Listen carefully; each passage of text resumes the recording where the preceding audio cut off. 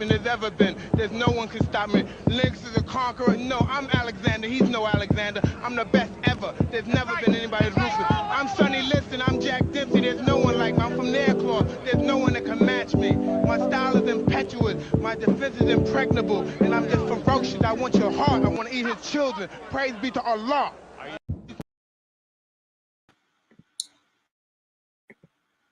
Yeah, man. I'm back. I know y'all don't like me, but I'm back, man. I'm back. Hey, 2 days away. We are 2 days away from one of the best fights in the history of boxing. Right? Today was one of the best press conferences I've seen in a while. And I was very surprised that it was that entertaining. Because we've seen previous two had its little moments. But this one was fuego, man. Absolutely fuego. Charles D, what's good? Big bro, what's up? This one was absolutely fuego, man. We got all we could ask for, man. Bud Crawford, looking mean, looking hungry.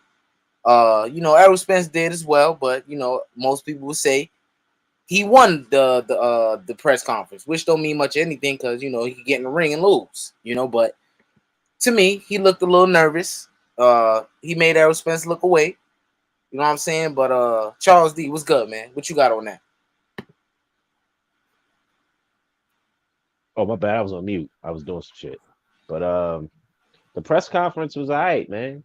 It was cool. Somebody was talking cash shit that actually caught his attention. Cause I ain't seen that nigga that heated since when he was gonna fight Benavidez. Facts. Somebody said some shit, and Errol Spence sitting there like, "Oh, y'all niggas done." Like, nigga, that's your man that's talking the dumb shit. Like, what the fuck? Like, is you serious?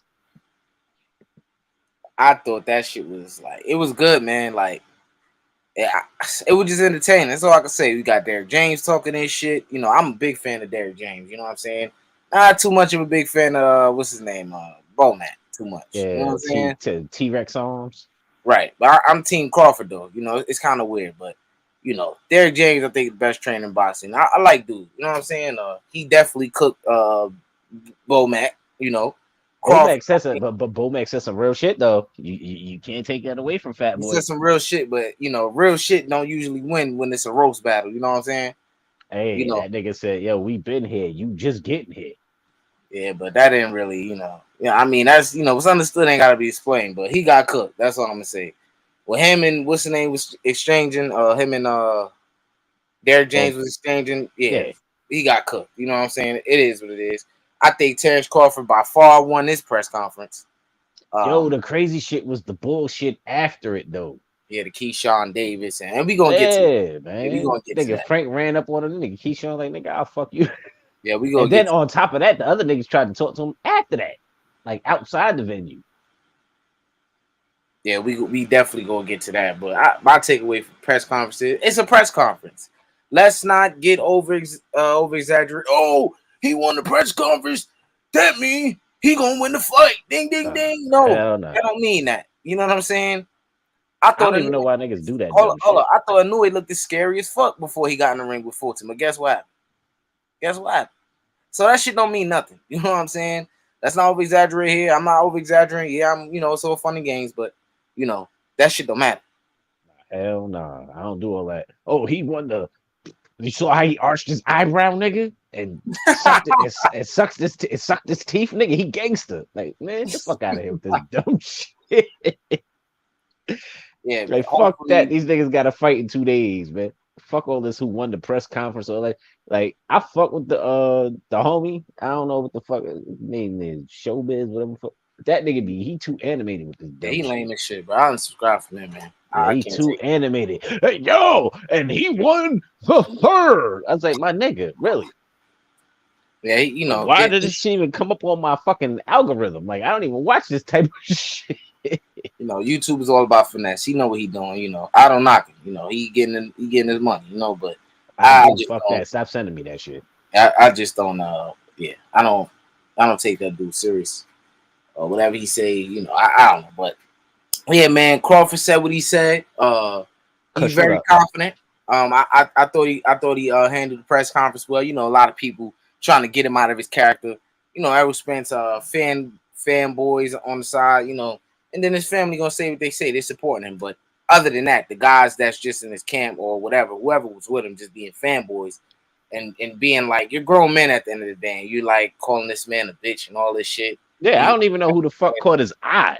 I don't even know, man. Maybe it was Frank Mon. I don't know. I don't think it was Frank Mon. Frank Mon don't strike me like them two niggas fighting. Like, I don't think he would do no shit like that. It must have been Charlo wasn't there. I don't think he was. I don't know who it was, but whoever it was, when you get Crawford's attention like that, like I've seen this nigga in press conferences. Like if you got his attention, you got his attention. You said some dumb shit, and he And don't the even, thing, and he don't usually, give attention to that type of shit.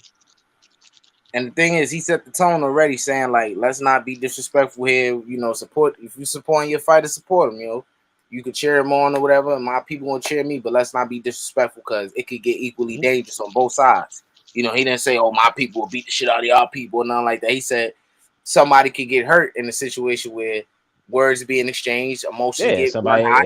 You know, somebody gonna take that shit the wrong way from either side, and the shit it can go.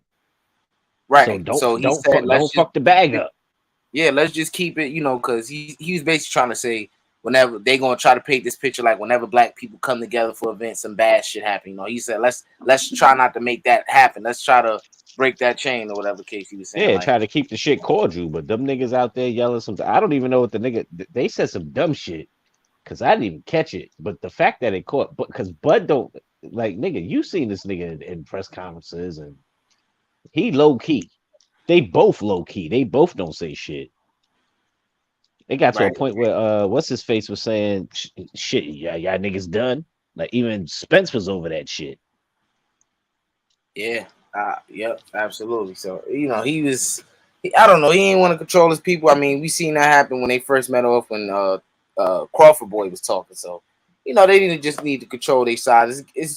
It's becoming one of those real fiery atmospheres, like a Tyson Fury and Wilder. You know, maybe not as cutthroat as that, but somewhere near it, right? You know, that's how I took the press conference. Like we finally getting somewhere. Like we would say, oh, these guys are being nice to each other. Where's all of the animosity they had or whatever? Maybe you know now we're getting that. So I'm like, man, that was good, man. That was Nah, good, man. honestly, through the whole shit, between them two, did you ever see animosity? Like it's been respectful, honestly, between them two. Like with everybody else, like with the trainers, that's something different. But I mean, between the fighters that got to actually get in there and do the shit, that shit's been them niggas kept it a beam. Like they ain't disrespecting each other. They like, yo, biggest fight, we gonna stop them. Yada yada yada. They keeping it. They keeping it respectful. But I just think it is what it is, bro. But you know he could have ignored it, but somebody must have said some crazy shit to him, and it started a uproar. But at the end of the day, man, somebody family gonna be crying, bro. But if it's this emotional for this shit, press conference, and they I'm going with it. Somebody's gonna be crying at the end of the day. This is gonna be one of them fights. Family is gonna be somebody locker room gonna be quiet like a funeral. The You know what only I'm saying? reason I would be pissed off at some kind of shit like that is if somebody actually like tried to do some dumb shit like while I'm there, like, yo, I'm gonna put my hands on this nigga's moms or some goofy shit. Like, nigga, I will fuck this fight. Like I nigga, I'm getting you. But they both know the fans is like look at how it is on YouTube right now. Niggas is drawing a line in the sand on some goofball shit. Oh, you Bud fans, oh you Spence. Why y'all niggas can't just be a fucking fan of the fight? Best man win, keep it moving. Man, I just think it's these fanboys, man, and it's gonna be that. And every sport is gonna be a fanboy. You know, it's just weird, bro. We grown men, bro. Like Yeah, but that shit is over the top. like I ain't seen no shit like this since honestly, like Pacquiao Mayweather. niggas talking about niggas' families and shit, bro. These niggas is boxers, man. What we talking about? Oh, this man Yeah, family. the sister, the mother, Like what the fuck that at the got to end do of the with day, anything? bro, this is like we don't know these niggas, bro. Like we being a fanboy and man, it's just weird, bro. I don't get that shit, bro. I never will, but Hopefully these guys got integrity to just get the right man his credit. Whoever win, my nigga. Like I said, I'm going with Bud. If he lose, I won't be surprised. If Spence lose, I won't be surprised. It is what it is at the end of the day. I'm not losing no sleep, you know. I'm gonna be upset that my guy lost, of course. You know what I'm saying? But I'm not like, what the fuck? Like, what am I like? What am I end myself or something? Like, you know, the world goes on, bro. You better not, nigga. The I be the world goes nigga. on, bro. I be the Like, nigga to talk your ass down. Like, hey, nigga, this shit ain't that serious, nigga. the world goes on, my nigga. Like, this ain't that. At the end But I of the day, bro, mean, somebody gonna lose. Somebody gonna win. yeah, but these niggas is the way they taking this shit, like way invested. Too invested, I should say. Yeah, and If I they, know a lot of people that I got a lot of respect for that do that weirdo shit, like fanboying and not calling shit down the middle, not being transparent. Like, that shit is lame, bro. You know, I don't do that. I don't do that, you know, but it is what it is, bro. At the end of the nah, day, I don't do we that shit finally neither. get this fight. 5 years, you know, in the making. It's gonna happen. No running, no hiding, nothing. Spence is getting stopped, in my opinion. You Yeah, know what I'm saying? One, 2 somebody kids. owe going unless it's a draw. Unique Dawn.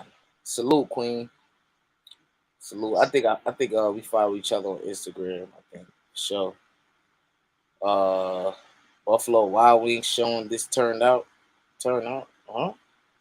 1-2 kid, my nigga. What up? 1-2 Fink, kid was good, man. Finkley, what up, nigga? Modern King. Long time, brother. Was good.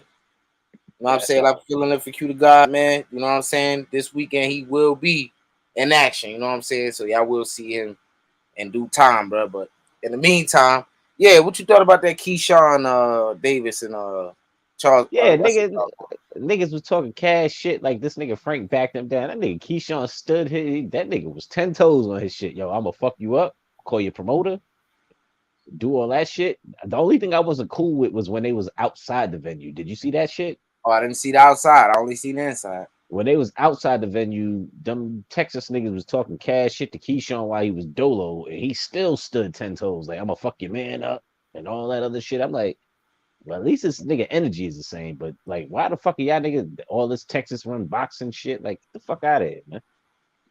Well, I think I could pull it up. Let me see. I'm gonna pull that up right quick. That nigga sitting there with a wife beater, like, yo, I'ma fuck your man up. Oh well, call your promoter. Then nigga Keyshawn was like, nah, hell no, nigga, call your promoter. Call Spence, nigga. And then when he was outside, all them other niggas is trying to holler at him. I'm like, yo, why the fuck y'all My the thing homie is, out here this dolo man chilling?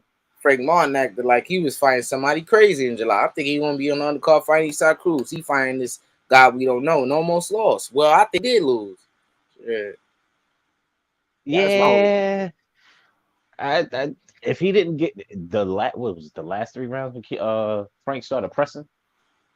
Because he was down on them cards before he got to the ninth round. The ninth round, he upped the pressure. If dude didn't get, I think he hurt his eyes, orbital bones and shit. Because that's when that Oh nigga yeah, his started doing eye that did get weird. fucked up. Yeah, he took that knee just to, Derek you know what I James mean, teach get the that. fuck out the ring. Yeah, Derek James got to be teaching that eye technique. I gotta learn that shit. I don't think it's a technique. I just think the nigga Ah, it's a got hit. technique, son. Listen, Don't hate on the technique, son. I don't hate on no technique. I just know when I fight, nigga, I'm punching you in the nose and the mouth. It's the softer places, and It's the you gonna technique, see. son. My son Derek James, he know what he doing, man. He teaching, that eye technique, bro. Yeah, Telling you. you hit a nigga on the eyebrow, that's cool. You hit a nigga in the forehead, you fuck around or lose a knuckle behind that shit. I'm about to pull it up right now. The Keyshawn Davis and matter of fact, we gonna pull up the Bud Crawford. What's the name first? We gonna get to that. Let's just pull up what the whole world want to see. You know what I'm talking about? Hold Yeah, up. so they know what we talking about. Yeah, Can you see? Can you see my screen? Can you see the? yeah, I can see you. All right. I can see you Good. searching and doing all what you. It's good. All right. All right. All right. All right. I want to go to the face off first. Fuck it. All right.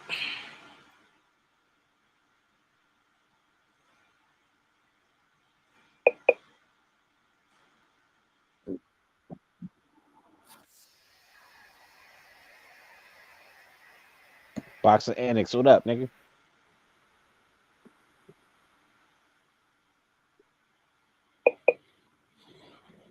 All right. Let me turn up this TV right quick.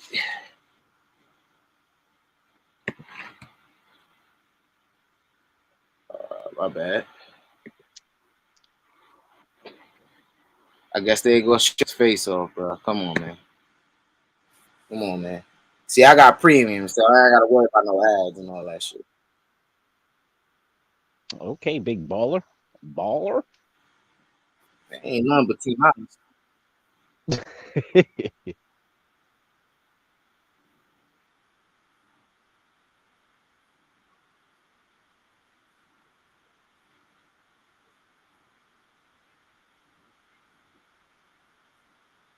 I think that's what Bud was talking to whoever was in the crowd.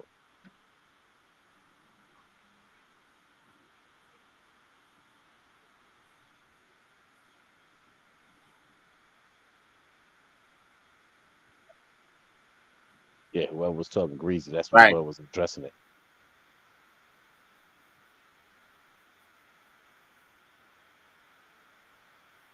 First off, but I don't know what you think this is, bro. Like, let me zoom in on the scout, bro, cause this shit is egregious, man.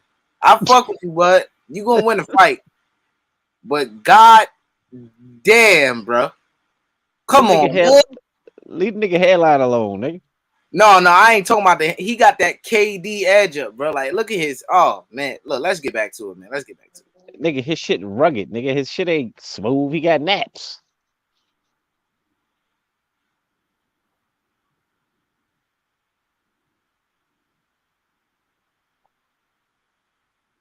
Oh, you can't play the audio, right?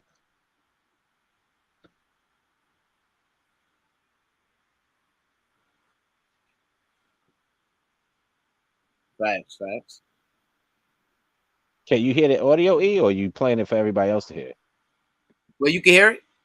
No. I'm saying I can't hear it, but I don't know if the people in the chat can hear it because I don't know if they even seen the shit. Wait, time out. I thought you were just listening to the shit just to hear what they were saying. Oh, so you couldn't even hear it? Damn, my bad, bro. No, but I saw it though. I don't know why my sound not working. All right, let me know if you can hear it. Look at the bar at the. Nah, did you hit the bar at the bottom of the screen? Where is it X'd out? No, it's not X'd out. All right, hold up.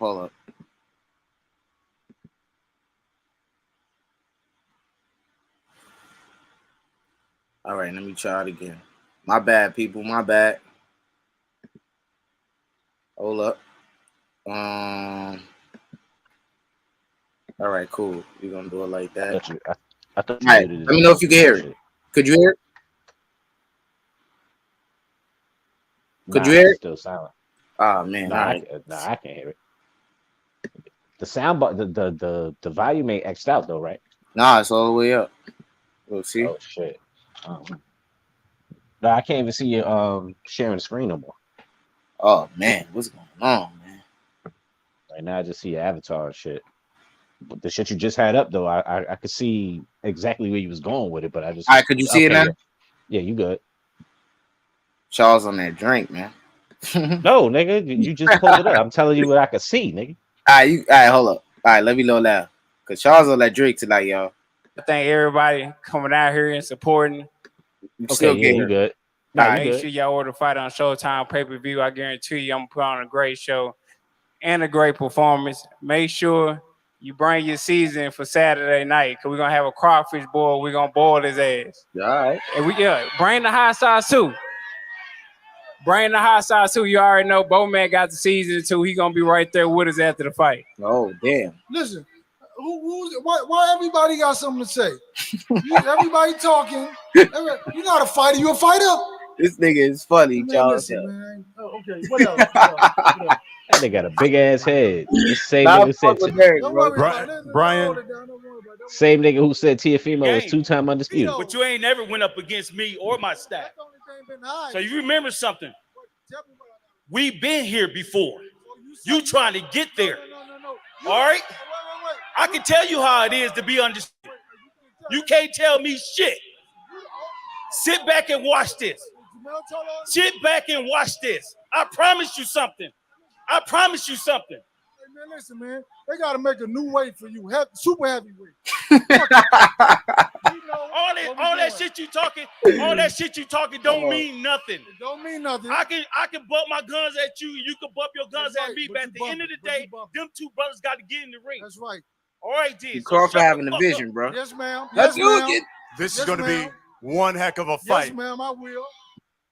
The same thing that everybody else find out. They're gonna come in there and say, "Damn." But I really want to see the face off. I don't really care about that other shit that they was talking about. You know what I'm saying? What, the face off in the beginning or the face off at the end? That's the face off. What's going on with me today? All right, here we go. Here we go. Yeah, you on that drink, nigga. I hit that like button, man. Shout out to my boy Marcus, you know what I'm saying? He came through for the Tank fight when he fought Rolly. Show love to me, you know what I'm saying? Shout out to Marcus, the Fight Hub, man.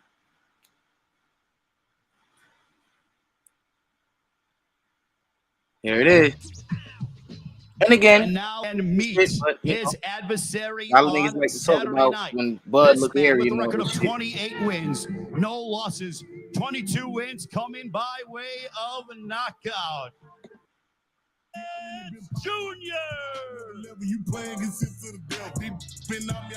This gave me absolute chills, Charles. Absolute Ladies chills. and gentlemen, someone's got to go for the undisputed welterweight championship of the world. Errol Terence Spence Crawford got a Jr. big ass Terence head, too. Crawford. This Yo, them Saturday niggas here in look Las the Vegas same height. on Showtime pay-per-view. I think they both had on the same shoes though, so I don't know. Yeah, but Spence is supposed to be a little taller. We know Bud got the longer arms, but there's like, oh, he looks small. You don't look small like that with the face off. Like Bud's just staring at him. Let me say this. Let me go back to the stream. It's gonna be a KO, bro. Not a knockout like a out cold, but it's gonna be a stoppage, man. I just don't. I'm not gonna say I don't think Errol think he can win. Young man's game. Is that Method? Is that Method? Is that my boy Method? Assalamu alaikum.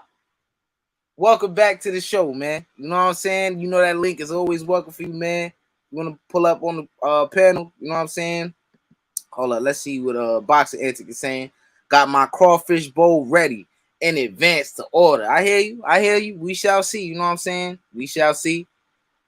Kush the greatest. This wasn't shit to me. Bud never break eye contact first. Nothing new.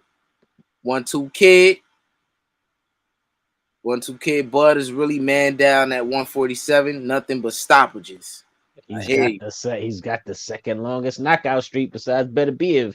I hear you. You know what I'm saying? Niggas gotta Shout out to respect my it. boy Method, though. You know what I'm saying? Been a long time, man. We got love for you over here, man. You know, especially me, man. Hope all is well, bro. But look, man, look. The weigh-in and the face-off, none of that means nothing. That don't mean, oh, he looked away first, he's scared. That doesn't mean that. When they get in the ring, it's certain things you got to see to say, okay, you know, Spence may get in there and be like, oh, Spence may get in there and be like, oh, this guy's really not, you know, I could really press him. Or Bud may get in there and be like, oh, this man is really not like that, you know. So all that, oh, he looked away and shit. When you get in that ring and see for yourself, that's when you really could determine, you know. But you can look at a guy, see what he's done, and be like, oh, damn. But you never know till you in there. Right or right, y'all? Right or right or right or wrong? Nigga, right or right? Come on, man. You can freeze yourself, man. Come on, man. No, because you said right or right. I'm like, shit. You know, Bud got fresh scar tissue above the left eye. Spence giving Bud UKI. All right, we shall see, man.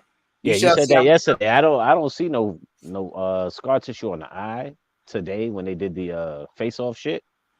But hey, man, it's them two niggas in the ring, man. It ain't gonna be all these niggas that, oh, nigga, man down. Y'all niggas ain't in there with them.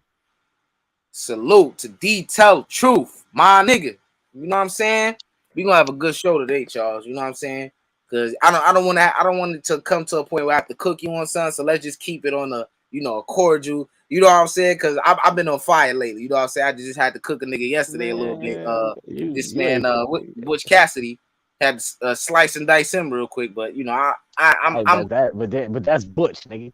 That ain't me. Yeah, you right. Butch get cooked by a lot of niggas, so I'm not even gonna hang my hat on that. You know what I'm saying? Marky Dan, what's good, Marky? You a fucked up nigga. What's good, E? What's Charles? good, What up?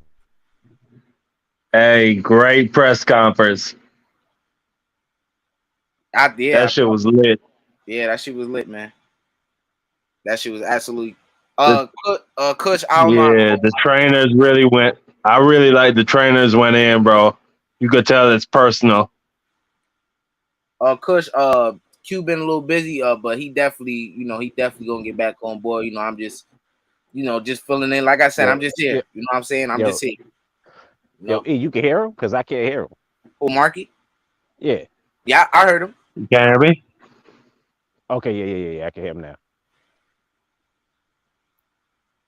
Yeah, but I ain't seen no cut or whatever. Bossy Antics says zoom in, you'll see the cut. Look, it is what it is. If that's there, Errol Spence gonna target it, and hopefully, it don't play into his advantage, but maybe it will. Who knows? You know what I'm saying? But I know he gonna get walked into a lot of hellacious shots. Hopefully he can hold up. Y'all say his chin granted, so we shall see. That's my only thing, man. If he punches with Spence, he's gonna hit this nigga in between. That's the only, because like I said, I'm going for Spence. I'm sticking to my guns. I'm going with Spence too. Damn, it's just me up here. Well, it is what it is. Nah, it's not just you, but I'm sticking to my shit because I respect both fighters. I respect both fighters, but I'm sticking to my shit. Yeah, it's a 50-50. I said this shit years ago, like before this nigga put his car in the Olympics. I'm like, oh, this nigga might get him. But I'm worried about certain shit because this nigga Bud is a sneaky motherfucker, man. I'm going with Bud. Yes, sir. Up here. Yeah, 2-on-2, motherfuckers. You know what it is, man. Yeah. Yeah, that was even, nigga. You know what I'm saying? You got Bud Crawford. I got Bud Crawford for the stoppage, OG. You know what I'm talking about? Yeah, I don't doubt it. But I totally feel you on that. It ain't gonna surprise me. What up, Charles D? My man's. I'm just like, I won't be shocked if Earl pull it off, but I'm not seeing it. I'm not seeing it happen. I just feel like I think Earl in the wrong state of mind already, saying that he got the skill set. He got a better skill set than Bud. That tells me something right there. I don't know what that is. I think that's not me. Dan. That's me. My bad. This shit blowing in the air right now might be me. I'm gonna mute my shit though. No, he's a Earl fan. No, I'm right next to a fan. So when I was dropping facts, he was blocking it. He was blocking it with interference. That was interference, man. It was interference. But I think Bud's gonna pull it off, man. I'm with you, X. I think Bud's gonna pull it off. But I know Charles D been with it the whole time. He been with Earl the whole time. Yeah, I'm surprised because I could have sworn I heard him say Bud before. I don't know. I don't know, but it is what it is. I'm trying to pull up this video I want y'all to check out as to why I think, and I made a breakdown myself, but it was a great video, bro, and it's hold on, I'm trying to bring it up right now. Y'all cook. I'm trying to see if I can find it. What up, Charles? So how you see the fight going, Charles? Or Marky Dan? What'd you say? I said, how do you see the fight going? You going for Spence, right? Yeah. I ain't really seen either guy fight too much. I only see them fight. I only seen Spence fight twice live. I ain't really too invested in it. I just think it's a 50-50 fight. Yeah. Spence is obviously the come forward fighter. He's very aggressive. He's bigger. Crawford is the counter puncher. He's obviously a big puncher. He could knock out Spence. It's a close fight. I just got Spence winning by majority decision. All right, yeah, I ain't gonna argue with you on that. Ain't nothing wrong with Yeah. that prediction. I mean, Bud can fight on the back foot as well, and we know that Earl likes to, get his jab going early. Everyone thinks, I keep hearing this narrative that he got a better jab than Bud.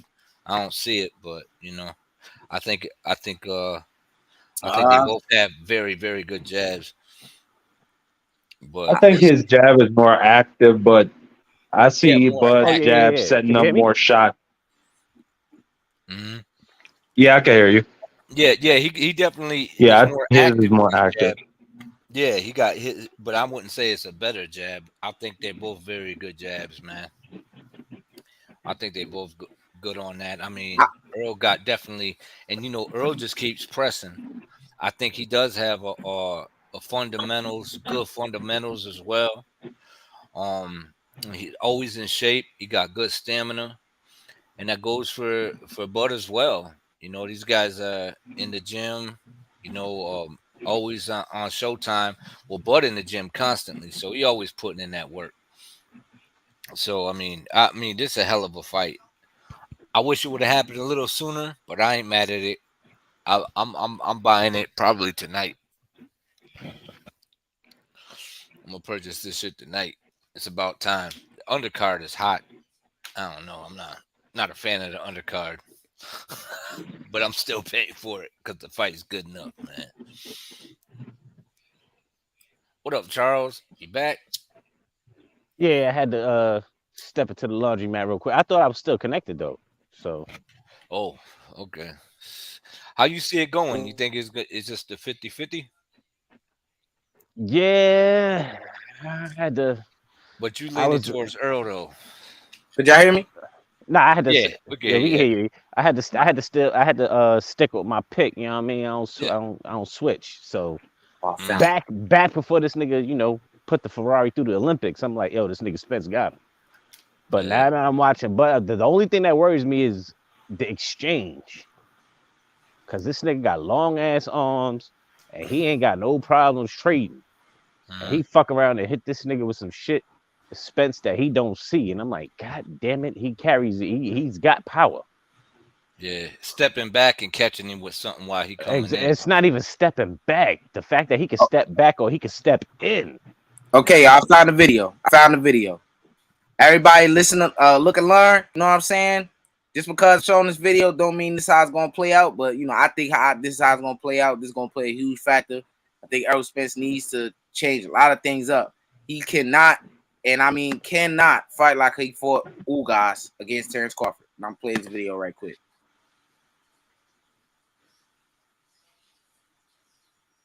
I'm not saying you right, X, but I'm saying you right, X. Right. I definitely get what you're saying. Let me know because I don't know why it's doing this slow shit. It's all right. You good with the dial up? Yeah. Right.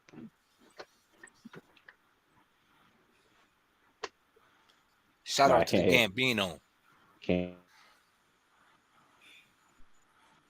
I can see. I can see the pixels. My bad.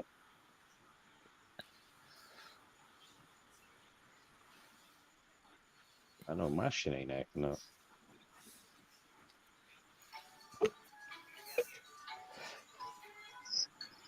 Could y'all hear it good enough?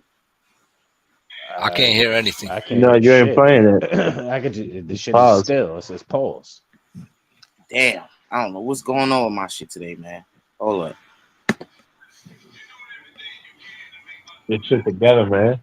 Yeah, what you on dial up? My bad, yo. My bad. Hold up. All right. Now this I know you got the FiOS joint. You need the passcode, nigga. You need some access. Hold up. Now I got it. Hold up. Nah, I'm fucking with you. Man, this shit is. This shit is egregious. Another thing that worries me about that fight is, like I said, this nigga Crawford's gonna shoot his jab right over Spence's. I know he is. Yeah, he is. That's what I'm saying too. Long ass arms. He All right, gonna can fire. you hear it now? I can't even see it. I can't even see it, nigga. What in the hell? Either you blind or you deaf out here in these pieces. Hold up. Either you can't see it or you can't hear it. Yeah. Oh, my bad. Hold up. You took the share screen off, so we can't see I took that. the share screen off. My bad. He's outmatched mentally. Okay, yeah. I can hear His it. physicality is good, but he's mentally outmatched, and he's gonna do some stuff in the ring that's gonna cost All right, what about him now? Can y'all see it? 3 belts. Yeah, we can see it. Yeah, I can see it All and right. hear it. So if you will, Who's that talking though? It doesn't even matter. Just look. Just listen. Now this the first round.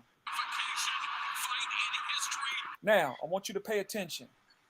Errol Spence Jr.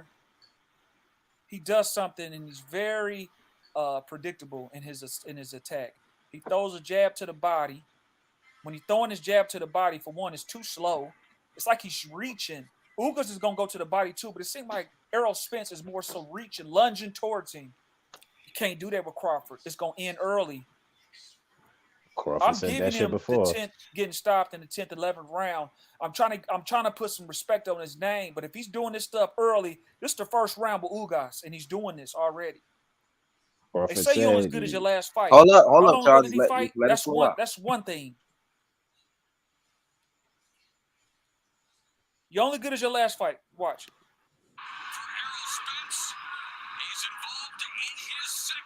Now he go to body. We're just gonna check out this is the first round.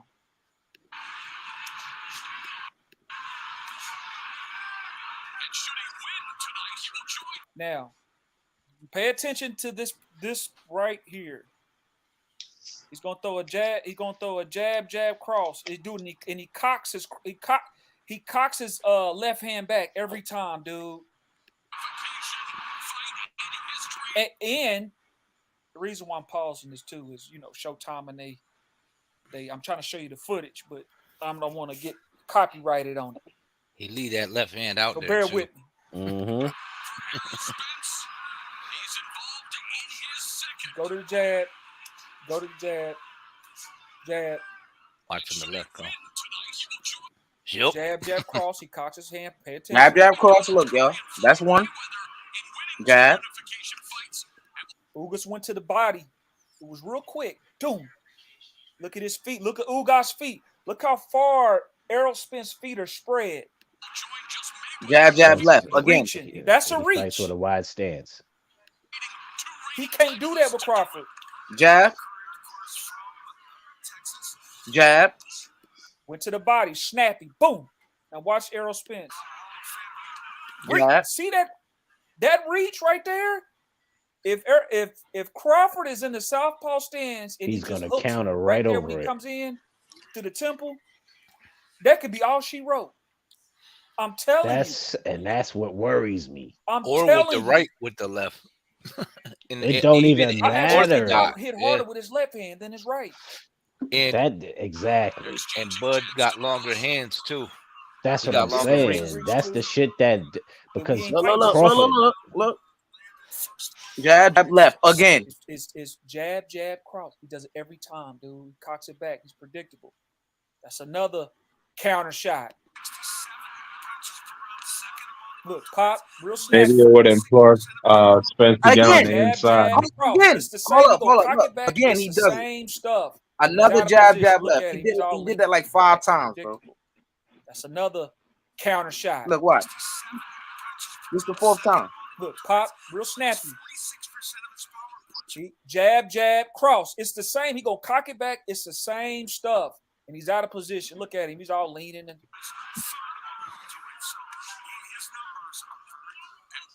Jab. And Errol Spence can't fight back enough neither. No, he definitely can't. So he wants to do it again. The jab, and he cocked his hand back.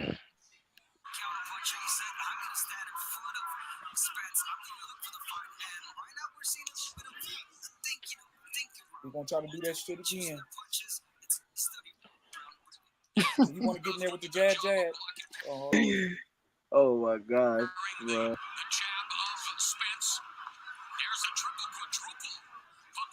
That shit is so right there. slow. That punch, how he's got his legs so spread apart, reaching. Slow. He just look how that little split second right there. It makes it a lot harder to gain position afterwards when you legs that far apart and you reaching like that. Yeah. Right here, watch. He's gonna kind of dip his head right there. It's going. I can see it doing that. You can tell when he's gonna throw that punch because he pauses every time. There's a. That shit is what that's what I was saying. Like, he's either gonna shoot the jab over or look at this shit. Front foot heavy.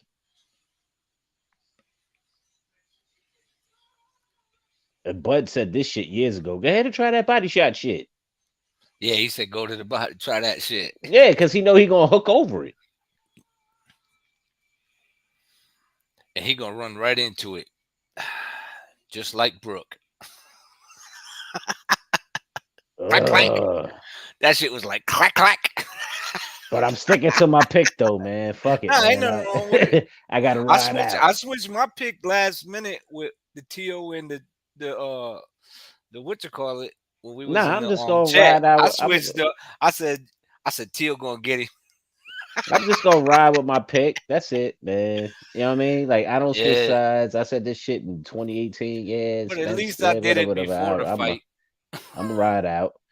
No, but yeah, I could easily switch right now because I've seen the shit over the last couple of years. I'm like, let me ask you this, something. Charles. You put money on it? Yep. Now you put, on the books, or just with your peoples. No. I'm gonna do it. You know, I do it with my people's on it and on the books. Oh, you doing that? Ah, man, come on, man. I clean. Man, take no losses out. My nigga, I clean up though. Oh, well, I know you have. I'm just saying, I don't see I clean up though. Well, you know, T.O. Hellenius and fucking those my two biggest nigga. I ain't even gonna say nothing. I'll talk to you in the hangout, my nigga. Nah, I already know. Did y'all hear me? That T.O. one was big. Nah, we hear you now. Yeah, I can hear you. All right, look what he does here. Look. Let me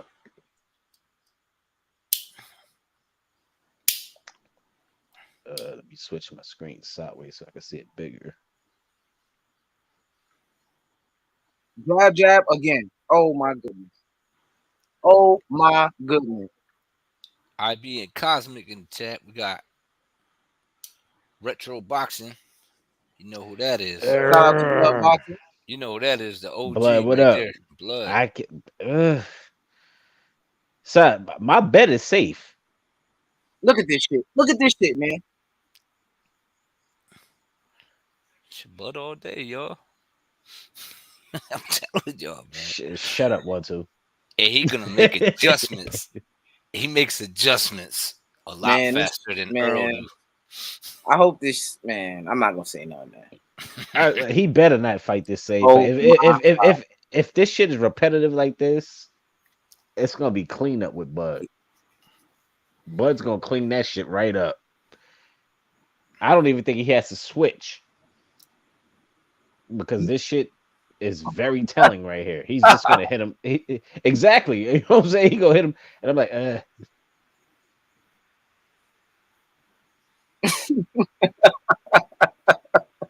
Dude, it's two things he's doing wrong. Look, man. It's two things he's okay. I'm gonna stick with my pick, but it's two things that he's doing wrong. Hold up, Charles. Okay, I'm on mute.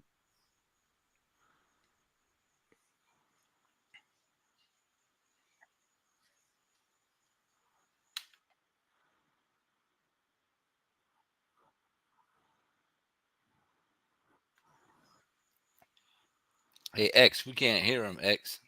Oh man, not can't hear no sound. Yeah. So when you cut him off, it just went silent. My bad. It's all good, man. It happens, man. Sometimes, you know, StreamYard don't be acting right. What about now? I'm not hearing nothing. Oh goodness, man. It don't even matter, bro. It don't even matter, bro. Yeah, The no, video done anyway. The I video thought done we was anyway. just Look, cooking. Yeah, I mean, if we can observe it, we facts. good Let's just do it boxing that way. fans Look, here. We know what we seeing. That hook though, man, he just looked crazy throwing that hook that soon.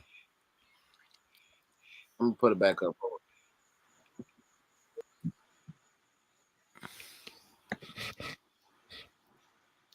All right, let me know if y'all can hear it. I'm gonna put it back.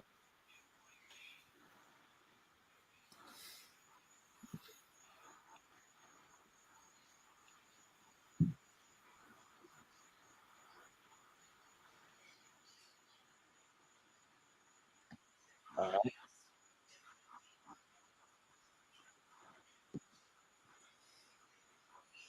What about now? It's loading. All right. What happened? He fell back. That's what he want to do. He don't box. He don't box on that He stuff. back up. He's not trying to do that stuff. He's going with what works. What always works with him is you come forward, you touch him up a little bit. Then when you see when fatigue starts setting in, you kind of try to press a little bit harder, and then you try to stop your opponent. That's what he always does. It's not going to work. When you out of position like that, stretching, doing the splits, throwing wild punches and stuff like that, you susceptible for a counter hook shot from Crawford.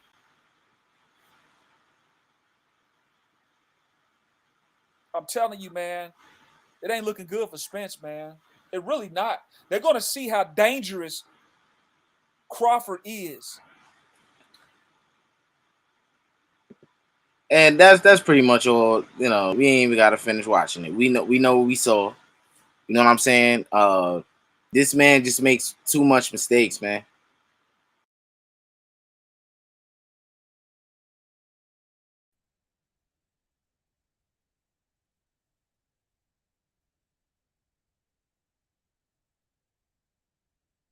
What the fuck? I can't hear shit. Crawford might just stop him. Crawford got windows, man. But that's the only thing that worries me. You know what I'm saying? Like, it don't even worry me. But like, as a fight fan, like, all right, I'm sticking with Spence. I'm sticking to You the said guns. it. It's I didn't too say it. many. It worries you. It worries you. It's too Could y'all many hear me? windows. It's too many windows Hear for you, this nigga. X. My You bad. My good, shit X? I can went hear you. out. You know, but yeah, man. We saw. We looked at My there. shit, You know my what I'm shit saying? cutting out too and shit. Yeah, we know what we saw right there. We want to say Bud is a slow starter, and I get that. I get that. But when he's in there with the guy, right? Let's look at a Kell Brook or a Sean Porter.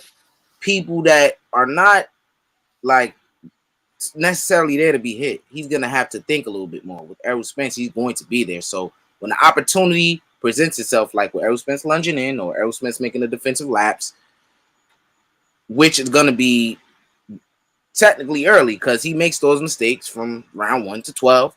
It just so happens that, you know, whether you capitalize on it or not. And I think Bud Crawford is a fighter that can. So we saying Bud Crawford starts slow. But if Errol goes out there and he presents those opportunities for Bud Crawford, which plays into what Bud Crawford wants to do, counterpunch, he can find himself being hurt and out of the fight early. That's what we're dealing with, right? Yeah, Spence can hurt Crawford as well, right? He could probably drop him. I definitely believe he can. But Errol Spence is not the best finisher. And people are banking on Terence Crawford not having the best durability. Yeah, he's been dropped by Mean Machine. He's been rocked by Gambo. Those happen. Errol Spence has been hurt by Larte. You know what I'm saying? He was hurt by Ugas several times in that fight. You know what I'm saying? So these two guys, they've taken shots and they've come back and they're proven to be winners at the end of the day. My thing is, though, I feel like Errol Spence is going to make mistakes that are going to play into the hands of a cerebral guy like Terence Crawford. And if he's able to hold up, he's able to hold up. And I think it's going to be a tremendous fight. You know what I'm saying? It's going to be even more tougher than I would have thought. If he is able to take Terence Crawford blind shots that he's gonna be walking him into. Yeah, you know. yeah. It's the body shot. That's the shit that worries me. When he fires to the body, like Bud already knows. Like he said it, my nigga. Like, go ahead and throw the body shot shit. Go ahead and do it. Like he already knows he's counting and left or he's counting countering left or right. He's banking on that shit. And from Earl can't just pull out and no, he step can't. back. No, because Bud's gonna close and Bud got longer That arms. 73-inch reach gonna catch him on the way out. Yeah, that shit sucks. Right on the stink of it. Whack. I'm sticking with my pick. 1, 2. Fuck you. Oh, nigga. nah. Hey man, you know what you see. You know what you're looking at. You experienced in this game. Yeah, I know, and that's why I'm like, oh, this shit's fucking. All right, let me shout out some of these people in the comments. Shout out to everybody in the comment section. You know what I'm saying? Shout out to everybody who came to support the lab. You know what I'm saying? I see some familiar names in here. You know, most definitely. Shout out to all of you guys. You know what I'm saying? But yeah, I definitely see what you guys saying. You know, Spence can win this fight because guess what? Spence is a guy who, no matter what, he gonna keep coming at you, bro. He gonna keep coming at you. He got stamina out of this world. You know what I'm saying? His jab is very, very consistent. It's in your face. It's basically used as his rangefinder. Also, it's used to distract you. You know what I'm saying? To distract you and to hide, somewhat hide whatever shots he gonna put behind it, right? But what happens if this nigga's firing over it? I ain't done. Hold up. He's good at going to the body, exceptional at going to the body. You know what I'm saying? That's what he's known as, the body snatcher. You know, he's looking to come and punish Terence Crawford, right? Terence Crawford older now. You know what I'm saying? People saying, "Wow, I don't think Terence Crawford got gonna have the ability or the durability or the stamina, or whatever the case may be, to move like he was moving for 12 rounds in the past against Errol Spence." Because Errol Spence, his pressure is so mentally and physically draining. I don't know if Bud can't hurt him. What type of fight he gonna be in? What type of fight is he gonna get in? You know, that's the biggest question for me, right? A lot of people say Spence throw a lot of punches. He gonna out punch him. You know, and Bud is not. He gonna put his hands in his pockets. You know, we'll see. I don't know about that, man. I look at it like this. Earl don't like fighting on his back foot. He ain't really no good at it. We seen Earl get spun around numerous times against Sean Porter. And when Sean Porter fought Bud, he was the one getting spun. And I don't like the way that Earl reacts when he's hurt or stunned or distracted. Just that split second is all Bud needs. Bud is a finisher. He's gonna clean it. He's gonna clean the clock. And I don't care if the man's bigger. I think Bud's a very strong individual.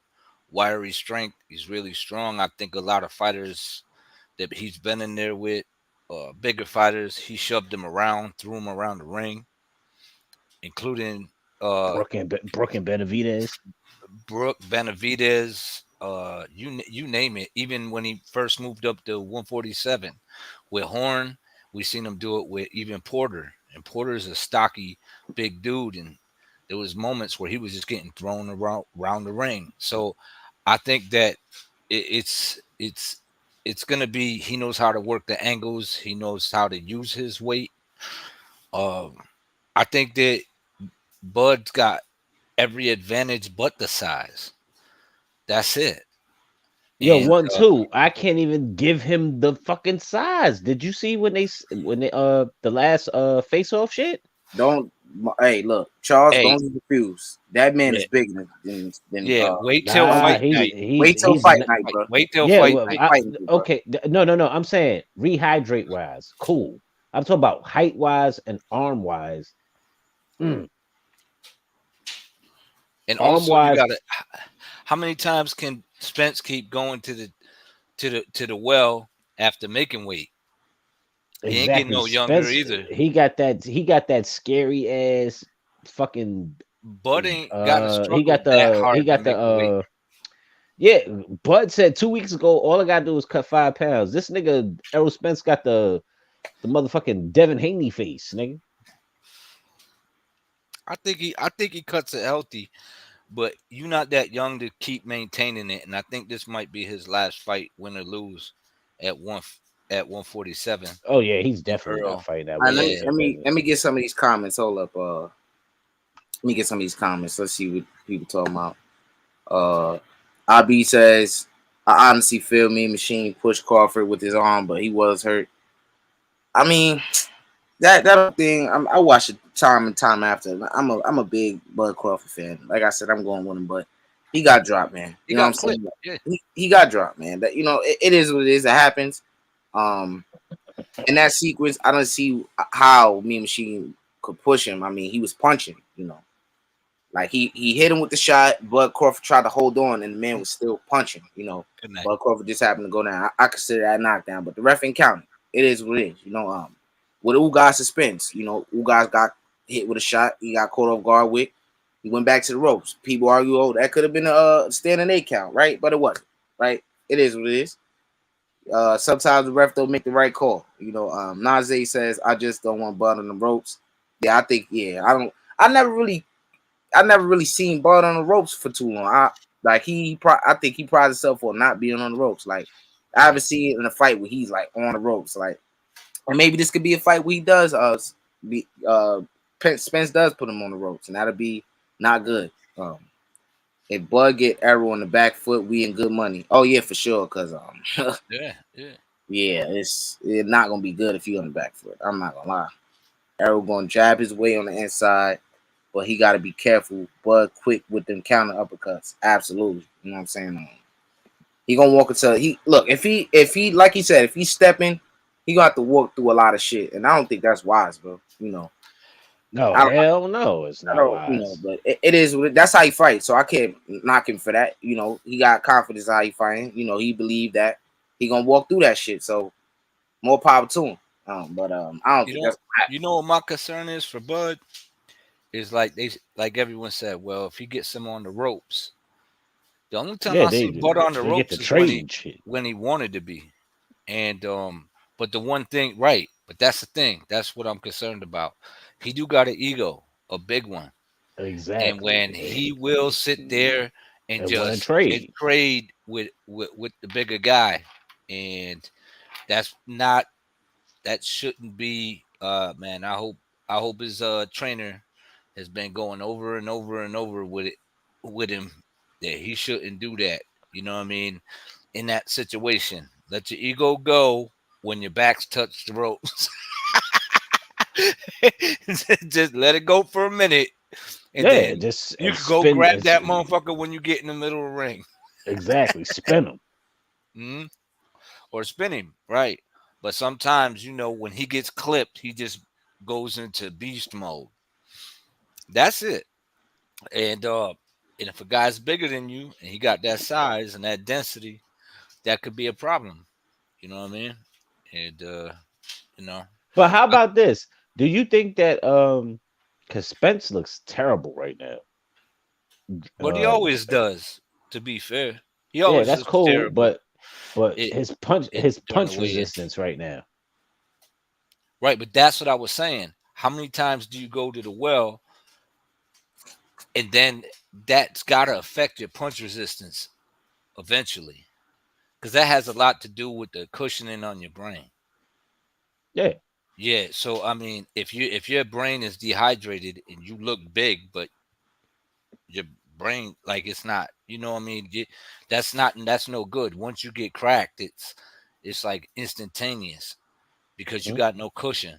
So I Bambi think that's legs. what I mean. You could get away with that as a real young fighter. They do that. They stay at a weight for a long period of time, but sometimes you have to be on point where you can't continue to do that. Errol about to get punished.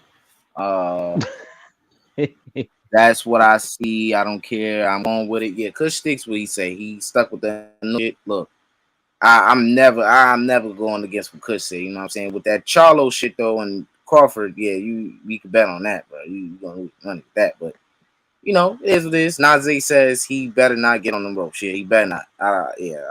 Definitely better not get on the ropes. That boy. Time is gonna be the key. Period. Yeah, time and speed. I think. Look, this is me. I don't know how y'all feel, but in that Ugas fight, I felt like Errol Spence. Although credit to him, even though he is not his best. Like I don't think he's his best self. Like for what I seen him before the car crash. Just my opinion. You know.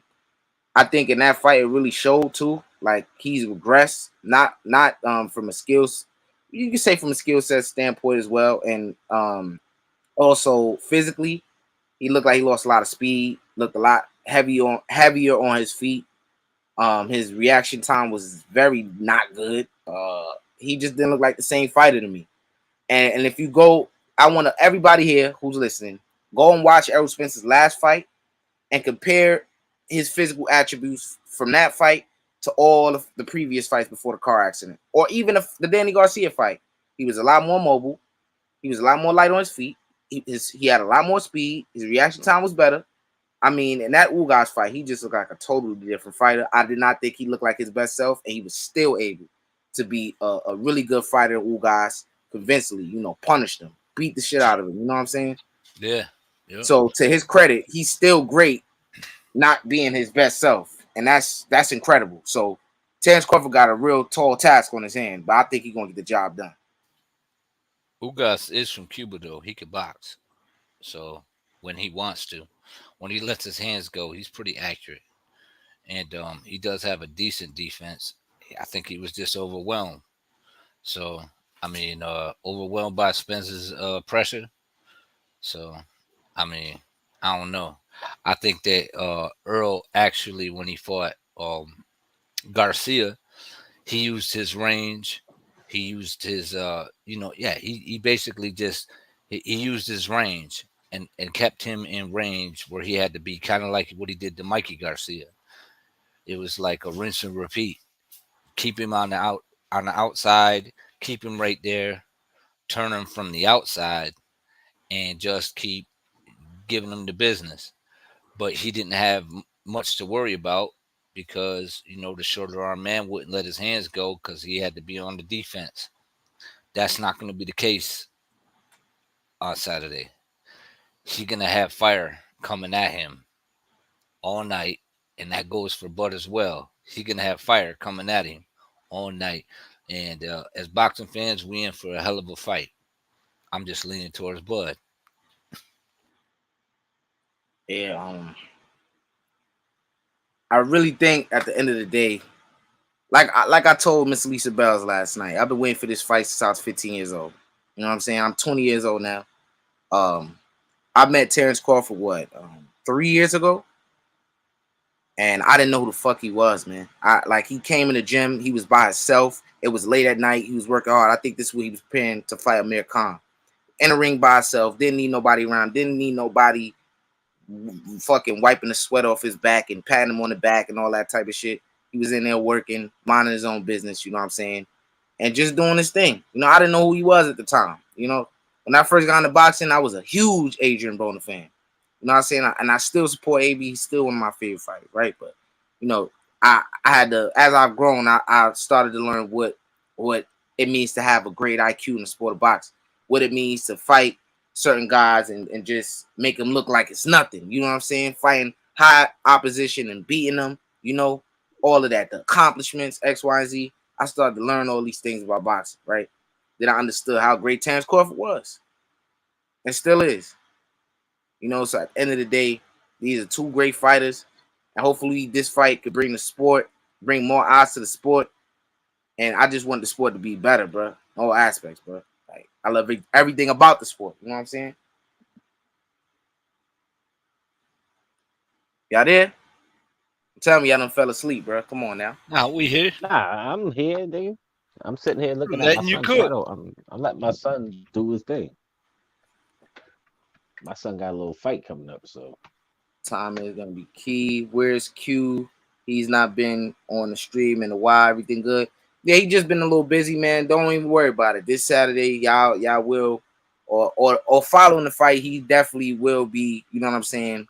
back doing this thing, you know. But like I said, how many times Charles D want to kid? I'm just here, you know what I'm saying? I'm here supporting the lab, making sure everything good, you know what I'm saying? Cue to God. Hey, where you fight? Where you fight out of? What'd you I say? know you fight out of. I say you. Where you fight out of? You fight out of Brooklyn, but what gym? Gleason's gym. Oh, you old school. All right, man. That gym is ass though. You know what I'm saying?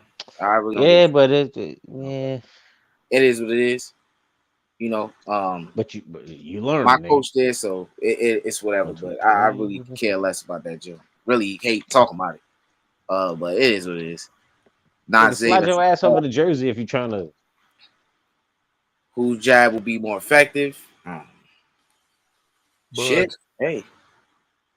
I don't know the answer to that. I don't know the answer to that.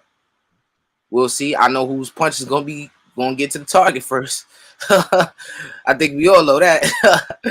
You know what I'm Yeah, saying? that's my only That's the only thing I'm worried about, Salute man. to God X for damn. carrying the lab. I wouldn't say carrying, you know, but I'm supporting, you know what I'm saying? But humbly, like I said, Terence Crawford, he better not underestimate this man. And Errol Spence better not underestimate this man. That's all I know. We niggas keep talking about the nigga resume. You keep shit I on don't his think resume, they. then you beat him. What that's gonna mean? You beat a fucking nobody because he fought nobody, right? So let's just stop doing that. Every time I hear Terence Crawford, he don't even slip up and say that this man Errol is not that good or he ain't fight nobody really and nothing like that. He ain't never says none of that. He always gives his credit. He's very good. He's a really good fighter. He always says I'm a fan of him. And I know y'all seen the little comparison thing they did with the question they was asking them back and forth on that little YouTube video. Y'all seen that? And they was answering the questions about who resume better, who hit harder, all this other shit. Y'all seen that? Yeah, but And Bud Spence was pretty much. slighting the hell out of Bud, bro. He was slighting him, bro. And Bud gave him realistic credit. You know, it is what it is, though. It is what it is. But you Hey can't shit man, on it. You can't shit on. Like I said, I'm going for Spence. I'm sticking to my guns. But you can't shit on Crawford at all. I put it like this: when He Earl stopped Spence said, everybody at 47. "Yo, listen," when Earl Spence said that he got a better skill set, he got better this and a better skill set, and his fundamentals are better, I started reaching for my wallet. Real talk. I was like, you know what? I was just gonna watch this as a fan, but now I'm like, man, I just believe really this shit. look. I need to instill in y'all that I really need y'all to understand the difference of what Errol Spence we getting in this fight or the fight, his last fight, compared to the Errol Spence of prior. And look, I need y'all to go watch his last fight and go watch all of the fights previous to that and see the huge difference of how this man looked in that last fight. I don't know if it was the layoff. I don't know if he just regressed. I don't know if he came in too heavy, but the man did not look the same, bro. You know, like I said, he beat the shit out of Ugas. I give him a ton of credit for that. Not being his best self, he was able to destroy competition like that. A guy who just beat Manny Pacquiao. Say what you want, Pacquiao was old or whatever. You know what I'm saying? Errol Spence about to fight that same old Manny Pacquiao. So, you know, let's not do that. That same man who beat Manny Pacquiao, he destroyed him. Absolute destruction. Bust his eye up. Bust his ribs up. You know what I'm saying? Fucked him up, man. Real bad, bro. You know what I'm saying? Who got their ass beat more or worse? Fucking Deontay Wilder or Ugas. You know what I'm saying? Nigga, that's a bad comparison because they both got their ass whooped. You know what I'm saying? Deontay Wilder got his ass beat, and so did this nigga. Like, goddamn. You know, so So what you saying? Who gonna take the worst of ass whooping? shit, I wouldn't be able to tell you, but I just hope it ain't no funny shit in this fight with judges and all that, all the weird shit. Nah, first off, the judges I don't like. I just released the shit to the hangout. Them judges, no go. You got Tom Cheatham, the same nigga who did the bullshit, and then It's in His his name, last bro. name tell you everything. Yeah, but nah, but yeah, it does. And then it's the other nigga who did the same dumb shit. He what the fuck was it? Was the Maxie Hughes fight? He had a draw. So these niggas is this fight can't go to the cards because if it goes to the cards, somebody's gonna get robbed. Somebody's getting robbed. Hey, look, that's the price Bud got to pay. I don't even want to think like that. I don't want to think about no robbery and all that shit. I don't even care. He took the step Listen, over there. 2 out of the 3 Look. is a robbery right now. Look, these niggas better fight this the phone is what booth. this is what he prepared for. This is what he, you know, this is what he had. This is what I look. He should have been expecting this. You know, it's not a lot of the things is not gonna be his favor. You know, Errol Spence said this nigga was flexing a lot of his muscles in negotiation, right? You know, and he let him do it. You know, he was supposed to be the A side, whatever, but he let Bud, you know, dictate a lot of stuff just to make this fight happen. He said Bud was doing a lot of goalpost moving. Yeah, shout out to him for doing that too. You don't think they were both moving the goalpost though? Oh well, Earl I was mean, way before. what? Look, if Errol's the A side, I can't really speak on like how he's moving the goalpost. I mean, he the A side, right? You know, Bud. No, he's not the A side. I don't know how he's not. If you want to look, okay, he's the A side. Is if you're looking at it from 147, but if you're looking at it from look, Charles, I know where you're going at it. We know who's more accomplished, but this is a different day and age, bro.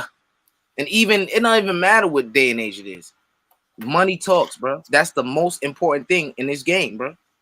And who's putting more asses in the seat is Errol Spence. Take how you want. Oh, he fighting dollars. Well, blase. It just is what it is. I don't think he's a like. I'm glad we getting a fight. Look, I'm not saying look, because I think Bud could have did them same numbers if he was fighting Mikey Garcia, fucking Danny Garcia, and Sean Porter and all that. He did 200K fighting Sean Porter. What did Errol Spence do? What, 300K, 100K more? You know, so but that's neither here nor there. The fact of the matter is, Errol Spence is the A side. So what y'all saying is the judges are probably gonna be rolling with Errol Spence. So that means I don't know. I just don't like the judges. 2 of the 3 got a shaky history. He's gonna have to finish it, y'all.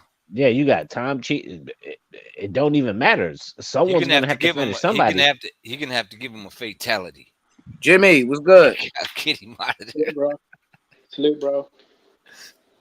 No, I just came out to say this fight is going to be an absolute massacre, bro. This shit is not going to be close. Damn. It's the end of the easy street, end of the easy road. Crawford will finish where that Ferrari started, and this is the end of Errol Spence. Damn. Wow. Damn, Jimmy. Damn. I don't know who that is, but he's convinced. That's my boy Jimmy. Shout out to you, Ken. Damn, you know what it was? It hit me yesterday, bro. It hit me yesterday. I was thinking about, and I saw it on Twitter, right? Someone put up the statistics.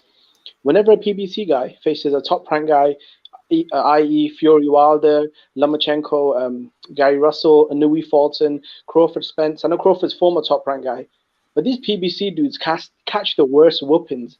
Not only do they lose, bro, they get railroaded. So I think that trend will continue, and especially with Crawford being the best fighter from there. And I think that's the end of it, bro. I think it's done, and I just can't wait to see the meltdown, bro, from these aerosexuals. So you think this is the end of PBC right here?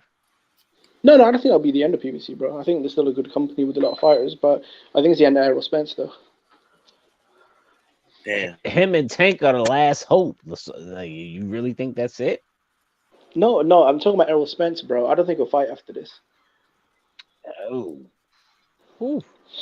Wow. Bro, I've seen this guy say he doesn't even like boxing. He doesn't like training. This guy only fights once every, 2.5 years? Like, come on. And this whole resume thing. He's only doing it for the bag, too. He just said that today. Bro, I never said I want to be undisputed. I'm just doing it for the bag. Bro, this guy is saying, like, this whole resume argument, bro. Errol Spence is the same motherfucker that spent the last 4 years backdooring Ugas. That's the only champion he's fought. A guy in Ugas who most fans consider a bum. Like, come on. I wouldn't say most fans consider him a bum. I don't think so. He's a journeyman with 4 losses, but he's not like the top dog at 47. Look, man, ain't no bum being Manny Pacquiao, bro. Come on, bro. Stop it. That version of Manny Pacquiao, bro. Nigga, that's not... Old. Well, really? The motherfuckers was trying to say, oh, Errol Spence beats Pacquiao, that's a legacy fight for him. And then when Ugas fights him and beats him, oh, that shit don't matter, and he was old and shit. You know what I'm saying? Errol Spence said the same shit, contradicted himself. When he was about to fight that same old ass nigga. Come on, man. Manny Pacquiao only came back to boxing, bro, because he failed the elections. Manny Pacquiao never wanted to come back to boxing, bro. He only came back because he lost the elections. So this guy had been sitting on the sofa for 3 years, not even thinking about boxing, bro. Like, I think Manny Pacquiao is done, bro. Like, but look, man, maybe I went overboard with Ugas, but like, Ugas is not an elite fighter, bro. Like, this guy retired because he kept getting his ass whooped at 140, bro, by C-level dudes like Amir Imam, bro. Come on. Look, man, Ugas was a champion. You know, at the end of the day, all respect to him, bro. I don't think he on that level neither. I don't think much of Ugas, but I don't like, you know. But hey, let's talk about this shit. Why didn't Ugas want to fight Crawford? I wouldn't be able to tell you. I thought he said something about he wanted to fight Crawford, whatever the case may be. No. He didn't want to do that, and neither did Danny Garcia. I know about Danny Garcia. I don't know about Ugas. Ugas didn't want that fight. Yo, I know. Yeah, Danny turned down. He turned down $3 million in a title shot. I definitely know about Danny. I know that for a fact. I know Keith Thurman asked for like 100 million to fight Crawford. He asked for like 10 million. that nigga ponytail be out here. And then Top Rank didn't even call him back, bro. When they heard 10 million, they're like, "Yeah, we're done, man. We're good." Yeah, Bob ain't. Bob. Yeah. Who the fuck wants to negotiate? And judging by the way, this man Keith Thurman glazes Terence Crawford and such his whole asshole. He definitely understands that. Well, he definitely is admitting that he ain't gonna beat the nigga, bro. The way he just, he's just so fucking talented. Like, it's gonna be hard for guys to beat him. Like, shit like that. Like, when this is your opposition, you talking like that. I don't think you believe. You just gonna go in there to fight the man. You're not gonna go in there to win, my nigga. That's what he strikes me as. If he were to fight Terence Crawford, they gave him 10 million. You know, he going there to lay the fuck down, bro. You know. Oh yeah, retirement package. Yeah. Yeah, man. Ever since he got married to that fine ass chick, I'm just keeping it 100, man. Ever since he married that chick, man, it's just downhill. He got 1 foot in the game and 1 foot out. I mean, look, he's a good fighter. He was all right, man. He was all right. I mean, he beat Manny Pacquiao ass. I was talking about Thurman. No, I'm saying, but Ugas was all right, man. Look, Spence beat the hell out of him.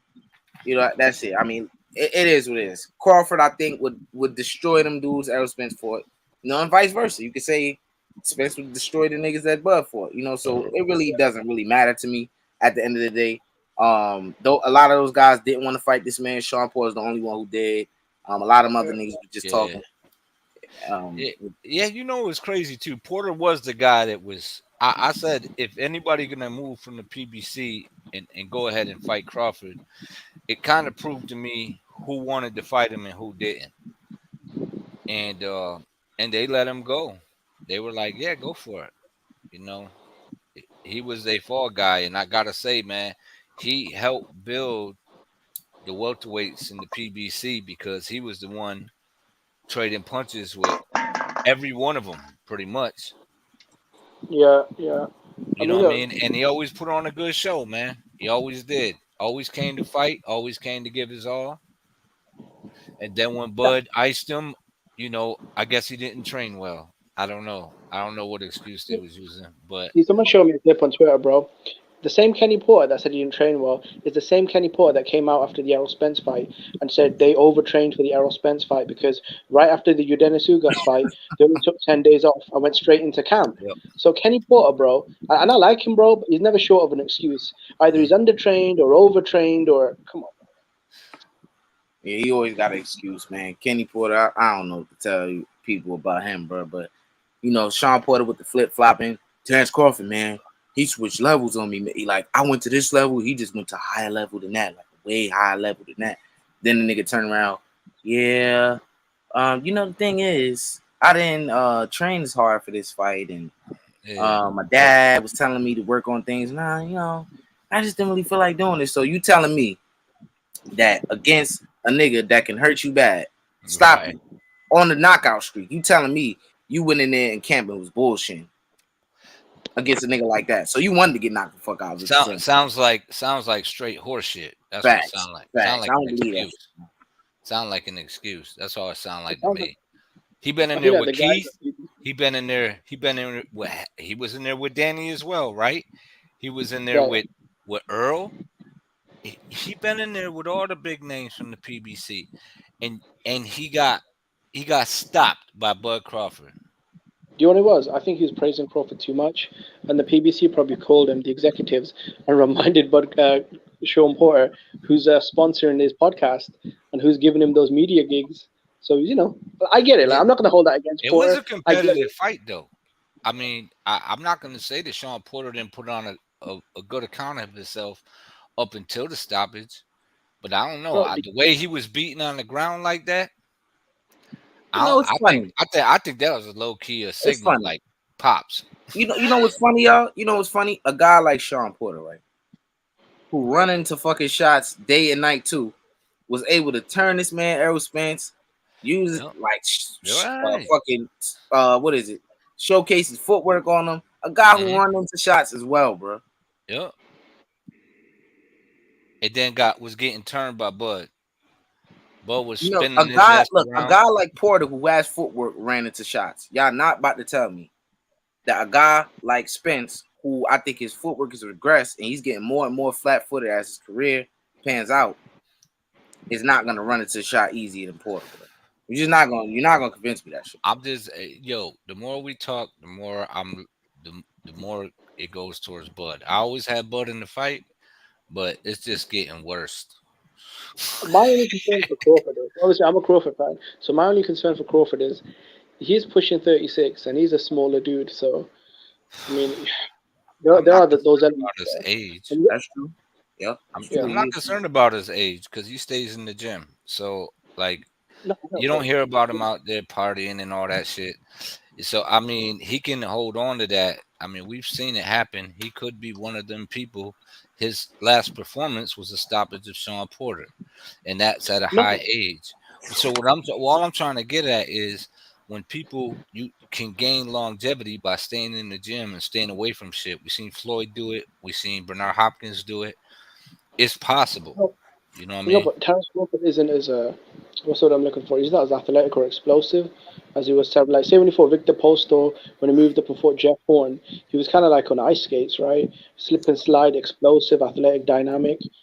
I don't think he's at that level anymore because obviously at 36, you're not what you were at 27, right? It's just natural biology. But I think I'm sure he has enough left to be. Because I got Derek James running around telling the media with a massive smile, Crawford's legs are going. And they are a little bit. If you watch his fight with David Avaneson and Sean Porter, there's a little less bounce in his step, which is only normal, at 36. But I think he's still got enough to take care of Spence. I thought in the Sean Porter fight, he brought, like, I was saying that same thing you're saying now, he ain't got the legs like that. I was saying that same thing before the Porter fight. He showed me a lot of legs in that fight, pause. And then in that, what's the name, the Avenesian fight, he did look slow on his feet, but I think this guy, like, this nigga unpredictable, bro. I ain't gonna lie. Dude, that's the thing. That's what concerns me. I think that the reason why he wasn't using his legs in that is because certain motherfuckers, dude just stood there and slugged with him. And when he gets cracked, he stops using his legs and he just goes for the knockout. If you hurt him, he got to get his get back. And that is the only concern that I have in this fight. No, but bro, all the great fighters have that mentality. Whether it's Crawford and Canelo, Ray Leonard. Like, if you're a champion, bro, and you get someone rocks you, it's just the fire inside you. It comes out. All the great champions. Absolutely. But when you stunned, you don't sit there and start trading with a motherfucker. You got to have a coach to tell you, grab that motherfucker. Yeah. Whatever it may be. In the moment, you don't feel hurt, but your legs don't agree with you. You got to have your coach to tell you, hey, go ahead and grab that, man. Hold him for a minute, gain your shit, and then get back. Yeah. Sean Porter gonna continue to switch his views and his outlooks on the fight. Man, he reminds me of Showbiz the Adult, bro. Every other minute, the nigga saying some dumb shit, bro. It is what it is, bro. Not to say Sean Porter is dumb or nothing. He's made some good points in the fight, but then it come to the point he get bored and just want to drag on the conversation, just bringing up some dumb shit, bro. Just to be relevant, but it is what it is. Yeah, bro. I feel like he wears those weird clown suits by purpose, bro, to stand out, bro. What the hell is that about, bro? The Yeah, fat ass ties he be wearing this shit, man. Come on, man. Like, yeah, I bro, don't, like a rainbow took a shit on him or something, you know, like I don't know, man. It's crazy. look, Kenny Porter got more styling, like AB said. Hey, Philly though, you been ducking the link, bro. Like, we get it. Big EJ season, salute everyone. Yeah, but hit that link, man. What you got to say about your boy today at the what is it? The press conference. How you see the fight going there, Philly? What are your thoughts on the Errol Spence fans getting really emotional that Crawford he won the coin flip? Like these dudes are sensitive, bro. Like Wait, what is the coin flip? I thought the coin flip determined who come out first. They were like, "Oh, Bud got to choose something." I thought it was just if he win, he want to come out first. No, whoever wins the coin flip gets to choose. So he can choose when he wants to walk out or what name he wants to call, which is pretty cool though. And these guys are so emotional. Errol the A side, oh, I'm like bloody hell, man. Talk about emotional, bro. Yeah. Man, none of that shit really matters, bro. I mean, both Yeah, guys deserving to come out first. Like that shit don't mean nothing to me. Bro. I ain't worried about none of that shit, bro. Yeah. Oh, he came out first. Floyd Mayweather came out first against Zab Judah. You heard that nigga crying? If Bud came out first, I wouldn't have been mad at that because Earl got 3 belts at the welterweight division. But I can see points going back and forth and stuff when you talk about accomplishments and things like that, being undisputed, be a 6-time world champion. You know what I mean, in 3 different weight classes, and one guy having just being a unified champion in one weight class. You can argue that, but well, I can't. at the same time, Earl putting asses in seats, and he has beaten some decent competition as well in the welterweight division. So I don't knock this dude. As a matter of fact, I used to clamor for the dude when he first came to the welterweight division and had an issue bumping heads with guys like Keith Thurman, because I'm like, yo, this dude's sleeping everybody in there with, and guys is just avoiding him. So I mean, I seen him come up, but I seen how everybody acted when Bud entered the division, and then Oh became yeah, the bro. WBO Changed. champion. I stopped liking Errol They all Spence took after a that. step back, and they all was on their back foot. And No, because whenever Cal Brook or Keith Thurman or Danny or even Sean Porter, like Errol Spence was this monster, this boogeyman, this hunter. He wanted all the smoke. But like, I'm watching the video. I see Crawford corner him in the hallway. This dude's got his hoodie up, talking about the easy route and Mikey yeah, Garcia's an option. I just yeah, stood there and watched. he's had 4 fights before he would even consider fighting. They I thought, they oh didn't shit. mention Bud. Hold up, He y'all. Let me did. get some of your comment. Crawford got emotional at the press conference for these fanboys. Yeah, the little outside distractions, rattle his cage or whatever. I seen Errol get like that too when they had the first, the whole infamous, Ellie setback confrontation with the two. And the one dude with Errol Spence, the one dude with Terence Crawford got to talking and Errol Spence got all upset. So that's gonna happen. Niggas talking from the side and all that dumb shit, Bud tired of all the slick jabs and the fans talking shit. They about to get Errol hurt. Miss BITCH, salute. You know what I'm saying? Yeah, I can get it. What you? Oh yeah, Philly Zoe. Man, where you been at, man? You been ducking the panel, bro. When I ever duck the link, there's never a time I catch y'all live. I duck the link. All Y'all right, already know what's up with me. I here we mean, it's go. big EJ season. Strap your fucking seatbelt. You hear me? Strap your fucking seatbelt, little boys. No, but Yeah. look, I'm gonna tell y'all this though, right? After the fight and shit, if y'all want to jump on the bandwagon, I'm welcoming y'all. You Oh get what I'm god, saying? Shout out to Jimmy. Shout out to Athletic Mind. I don't know who else on this joint. that's 1-2 Um, kid. 1-2 Kid. Shout out to y'all. I think 1-2 Kid already with Spence though, right? Nah, Oh, he I'm rolling with Bud. you I'm switched just or you giving. was always rolling Nah, with Bud? I never switched. What happened with me was I seen Earl when he was coming up prior to being champion, and I liked the energy that he had. But then when Bud came up and became WBO champion, the energy changed. And at that point, I started rolling with Bud because I've seen that same energy in Bud, and I stopped seeing it in Earl. Mm. Okay. Well, the fight is here. Yeah, it's here It's now. okay. It's all good, and it's still a damn good fight. Yeah, It's a man. damn And good fight. I'm I excited. respect your opinion. I want y'all to know that first. I respect your opinion. I'm not one of them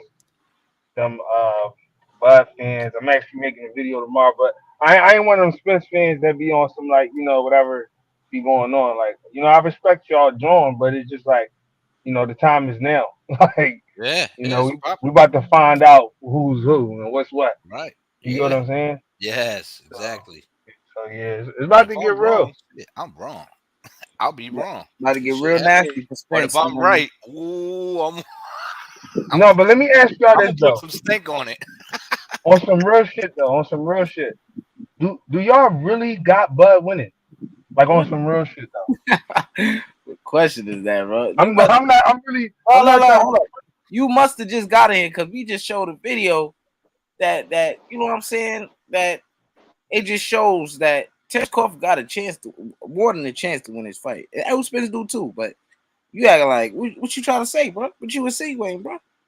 No, I'm saying because like, all right, it's some Bud fans. I know it's some extreme fans that be like, Spence don't want. He don't really want the fight, even though the fight is about to happen in 2 days. Uh, I be hearing some real extreme stuff, so I be like, if he's so extreme, I be wondering like, damn, do y'all even believe in y'all guy at all?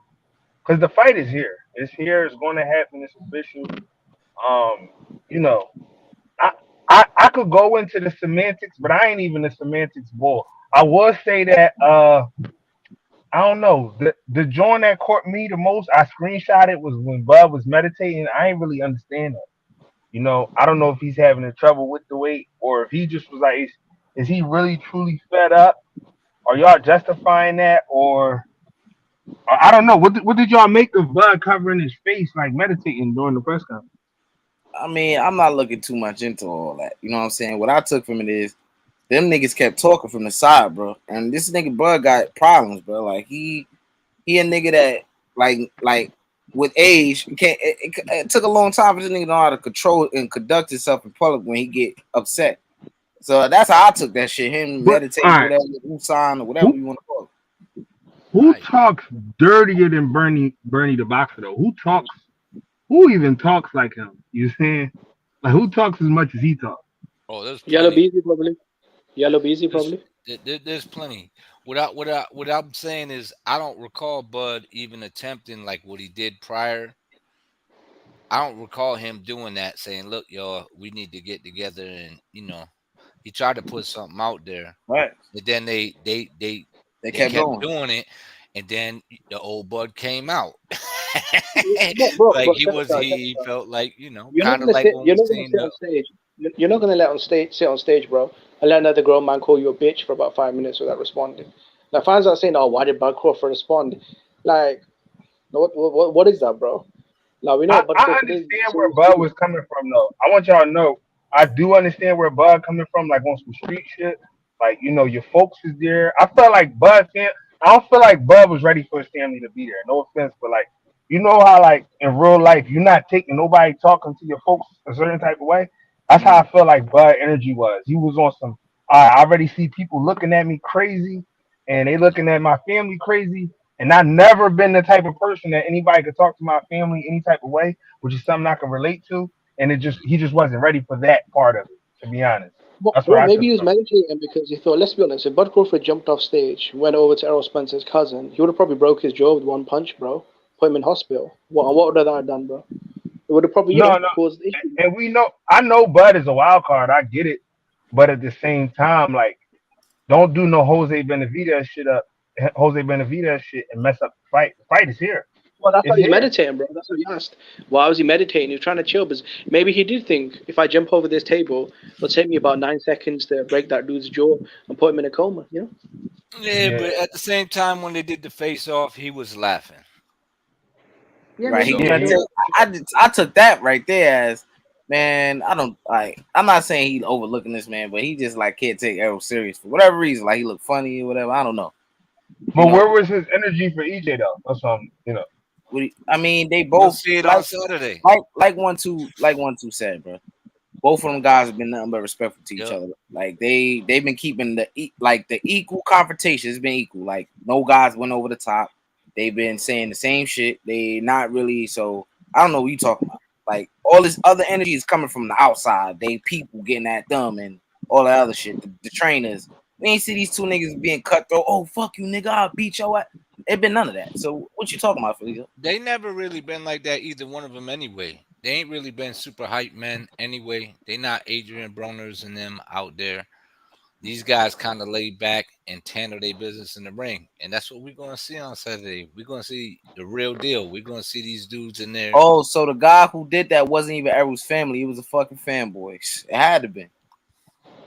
Like my whole thing was, Bud looked irritated, and you know what? I believe in Bud though. I believe he's gonna bring that energy to the ring. I'm not looking too deep into it, but it was a little off for me. Watching Bud for so many years. All right, so hold up, Phillies though. So that was off, right? That and these are minor things we're talking about here, especially when I'm about to say minor, very extremely minor. Hold up, that was off, but it was how you look. Like this, X, check this out. What'd you just say? You seen the new way, right? Yeah. Then you were like, I don't know, man. I don't like that energy that he's bringing. Facts. But yo, Earl and Bud bring that energy in a square circle. Yep. Never fails. Oh, here we go. Check it out, 1, 2. Here we go. It's starting up already. Oh man. Errol Spence. Yo, that's you, EJ. Yo, EJ, man, I fuck with you, man, but you're not being Bud, man. You know what I'm saying? I love that ain't the real EJ, but I'm gonna make you think that I believe that shit. You know what I'm saying? But look, check it out, Philly. So I don't get how you think that was off, but not how Spence looked away like that. I mean, one guy got to look away eventually, right?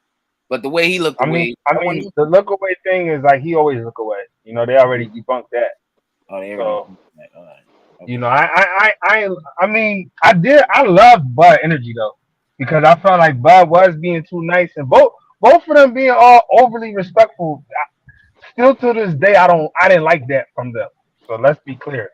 EJ being all respectful, Bud being all respectful, I don't like that. Like I wish it was some Jamel versus Bud energy going on. That's what I would want. Personally, if you look at the press conferences in the past, Crawford versus just Porter, for the entertainment value for me personally. I mean, he's always been like that though. If his past conferences with Sean Porter, I mean, it's always the same. Man. Same with know, Errol. I know, Bud ain't fighting nobody, Errol. I know that. I know all of that. I know all of that. I thought the interview was today. What's up? I mean, all that Bud ain't fighting nobody shit. That shit don't mean nothing because he's fighting Errol Spence on Saturday. So you know, like that shit don't mean nothing. And we just seen what that don't fight nobody shit look like on Tuesday. Man, Tuesday was a motherfucking day for me. Let me tell y'all niggas. Errol Spence, go ahead, Jim. Bro, I just said I don't think mind games would work or trash talk because you're talking about two dudes that have been professional for a very long time. They're in their mid-30s, very experienced, high IQ. I don't really think any mind games at this stage will work on them. I think they're just too seasoned as professional champions. Yeah, and maybe it won't. But this nigga Bud, bro, like I think he got something up his sleeve for this nigga Errol, bro, and not taking nothing away from Errol. I just don't think he brings that type of stuff to the party. Like he got something up his sleeve for a nigga, bro. Like we know what he gonna do. I mean, he predictable. Let's be honest. All right, athletic mind. You my nigga. You a smart nigga. Let me ask you this. All right, tell me Bud's game plan for the first 4 rounds. That's what I want to know from you. Look, I don't know what his game plan is. That's what I'm saying. I know you don't know. None of us know. What you think is going? Right. How you think it'll flow? Look, and I don't know how true this is, but I heard that Bud say he's gonna start fast. That's what I heard. I don't know where niggas getting that from, but I think Q told me that his objective is to start fast, right? My thing is Errol Spence, he's gonna go off of what Errol Spence gives him, right? We know Errol Spence coming out there with the jab, right? Errol Spence is not too what is it? too much with his offense in the first early rounds, but he's definitely throwing his punches. You know what I'm saying? He's trying to win a round, right? My thing is, I think Crawford, like he said, he's gonna start fast. He's not gonna wait to start or whatever the case may be. He's gonna go off of what Errol is giving him. So he's gonna be countering this man, right? Walking him into shots, right? I think Errol Spence is gonna get greedy throughout this whole fight. He's gonna get greedy. And he's gonna take a lot of shots, whether it be early on, later on. I think Errol Spence make a lot of shots. I mean, make a lot of mistakes that play into the hands of what Crawford want to do. Counter, right? The lunging in, getting predictable with his punch variation. Jab, jab, left to the head. Jab, jab, left to the body. Jab, jab, left again to the head. Jab, jab, left again to the head. Things like that we're gonna see in this fight. We're gonna see that. And also, I think Crawford's shots are gonna get to Spence first. You know what I'm saying? Because I think Errol Spence lost a lot of speed. I don't think he's the same fighter anymore. That's just my opinion. I don't think he's the same fighter he was physically anymore. So I think Crawford shots are going to get there faster as well. So when Errol Spence wants to get his offense off, he's going to take a lot in return when he's trying to get that offense off. Because, wow, he's slower. He doesn't have the same speed and crisp on the shots no more. Them shits hurt. Don't get me wrong. But it's not coming at the same speed. Bud is going to be able to see that shit. You know what I'm saying? Because a lot of his shots telegraphed. You know what I'm saying? Especially when he's out of range. You can't find you with his jab. He's not able to get in the right distance to hit you. He starts to reach and shit like that. It's going to be difficult for him, man. It's going to be difficult for Bud too, but that's just how I see it. So all right, so basically you saying Bud is gonna start early. Now, fighting Spence, do you feel like he can sustain that pace for 12 rounds? Or real quick, before you answer that, or will he start early enough that he completely slows down Errol Spence, similar to how we seen Inoue slow down Stephen Fulton? I think, look, and you asked some good ass questions, and it's several ways I can answer this shit, but I'm gonna just say this. Like, I feel like, and Errol Spence is tough as fuck. He a dog. It don't matter how hard you hit, it don't matter if you rock this nigga, nothing. He gonna keep coming at you, right? My thing is though, like you say, will he be able to do that for 12 rounds? I don't think it's going 12. So I think as long as Errol Spence keeps making those mistakes and getting caught like that, it's either one or two things. He gonna get stopped, right? Early, you know what I'm saying? Or he's not gonna be as offensive as we're used to seeing him because he got a lot to worry about when he's throwing shots. It's basically like he's taking a risk. All right, I'm gonna land these two shits, but I gotta take these two shits back because I don't think he's fast enough to get out of the way with Bud gonna be throwing back at him. So Bud gonna slow him down like he slowed everybody else down, which really saying. You said what? Bud is gonna slow Spence down like he slowed everybody else down. Basically, is what you're really saying. Okay. Basically. I could take that. I could take and live with that. My thing is I don't see it working that way. I see that if it works that way, that Spence is durable enough and strategic enough that whatever he's investing too early, let's say Spence is not winning the first half of the fight, but he's making them smart investments that he does. Okay, he probably can't get the Bud head, but we know Spence can get to his body. He can get to anybody's body, or maybe he can't get to his body, but because he can't get to his body, he got Bud working at a faster pace than he normally does. He got him moving because it's going to take a lot for him not to be able to get to where he wants from Bud energy wise. So I'm gonna think that second half of the fight is going to start to favor Spence, and if Bud don't get rid of him, then it probably just be a tale of two halves of the fight, and it'll be a super close fight. Or you get what I'm saying? Because that's how I'm looking at the fight. I'm looking at how is it going to flow for me to pick who I'm picking. You get what I'm saying? I can see that too. I could definitely see that. It should. Earl got good stamina. Earl got good stamina, and he is patient. I'll give him that. So, yeah, even though he comes in and his hands is moving, he's patient. I feel like sticks to his game plan. 1-2. What you think? I feel like trolling today too because this man right here, this man Errol Spence in the comment section. I'm gonna have fun a little bit. Hey, EJ, look, he says after I win, they gonna say Bud passed his prime. Well, if Bud win, guess what y'all gonna say? He was on the layoff. He had an eye injury. He wasn't the same. This is all the shit y'all gonna say though. He was in the car crash. What about that? Those are three more things than that one shit you just said. You know what I'm saying? When you talking about how we gonna make excuses that he was past his prime, I'm not making that excuse, bro. That nigga just knocked the socks off his mandatory. What's his man name? Avanesian. Y'all want to call him avocado and all this other shit. So I think he's very capable of winning this fight. And if he don't, he wasn't the better man. That's it. Yeah, it's what it is, right? But stay in the gym. So like I said, I don't think age is gonna be a serious factor. And I'm gonna let y'all in on a little nugget. This man was Spence, right? Y'all say he focused, he locked in. Why the hell he partying before the fight, bro? Huh? I don't know nothing about the party. Answer me that. I know that he cutting and making weight. You know what I'm saying? Well, He hasn't. I guess motherfuckers lying then. My sources. I'm not saying my sources. Somebody said he was partying. Hey, look, man. Look, man. Look, I look. It is what it is. If that's what he want to do, hey. And he kind of alluded to that on Mike Tyson's. What's that shit called? What's the shit called, man? Hot boxing. Yeah, that shit. If you watch that interview closely, him and his girl, they got some shit going on, bro.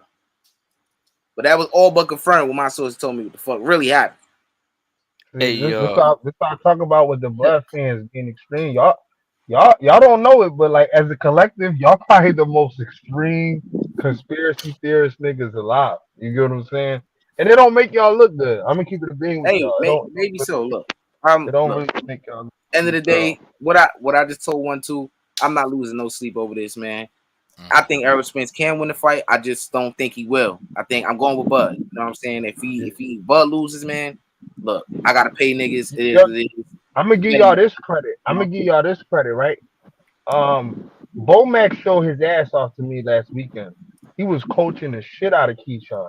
That was probably the most coaching I ever seen him do. In the corner. So that was impressive. I feel like Bomac don't really be, on it like Bomac is an okay trainer. I think Terence Crawford outgrew him. This is why this man has several motherfucking trainers. I think Derrick James is the better. There's no question who the better trainer is. The better motivator. No, but I mean obviously. But what I'm saying is Bomac was actually like on that Keyshawn fight. You can hear Bomac throughout the whole fight in the corner. He was actually giving instructions. Like I'm like, okay, he's showing his ass. You get what I'm saying? So for me, that was impressive because I'm used to Bomac just being like, yo, what you doing? Turn it up, or just like real light ass instructions. And he was actually doing this thing. Why are you so confident with Errol Spence though? Well, I don't get the confidence though because you do realize he's a betting's odd underdog in Vegas, right? So when you say that, why are you guys seriously picking Crawford? While Las Vegas agrees with me, not you. So why do you think that is? Jimmy, the same way you was always confident with Bud. I've always been confident with Spence. I always felt like Spence was the number one fighter in the world. I always felt like number one fighter in the world. Look, I'm gonna tell you this real quick. I'm gonna say this between Spence and Bivol, and maybe even Shakur Stevenson, but definitely Spence and Bivol.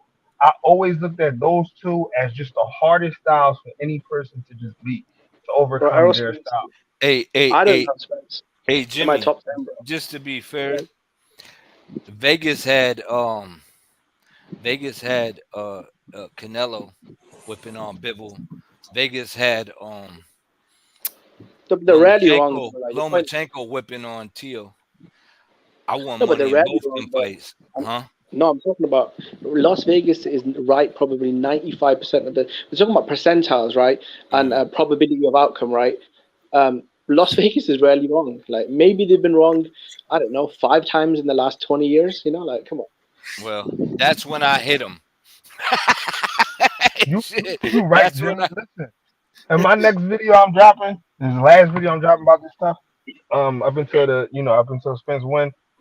My thing is Terence Crawford don't got no weaknesses. That's what I came to realize. He don't really have a weakness. I feel like he do. No. I'm saying like he'll do dumb shit like stand in front of a nigga, just there. You get what I'm saying? He don't throw his jab enough from southpaw. But like if when Terence Crawford is at his like apex, whether it's southpaw or orthodox, and he's locked in, he almost don't have no weakness, But he's not like, how can I say, he's not consistent in his patterns. He could be inconsistent at times. The same way y'all say like Spencer reach and all that. But I got moments where he does things that he's not supposed to do. that he know he's not supposed to do because you'll see Right. that he don't Nah, that's a always good do it. point, Billy. That's a good How point. highly do you rate And me and Errol X was Spence's talking about jab, that though? earlier. How highly do you rate Errol Spence's jab? 'Cause I don't rate it at all, and I'll tell you why. If you look at his three biggest fights at welterweight, Kell Brook took away his jab. Your Dennis Ugas in the first 3 rounds, he was struggling at range. Errol Spence had to obviously shift up the gears, put the pressure, turn it more into an inside fight against Sean Porter. I mean, where was the jab? For most of the fight, Errol Spence's My, jab is I overrated, bro. think It's Brooke not ran that out good. of gas I against never said Errol. Errol Spence got the best jab. My thing is his jab is consistent. If you're talking to me, I think his jab is extremely way more consistent than Bud's jab.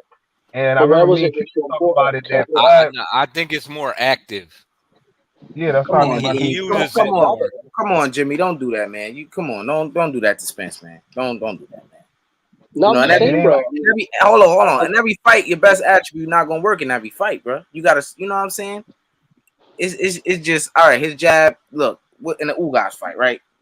People going off the stats as to stats don't make a good jab, bro. Like Tank got a good jab, right? Right? He may not use it as much as Spence, but it's a good jab. Right. Spence has a jab that he used consistently.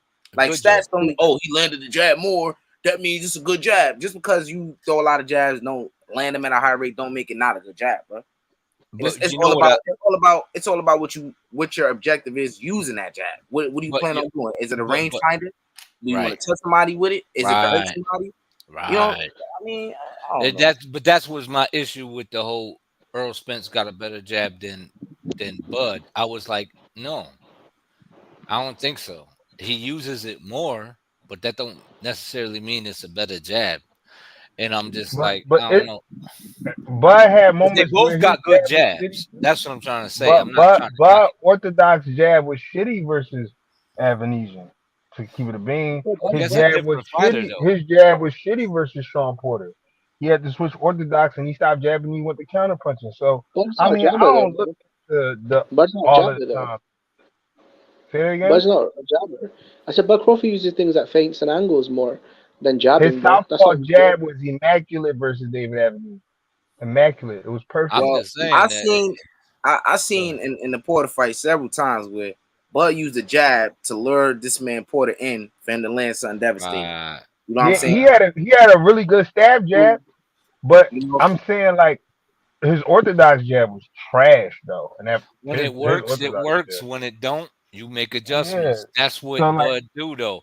I mean, think about it. look, Look what look what let me that see if I jab can did see to that. Brooke. I'm gonna put myself on the big screen. Hold up. Y'all got it. Y'all yeah. cook. Yo, hey, No, X, I what feel did that jab do to Brooke? Clack. One counter jab. One. That's what shout put out. him in trouble. He threw that counter jab 50 times before it landed. But go ahead. I'm with you. Yeah, but when it did, No, it was crazy. It was amazing, you know. So look, man, I'm not the Spence fan that's gonna hate on Bud, man. Like I said, mm, in my opinion, he doesn't have his only weakness to me is the dumb shit he do yeah, and like that's what on I the said. inside. Yeah. But on the inside, he's so much of a good clincher. He don't gotta be the best inside fighter. So to me, Bud don't got no weaknesses. That's my opinion, though. But You if know you what look I'm at Bud's saying? biggest fights, though, right, when he fought for his first world title against Ricky Burns, when he moved up to 140, when he fought Victor Postol, when he fought Jeff Horn, he's super disciplined, bro. Like, yeah, Bud's been scrappy before, but those are fights where I feel like he knows where he's got more room to play with. When he knows that, the fire is on, when he's fighting for world titles or where he's stepping up to fight good guys, Crawford is switched on. Same way as with Porter, Horn, Victor Postol, Ricky Burns for his first world title. He's super disciplined. He doesn't really mess about in those fights. I think that Postal fight was a lot closer than people gave Postal credit for though. I thought that was a lot closer. Yeah, it was close, but when Bud was getting off, Right. Postal didn't He have was getting off nothing way for him. better. Right. He didn't Right. have nothing But for him. yeah, Yup. I haven't seen that fight in several years, but I remember Bud just kicking the shit out of him. You should probably watch it again. They dropped him But like 3 times. The I Postal feel fight. like Bud need them legs for this fight I had Bud in because that if fight he too, but I was a little shocked that the if like he to had. me if Bud don't got those legs, in my opinion, the pace Oh is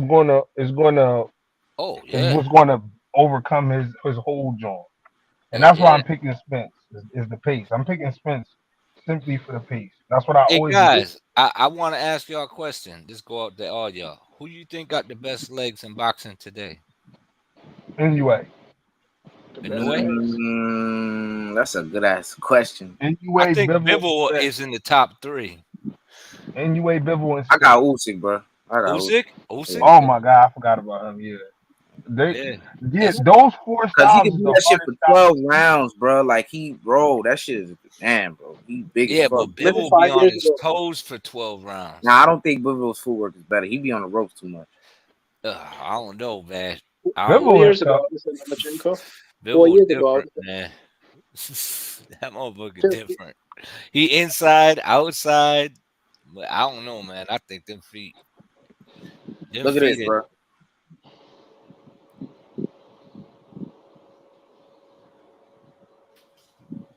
Can't be reaching on this man. Man down. That's not even what I wanted to show y'all, though. That's not even what I wanted to show y'all. Receipts. I want to show. He missed that shot like 30 times too before he landed it. But I respect him. But he's consistent. Because Porter elusive. He's actually elusive. He move his head. Yo, hey, but check it out, Philly. How many times did Earl miss that hook before he landed it on Porter? Yeah, For a split decision. A few times, but he was getting it clean off the break. No, it wasn't 50 times. It was like no. I'm about to tell you, he was getting it clean off the break. And that Sean Porter was holding it. He was holding up because Sean Porter was low key winning like most of the rounds, but he was getting hit with super clean shots throughout that fight. I like Zoe. I like Zoe. He keeping it all the way 100. I like. Yeah, I don't lie. Yeah, he ain't capping. He just rolling with Earl. Ain't nothing wrong with that. Go ahead.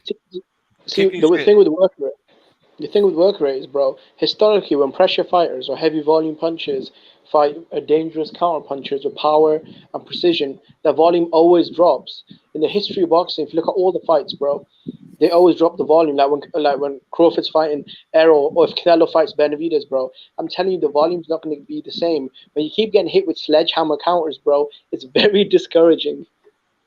And Jimmy, my response to that, and not to just be devil's advocate, is another quote unquote weakness for Bud is like he need to keep his punches tight. Because when he do keep his punches tight, he's the man. But sometimes his punches be fat.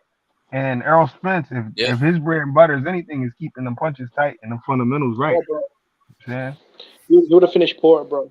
When Porter got off the floor, if Errol Spence had that kind of sharpness and killer instinct, he would have got rid of Porter.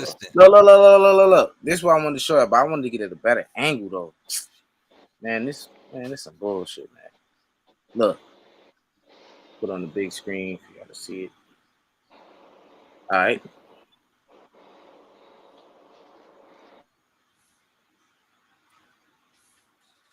Look at that. A setup right there. He sets traps, man. This is gonna be, bro. I say he don't use the jab or whatever, but he used the jab. He used one jab alone just to set up a trap, bro. Yeah. That's IQ. That's high IQ. That's adjusting. Look, once again, I'm gonna give y'all another joint. For me, Terence Crawford, biggest strength that people don't talk about enough is number one for me. His number one strength is his feet, how educated they are, because he sets traps with his feet. But number two is how he changed the tempo of his punches. He changed his speed on his punches. So I do see a lot of places where Bud could win this fight. To be honest, I think the game plan is on point. I see where Bud can win it easy. Like I said, Victor Postal legs, changing the tempo. But what you just showed me, how can I say, the reason I brought up his feet was Bud know how to put pressure without jabbing and then eventually set you up and all that. But I don't think Spence is going to have a lot of points where he's backing up. You just showed me a drawing where Sean Porter was on the ropes. I'm not saying Bud can't get Spence there because Bud feet is that educated to back somebody up if he want to.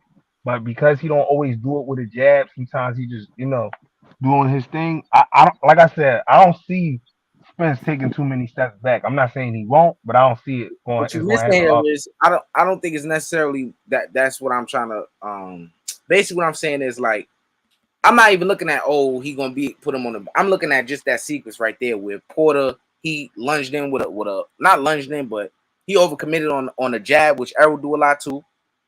You know what I'm saying? He overcommitted on the jab, right? And then you see Crawford just he was prepared for that.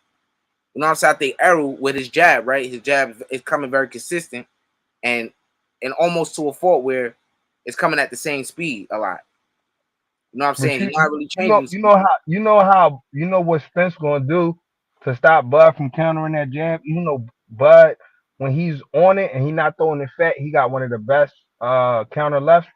Is Spence is gonna throw triples and four jabs, which he's done in the past. And mark my words, he's not gonna be throwing no singles and double jabs. He's gonna have to triple them up so he can't get countered. He's going And, to have to. You don't got a choice. Okay.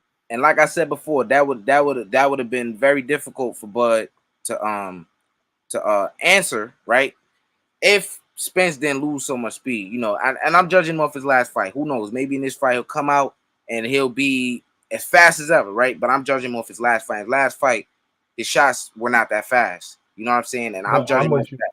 If he's throwing triple I jabs, yeah, there's gonna be a triple jab, but it's not gonna be hard for Crawford to time one of them jabs, bro.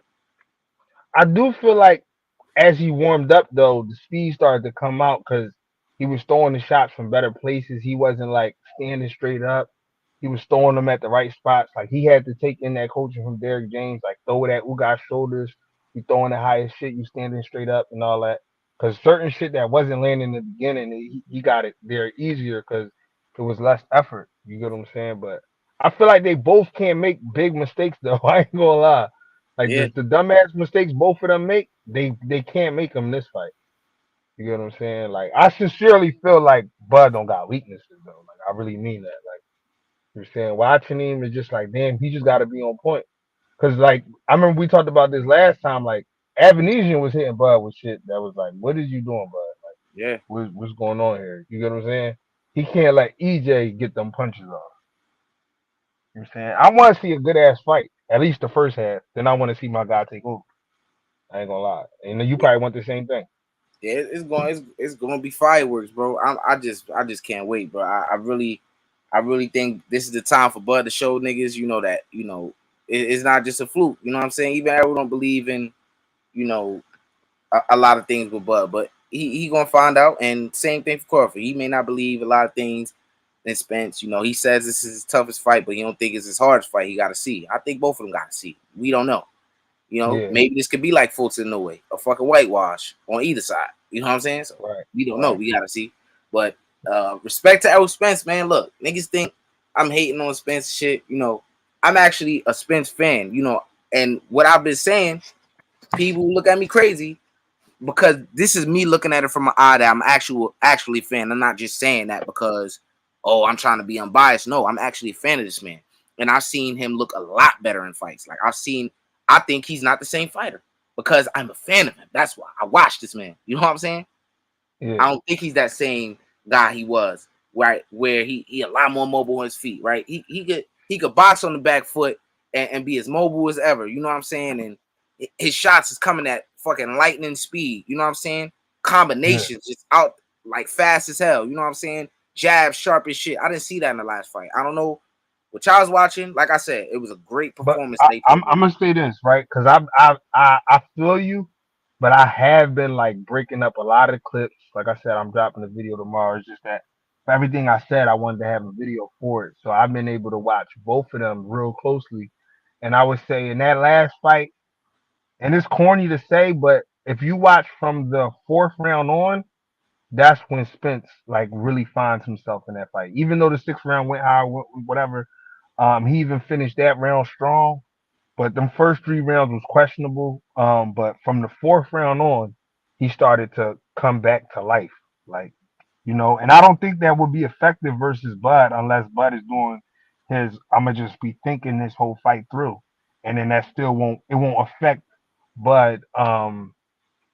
It won't affect them. But I'm just real curious to see how they approach those first two rounds. Like I'll give you an example with this NUA and Stephen Fulton fight. I made a video. Obviously, I had to pipe up Stephen Fulton and say he was going to win. But from that video, I said like if Stephen Fulton is not countering early and he let NUA get in rhythm, it's gonna be what it's gonna be. You get what I'm saying? So Bud is comfortable at getting in a rhythm after a fighter. He is comfortable doing that, like getting his rhythm second, or not letting you completely get in his rhythm and then he warmed up.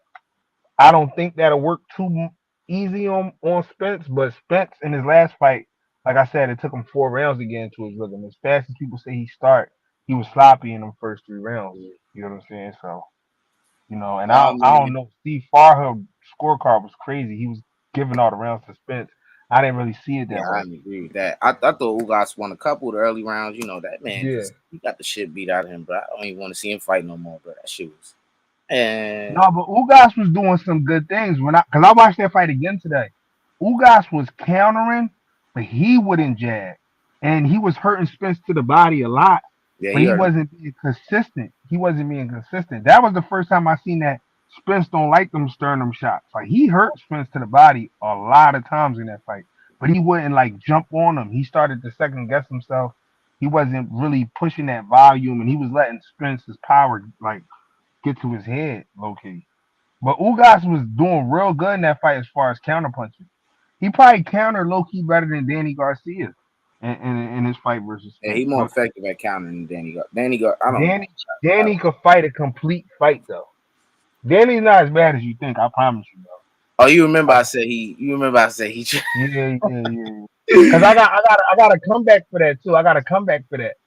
And you probably ain't gonna want to hear this, but it's the Look, truth. man. Look, I think What's he the trash at difference 147. between Danny Garcia and Lomachenko? Look. I think he's trash at 147, bro. You know what I'm saying? That's just That's that's me. But so if you say Danny is trash at 147, I get to say Loma is trash at 135. how you figure that. Both of those guys lost the elite competition. What did they really accomplish? I mean, you want to say that Loma lost elite competition? I can't disagree with that. And he had a questionable win. I can't disagree. All right, hold on. We're gonna get to that, but I just think Danny Garcia, right? We see, okay, he lost to Sean Porter. Sean Porter, at best, to me, is like a B fighter. At best, a B fighter, yeah, I guess. He lost to him. He a I think big he was a fighter, favorite. but you ain't gonna look good against Sean Porter. Hold up. Then he lost to Keith Thurman, a fighter at the time. He lost to Errol Spence. To me, he didn't win a single round of that fight. I just You gotta think rewatch that fight. You gotta rewatch that fight. I watched that fight a ton of times. I came out to say a conclusion, bro. Like Danny did not do enough to win any round in that fight, in my opinion. I'll rewatch it again though. I'll rewatch it again, but Rewatch that fight. my ultimate thing is Lomachenko to me has never been dominated in the fight, bro. And even in his last fight, right? People The think only person that dominated hold up. Danny was Spence. Hold up. And it was close. Like, look what you just said. He got dominated. That's the difference. Loma has been in every fight that he's either won or lost. You know what I'm saying? And I'm not gonna lie. And if you this is where I'm really gonna get you niggas, and this is gonna come to bite y'all niggas in the ass. If y'all feel like Danny versus Spence wasn't close, oh my god, the look of the fight against Crawford, Spence is gonna look like he's smoking Crawford, even if he's not. I promise you. You thought that You gotta peep with the high volume. Hold on. They You counter thought punches. that, I'm talking about them being counter punches. I ain't talking about the fighter versus the fighter. wait, But hold on. No. I'm asking you because I don't know if I misread what you said. You said that the Danny Garcia and Errol Spence fight was close. I think it was close. I You don't have think it was competitive. Hear me out. I don't think it was competitive, but I think it was close. You gotta break down because I'm listening to So that and hearing it as the same thing. all right, Danny landed a lot of clean punches on Spence. He hurt Spence a lot of times. He never hurt Spence. Right. He never hurt Spence. He He buckled never Spence hurt twice. Spence. He did not buckle Spence, man. Come on, bro. I don't He see that, buckles bro. He hit him with hard shots, but he ain't buckle him, bro. I think we over exaggerate what hurt is, bro. When Terence Crawford got hit by the machine, that was hurt, a stun, or whatever the case may be. When this man Danny Garcia hit him with them shots. He wasn't stunned. He came right back at him. I see his legs buckle. No, he went right back at this man. But you gotta think that's also what Danny do too. That's why I give Danny a lot of credit. Danny got top 3 chins in boxing to me. Low-key. Yeah, facts. I look at Canelo, Danny, you could say Spence, Triple G. Them niggas is niggas with real live chins. Like them niggas ain't. They're not about to show you they hurt. They're not about to show you they hurt. So, but if you look at the fight, my thing is if you get punched in your feet, you gotta recollect your feet. Then you kind of hurt to me. You know what I'm saying? Like I'm not saying he was wobbly or nothing. It wasn't like Larte or Ugas, but you could see when the nigga hit a nigga with a clean ass punch, like some clean shit. Like, oh, that I hurt. think the only time this man really been hurt was in the Ugas fight. That's the one fight he was hurt the most, I think. Then he got hurt by Larte, and that's about it to me. But I ain't never really see this man get his ass like, oh, he hurt. He even said in the interview that Danny hit him the hardest. He said that. That don't mean that he was hurt by him though. I mean, a nigga hit you hard. That don't mean you got hurt by the nigga. I feel you. But I would just say rewatch that fight. The only difference in that fight was the body language, meaning that's why I say Spence could look like he could dominate Bud, even though he don't mean it. The whole Danny fight, Danny was countering, he was hitting Spence in the body. He didn't jab, but the fact that he was backing up the whole time, like he was losing when he was backing up. Like he was being tracked down. Like the body language of how the fight just looks. It looks Philly, like I get you gonna cat for your Philly brother, bro. But he got the shit beat out of him, bro. I don't see what you talking about. I'm gonna go back and watch it. Because you my brother. I'm gonna go back and watch it. You gotta watch it. Look, I would just tell you from my experience watching that live, I was look, here's my thing. When I was watching that shit, it was no moment in that fight where I'm like, oh nah, he's winning or he's making a comeback or he's doing substantially well. He had little ass moments from each round. But you know what that tells me though? I mean, not win the fight, but win. Yeah, bro. You a ring generalship nigga. Like your joint is like who got ring generalship versus what's landing, what's not landing. Like I taken the whole thing on a ring generalship to a ring generalship scale. Spence was light years above Danny. Spence was like at a 10. Danny was at like a 3. All right, who landed more punches? Since we go round by round, who landed more punches? I'm gonna be honest. You could check the numbers on that. It's not as far as you think. The only big difference was Spence was jabbing and Danny wasn't. That's what I'm trying to tell you. Listen. Spence Danny was outlanded everything.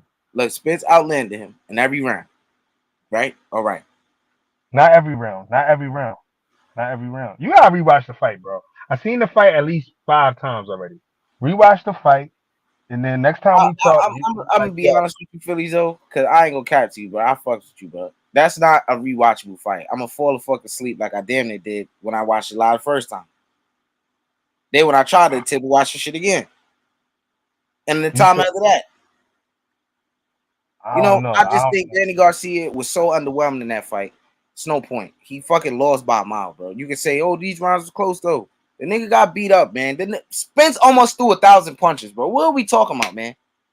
He beat the hell out this man. Philly, come on, you can't be capping about this shit, man. Like I said, if you going off, Errol Spence is a welterweight and threw 1,000 punches in that fight, Phillies, oh. That's what's gonna happen on Saturday, bro. Hey, maybe so, bro. Maybe so, maybe not. You know what I'm saying, man? Listen, time will tell, but I think it's worth the watch just on some shit. Like, it's worth the watch. Spence was he was way more sloppy in that fight than he was in the Ugas fight. I'll tell you that much. Well, I disagree with that. Oh man, you ain't watched them fights that much. I can tell you. I did watch them fights. I don't think nobody in the comments would agree with that, bro. I think that last fight was the sloppiest I've seen this man, bro. And that Danny Garcia fight, he was actually using his feet, bro. He was not like flat-footed like that, bro. Like he was actually moving out the way. He was using his feet versus Ugas. He started pivoting in the 4th round. He was, but he looked at it heavy on his feet. It looked like he was taking a lot out of him just to do that. Like he didn't look himself, bro. Like, he looked sluggish in there. So all right, so if he looks so sluggish, why his punch count gets so crazy after the 7th round? I'm giving you the joint, bro. I'm telling you. What is the correlation in that? What are you saying? Meaning that he did start slow and he was sloppy, but by the fourth round, he was the regular Spence. He had got this second win, and he was going off. That's what I'm telling you. I agree with what you're saying, but it don't. So like my thing is, you being that extreme fan that's like, oh, he's shitty in the first 3 rounds. So even if he looked better in round 4 or 5, slippery in 6, super good in 7, great in 8, decent in 9, amazing in 10, that you gonna be like, well, he was bad because of the first 3 rounds was shitty. Like you still got to take into the whole thing in Look, look, totality. look, look, You know look, what I'm look, saying? look. And here's what here's what I didn't mention to you. Like, it's not just the first 4 rounds. I don't know where you get that. You didn't even hear me say that out of my mouth. I watched the fight today. That's where I'm getting it from. I They watched the fight. no, but I'm saying you're judging. You're assuming I'm saying just the first 4 rounds, and I never said that out of my mouth to you. No, I was telling you that. I was telling you that Spence didn't pick it up until the fourth round. And I know that, Like that's what I'm but saying.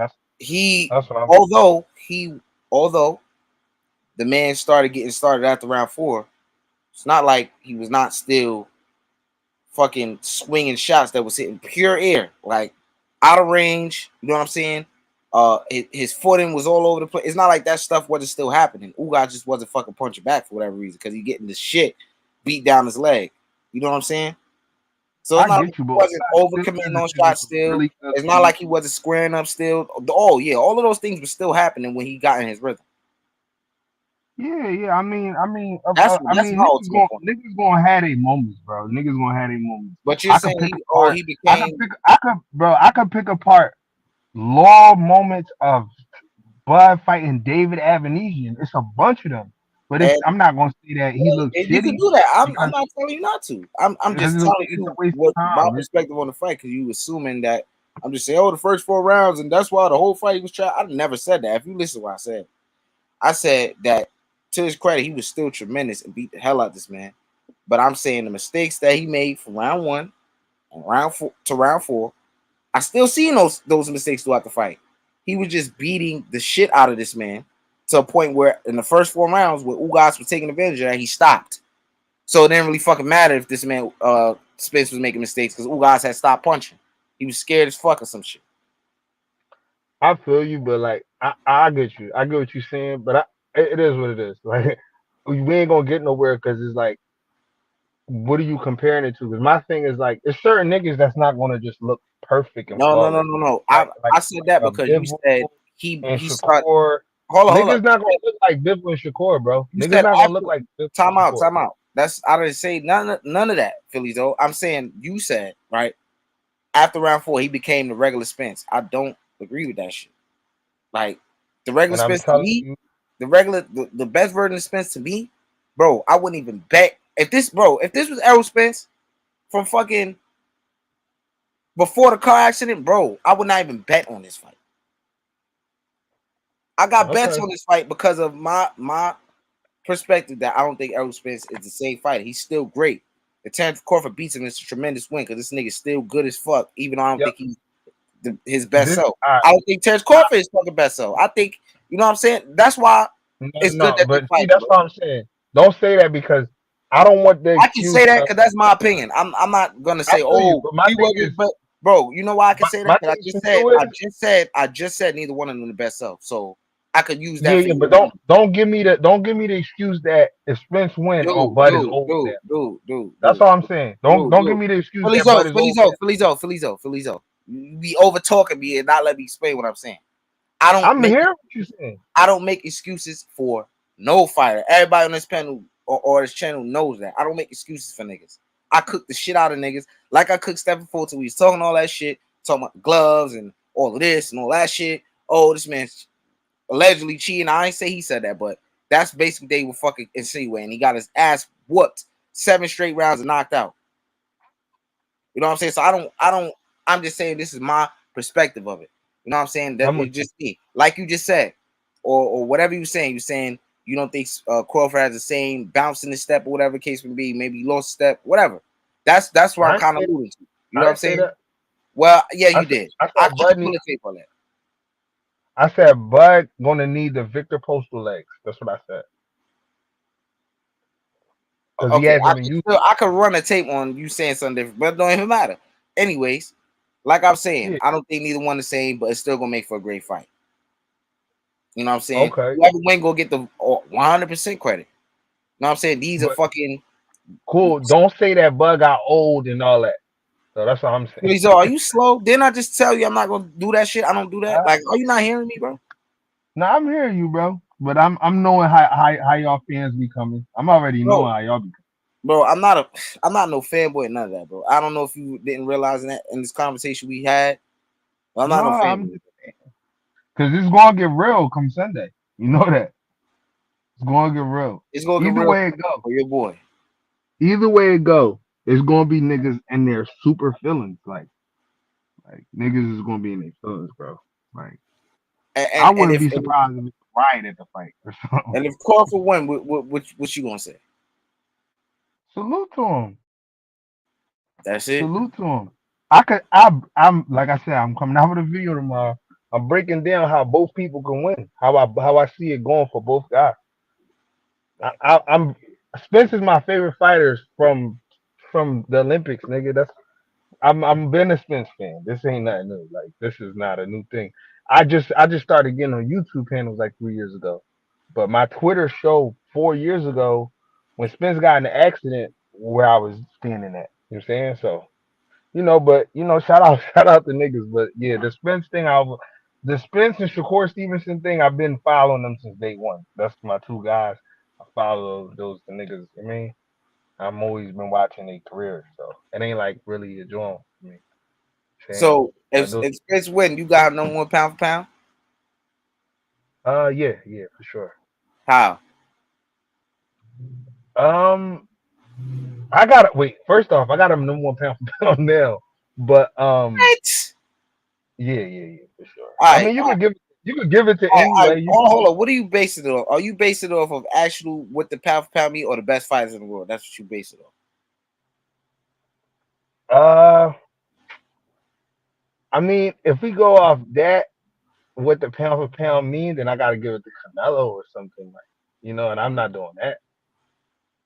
All I'm right, but I'm that's I'm what doing pound off for of pound what mean. pound. I'm doing it what off of what pound for pound mean and who I think is the best fighter in the world, and I think that's Errol Spence. Well, Errol Spence doesn't. But I think Probably. Shakur is going to take over that title in like Hold 2 up. years. That's irrelevant right now. We ain't switching to that. Let's be on Errol Spence, Philly. So look, you said Mm-hmm. you think. All right, you go a little base it off the best. Errol Spence definitely is one of the best, right? He's one of the best in the world, right? But you said you also base it off of pound for pound. If you base it off of pound for pound, he's not even fucking top 10, bro. Sorry, that's disrespectful. You see, and that's where you don't understand the definition of pound for pound because it's not No, disrespectful. no, because before Ray Robinson was moving up, they just looked at him as the best fighter in the world. He was still at welterweight, and they just knew he was the best fighter in the world, and they made him number one pound for pound. Since that's who Wait, that's wait, who they wait, wait, wait, wait, wait, wait, where is that at? What article is that? Sugar Ray Robinson, the nigga that they I started the know pound who for pound. Sugar Ray Robinson is. What The best article is that? welterweight of all time, right? All right. Show me that pound for pound list where that says that. Okay. Because my thing is, this man been in the same weight class, right? He didn't move up. Not saying he's not gonna have success doing that, but he hasn't done that. Been in the same weight class. It took him a while to even unify, and all those guys were over there on his side. You say whatever, the car accident, whatever. That's why he ain't do it as fast, whatever the case may be. But the fact of the matter is it's not pound for pound because he's not moving up with divisions, winning championships. His body of work is at one division. If he beats Terence Crawford, that's a significant win. You could argue him as the best fighter in the world, but pound for pound number one, no.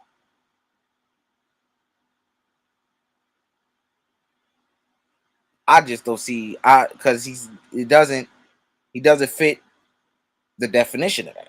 Moving up in divisions, knocking off champions, you know what I'm saying? Unifying one division. That's not a long list of body of work for me to say, oh yeah, he's number one pound for pound right now. That's crazy. That's ludicrous. I think we need to understand what that is. Now, New Way, that nigga, hey, y'all can put him number one pound for pound if y'all want. I wouldn't be mad at it. I think you could go between him, Usyk, and Crawford. You know what I'm saying? Pick either one. I ain't mad at it. You know what I'm saying? Those guys embody what pound for pound is. You know what I'm saying? That's just is what it is. Spence a great fighter, bro. But let's say if Fulton would have beat Inoue. A lot of people had him just outside the top 10. You right? can hear me, bro? Yeah, I can hear you. Okay. Okay, I'll leave you. All right, go ahead. My fault. All right, yeah. A lot of people had Fulton outside the top 10. Not me. Not me, but a lot of people did. So if he would have beat the smaller guy moving up, right?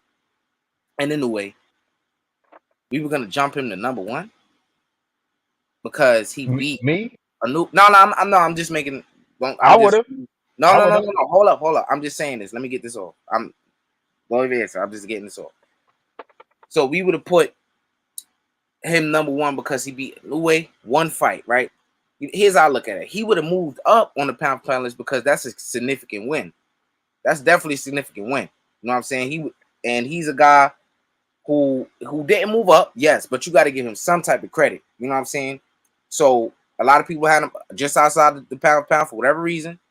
You know, I think he would have deserved some type of just due. You know what I'm saying? Some type of just due for being a new way. But moving him all the way from outside the top 10 to number 1 pound for pound, he didn't even move up a division yet. He didn't do what a new way did. That body worked for him. For us to say that's a pound for pound fighter, I can't give him that. So this is my thing, right? I would have gave it to him. It would have had more to do with that would have been 10 undefeated fighters that he would have beat, topping it off with Inoue. A lot of niggas they getting built up ass records, and to me, Stephen Fulton is somebody that really had to go through the trenches. You get what I'm saying? It's certain niggas that when they get their opportunity, their Jones to me is gonna weigh more than somebody else, like a Richardson Hitchens. He had to be in real tougher fights, quote unquote. Not just being like built up. Like with I'll give you an example. Who's being super built up and they don't need to be? Like Shushu right now. I don't like how Top Rank is moving Shushu. I don't like how Top Rank is moving Keyshawn Davis. They moving Keyshawn a little faster, but look at how they moving Robisi. Even though that fight was disgusting, that he just the opponent they just put him in there with. And that's why I'm gonna make so much money because I got a crazy parlay. I have Robisi winning that under 6, with Spence winning. So I'm about to make some money this weekend. I think Jimmy came up here to combat you right quick because he came out hot with this comment right here. What he say? Okay, yeah, but yeah, I mean my thing is like I'm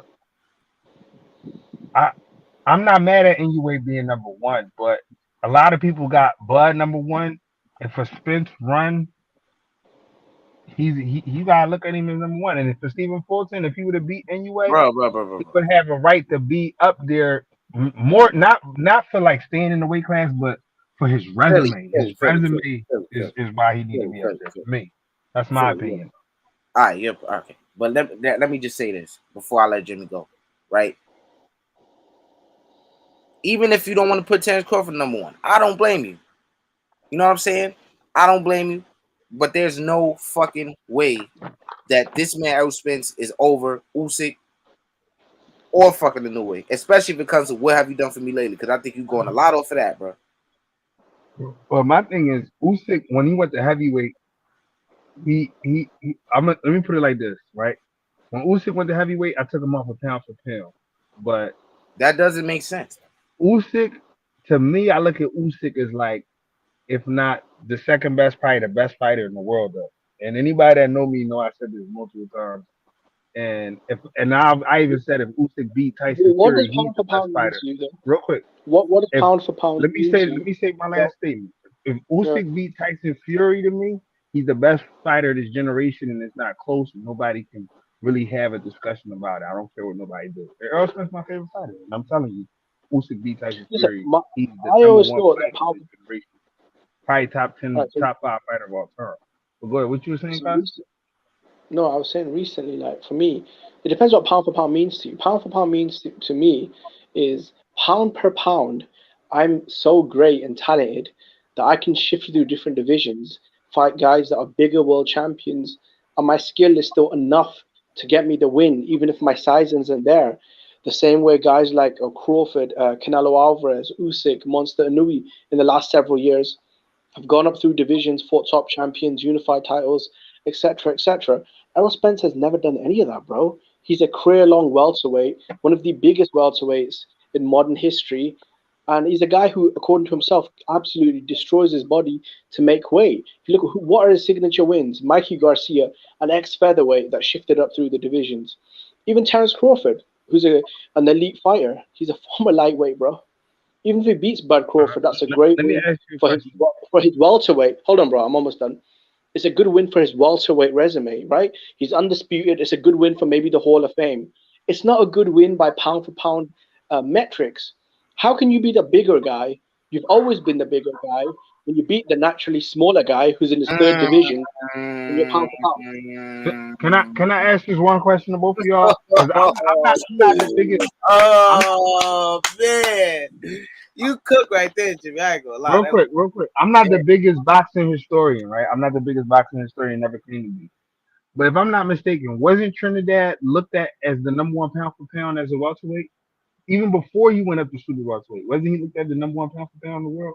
Tell me if I'm No, wrong, though. Y'all can tell me if I'm wrong. I don't think so. It was Oscar De La Hoya, I think, was number one pound for pound when he reached welterweight. Because I think he was like a four-division champion, and he had a really strong resume, and he beat a lot of top champions from super feather to light to junior welter and welter. I think it was Oscar De La Hoya.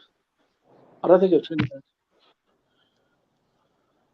No, that's fair. That's fair. Trinidad was like number 2 though, right? Now, let me ask Jimmy this right quick. Jimmy, what you think I was saying about the Fulton and Inoue? Do you agree? Like, if Fulton would have beat him, what would you been your like how would you have gave him his just due? Would you put him on the number one pound for pound? Like, what would you have? No, I couldn't. You know what it is, bro? I would have given him credit that, hey, it was a good win. It's a good name on your resume. Full credit. But you can't, bro. You can't beat a guy that started off four divisions smaller than you, who's moving up in his first fight to fight a guy in Fulton who's a big guy for even featherweight, let alone super bantamweight. I couldn't give him the same credit I give Inouye, because Inouye, without a tune-up, jumped up straight away and fought the top dog in that division, consensus number one, Steve Fulton, and obviously he did what he did to him. But with Fulton, if he beat him, I mean, good win. You get credit. But I can't give the bigger guy like credit for beating on a smaller dude who's in his fourth division, as much as I would the smaller guy. As much and as much as it's unfair, it's just the reality, bro. You know what I'm saying? Like, it's just the reality. I hate to put it like that. Like, if I don't think it's the reality, and I'm gonna say this, right?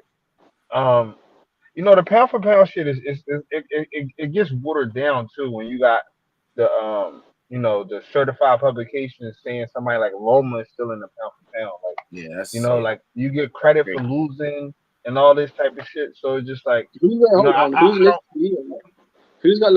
on the pound? He's still on ESPN list. Wow. Oh, but they biased, bro. It's a network thing, right? He's an ESPN fighter. But that's what I'm saying. Yeah, but ESPN and Ring Magazine lists get the most recognition. They just took Josh Taylor off. So it's just like, I mean, I don't know. Like, I'll be honest, with the same examples y'all given, I could say T.O. is in my pound for pound, too lineal, but T.O. ain't look good until he fought Josh Taylor, so he's not in my pound for pound. And I'm not saying he's a bad fighter. I'm not saying he's far away from 11 or 12 or anything like that, but he's not on my list. He on my list. He done more than all them guys that they keep talking about in and around his weight class. So he definitely on my pound for pound list. And he's on my list as well, because his good nights are better than when he destroyed Josh Taylor. No, on paper, T.O. is over all of them. He's over all of them. To be honest, on paper for sure. Yeah. He's not on my list though, realistically. Here's the problem with T.O. Number one though on your list. That's kind of unfair though, Philly. Come on now. I mean, if I could count Usyk, then Usyk would be number one. I don't count Usyk. What fighter did Errol Spence beat that's better than Josh Taylor and what he accomplished? What?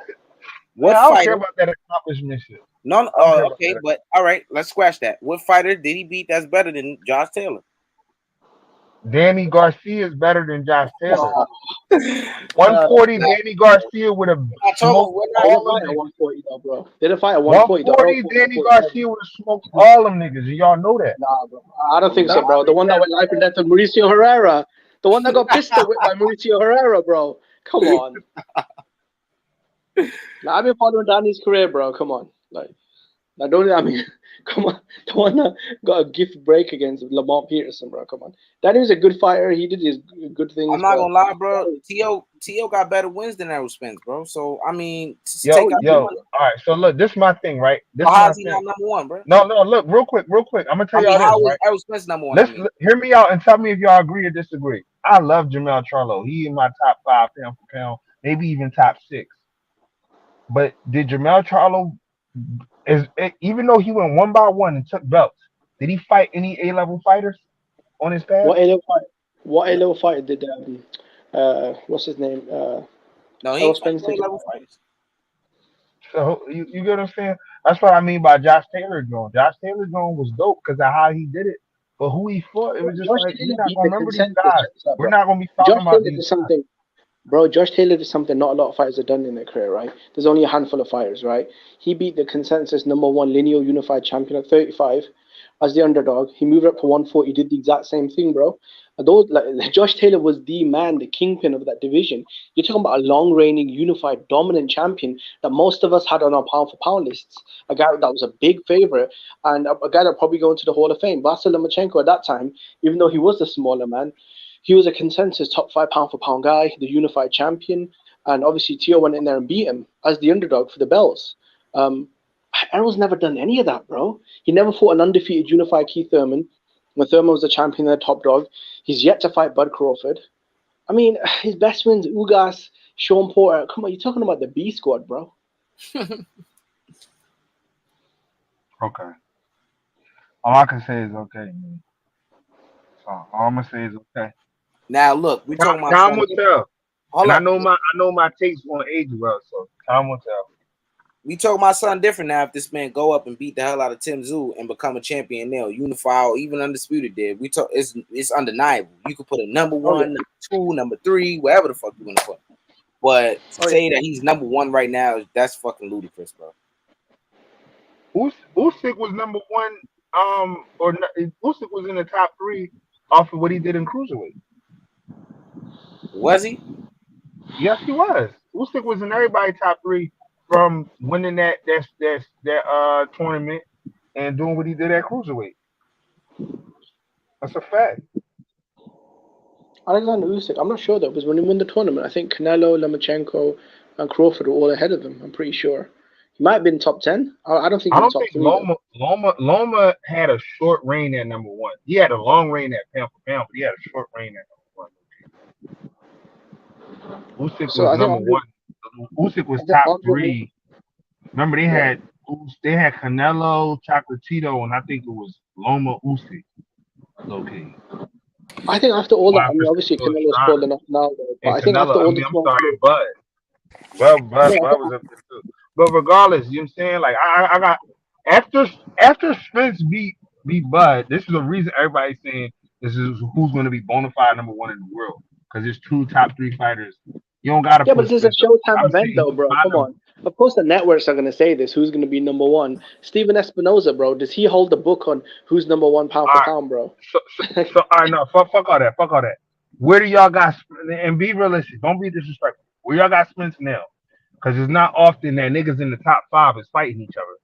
So the winner of that is supposed to be number 1. I have Bud in my top 3, but I don't have Errol Spence in my top 5. Maybe not even in my top 10, bro. The guy's had one relevant fight in 5 years. So here's the thing. It seems like I'm listening to this whole thing, and it seems like the idea is convince you that Spence is pound for pound guy, not whether or not Spence is a pound for pound guy. It's all subjective, though. Yeah, I mean, it's not really. Is that? I mean, it's somewhat. I mean, like I would say, every list is subjective, but not everyone's list needs to be like either validated or knocked down. right? Like But you if can the just have it vectors are listed so just much because you weaker, feel like it, and it doesn't have to. Like if you're looking for like internal consistencies, you'd have to give your methodology first to see if your methodology is applied consistently. But outside of that, just saying a guy should be moving up through weight classes, I mean that's fine as a methodology, but that's not necessarily necessary. That's not necessary to be on a pound for pound list. So if Errol Thank you, Spencer, if he Smoke. beats Thank you. Terence Crawford, his two biggest wins would be Mikey and Crawford, two dudes that started off several divisions below him, against Errol, a guy that's been at the weight class his whole career. And this guy's gone on to say that he cut so much weight, his bones actually hurt when he's trying to make weight. He hates No, staying at welterweight. I mean, right, but I'm not sure how you're evaluating these facts, right? Like, And does you're that not mean that Errol Spence should be? Does that mean Errol Spence should get discounted? Like, if he's in there weight drained and still beating people up while being weight drained, doesn't that mean he's that good? He's better. He's like literally the number one welterweight going in there weight drained. I think he's a guy that's beaten up dudes that started off several divisions below him. I mean, how much Yeah, credit can we give but that he's guy? weight drained, so he's still beating up guys. Like those guys appear to be not weight drained, but he is weight drained. So Yeah, how do depends you how evaluate that? depends how he puts the weight back on. Some people are really good at putting weight back on. I mean, look at Right, but you said Chavez. he's killing himself to do it, so he's not particularly put like. He's killing himself to make the weight, which he said himself. But when he rehydrates, he puts all the water weight back on.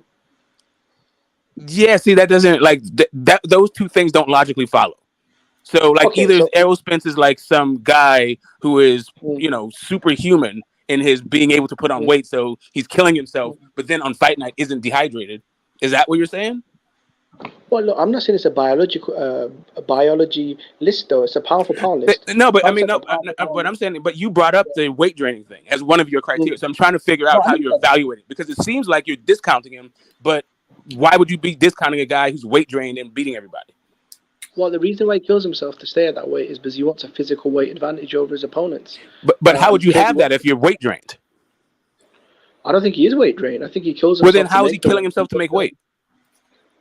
Because shedding 20+ pounds is a lot. No, But he that's can what I'm do saying. it. Like you can't simultaneously kill yourself to make weight, but then also not be weight drained. That's where I'm not seeing how you're squaring the circle. Damn, No, I'll tell you what. You've got 30 hours. You've got 30 hours to rehydrate and recover. And these are professional athletes. They do have a good job of doing it. I don't think Errol Spence has 100%. But then why bring up the fact that he's killing himself to make weight then? Because he's gone on record and said it. Well, that's what I'm saying. So if he's killing himself to make weight, that would say that he's weight drained. But you're saying he's not weight drained. If you take him at his word that he's killing himself to make weight, then you have to go to some other place to talk about how he's actually not weight drained. But that's still not pound for pound, though. Pound for pound means that pound for pound, I'm great enough to fight dudes that are, my skills are great enough to carry through the divisions and beat dudes that are bigger than me. You can't be a pound for pound legend by whooping on dudes that are smaller than you. Come on. But you can. I mean, you can, and that has happened. And but beyond that, like just because you don't, okay. So here's the thing. I think there's a couple things happening. Just because you don't move up doesn't mean you can't move up and beat people, right? Like Triple G never moved up. He had one fight at 168. Does that mean that he could not have moved up and beat people at 168? No, it just means he didn't. But he was also pound for pound that entire time. Yeah, but to get the credit, right, don't you have to actually do the physical act? To get credit from who? I mean, we're just talking about your list. This is really just about getting credit from you. Let me ask a question right quick. Yeah, go ahead. Smoke. I would just because what's his man's name? Philly's all just said I would just give him pushback on because he said Errol Spence is number one pound for pound. I was like, how do you have guys like Inoue and Usyk and Terence Crawford behind this man? I just don't get it. Just off of the strength of his body of work at 147. That just didn't make no sense to me. I mean, and that's why I was asking because I'm not sure if what Jimmy is saying is look at my list and then tell me how I'm wrong. Tell me if my list like maps onto realities in some way. And I'm trying to figure out the methodology behind it in order to see if it is because it seems kind of thrown together and ad hoc between three different things: between how many weight divisions you fought in, how many belts you got in those divisions, and maybe some kind of skills test. No, it's a mix. That's what pound for pound is. It's a mixture of a lot of different things. It's not a simple list. It's Well, a very forget difficult a list. universal thing because we're really just talking about yours, right? So forget let's and if we're just trying to figure out how your list maps onto a thing, just what is your methodology? So my methodology is a bit of everything. I think the eye test to an extent, but you have to confirm the eye test with showing the ability to fight top champions in different divisions, to be consistent, right? To unify, because the pound for pound list for me is not a lifetime achievement award; it's a revolving door. That's why sometimes I get into arguments with people saying, "Oh, this guy did more in the last 2.5 years. Why is he suddenly leapfrog?" Well, because it's a revolving door. It's not a lifetime achievement award. You can't sit on your laurels and be given, a free pass just to, mess about. For me, it's a combination of accolades, resume, eye test, everything. To me. It's Well, everything. hold up. When you say accolades, right? So the accolades, if it's not a lifetime achievement award, those accolades have to be, and it's a power ranking. What kind of accolades are you talking? Like, what is the actual cutoff rate? Like, what period of time are you examining? If to look at this accolades, if it's not lifetime. Well, I mean, look, it's kind of like you have to be somewhat recent. Like, so in the last couple of years, the last 2 to 3 years, you have to, let's say, fight X amount of champions, unify, keep moving up, and be consistent. It's like, a guy like a Canelo Alvarez for the last several years was consistent in fighting top champions in different divisions, unifying. No one else is doing anything close to that. Alexander Usyk, he did something cool when he cleaned out cruiserweight, moved up, beat Anthony Joshua. A heavyweight, that was okay. Terence Crawford obviously did his thing as well. A Monster Anui. Those are several fighters that are, kind of doing things I'm talking about. Errol Spence has never fallen into that group of fighters. Well, I think there's two things, right? So, I mean, and I'm just going through your methodology without even talking about the personalities yet. It seems like the one issue with using how many former champions and all that other stuff, that would assume that all the divisions have the same level of quality of opposition, so that you can prove your skills against the same kind of guys. It assumes that all champions are the same. Yeah. Oh yeah, strength of resume. Yeah, that definitely does count. So if someone beats let's say Anui beats someone like a Stephen Thornton, who everyone considered at that time the consensus top dog at 122, who had a really difficult style. No, we get the examples. We get the examples of the best, but what happens when they're not the best? Right? Like, what happens when it's a Canelo Alvarez, who is a perennial pound for pound guy, fights a guy like John Ryder? What does that mean for his pound? Like, coming off of a B-ball, but B-ball somewhere is a good. So you lose to a good guy, but you beat a bad guy. Like, what is that? How does that? But you still, he still has achievements in the last few years as beating a bunch of champions, and even the guy he lost to was a champion in a higher weight division. So, how does that mean? How does that stack up for pound with your methodology? See, my methodology, personally, I don't have Canelo as my number one pound for pound. I'm just saying, regardless of the placement of him, whether or not he's number one or not number one, how do you actually evaluate that? Okay, I'll tell you why. Smart, because Canelo Alvarez went from beating the number one middleweight in the world in Gennady Golovkin, then he unified against Danny Jacobs, then he jumped up to light heavyweight. But that was now you're going back. That was 2018. That was a long time ago. So we're just talking about in the last you said in the last 2-3 years, right? It's not like a lifetime achievement. You said just 2 or 3. So no, but that's what I'm saying. There was a consistent train flow. After destroying Kovalev, what did he do? He moved to 68 and fought the consensus number one ring lineal champion in Callum Smith. After that, he cleaned house, unified all the belts. And but hold on a second. But this is where I'm saying your things just seems to be a little bit all over the place. When we're talking about it not being a lifetime achievement award, you said it's only going to go back 2 or 3 years. But in order to talk about Canelo Alvarez, you had to go back to when he was at middleweight, which was definitely not 2 or 3 years ago. No, but I'm saying it's consistently. So Canelo Alvarez, over the last 5 years, has fought 11 world champions across 3 divisions. Okay, so now is it 5 years we're looking at, not 2 or 3? No, but there's never been a consistent stopgap, though, has there, Smoke? Yeah, I'm just saying, when you're looking at, so you're not looking at just 2 or 3 years. With Canelo, you're willing to look at more than 2 or 3 years. Because if I go back 5 years for Monster Inoue, then how in the hell would you have him as number one? Because that hasn't been a consistent thing. He hasn't been fighting the Stephen Fultons of the world for 5 years. No, but Monster Inui's only been on the pound for pound list, I think, for about 4 years. No, he got there in 2016. This dude's been there forever when he was fighting nobody. No, but I'm saying for me personally, I can't. Again, you're asking for my thing. When he won the tournament, okay, cool. All right. So for you, unfair, though. In 2019, when he won the tournament, right? That's when he entered your thing. up, Yeah, fellas? he's a legitimate Yeah, what's three up? What's up? division unified champion. He's beat some credible guys: Nonito Donaire, Emmanuel Rodriguez, Omar Navarez, Taguchi, No, several guys. no. We got so in 2019 he entered your pound for pound list. What year was it, Tom? Was it 2019? 2019 is he got fight of the year with Nonito like winning the Ali Yeah. trophy. Yeah, after he beat Nonito Donaire, I thought, okay, you know what? He's a legitimate three division champion because he beat several top guys in different divisions. He unified. He won the tournament, who I give massive credit to. When Andre Ward won it, Callum Smith, Inoue, etc. I thought, okay, this guy's a top 5 pound for pound talent. Right, cool. After that, when he destroyed Nonito Donaire again in the rematch, I was like, oh wow, that's pretty impressive. He unified the bantamweight division. I thought, okay, that's a really good accolade. He kind of became top 3 because no one else was doing anything, Smoke.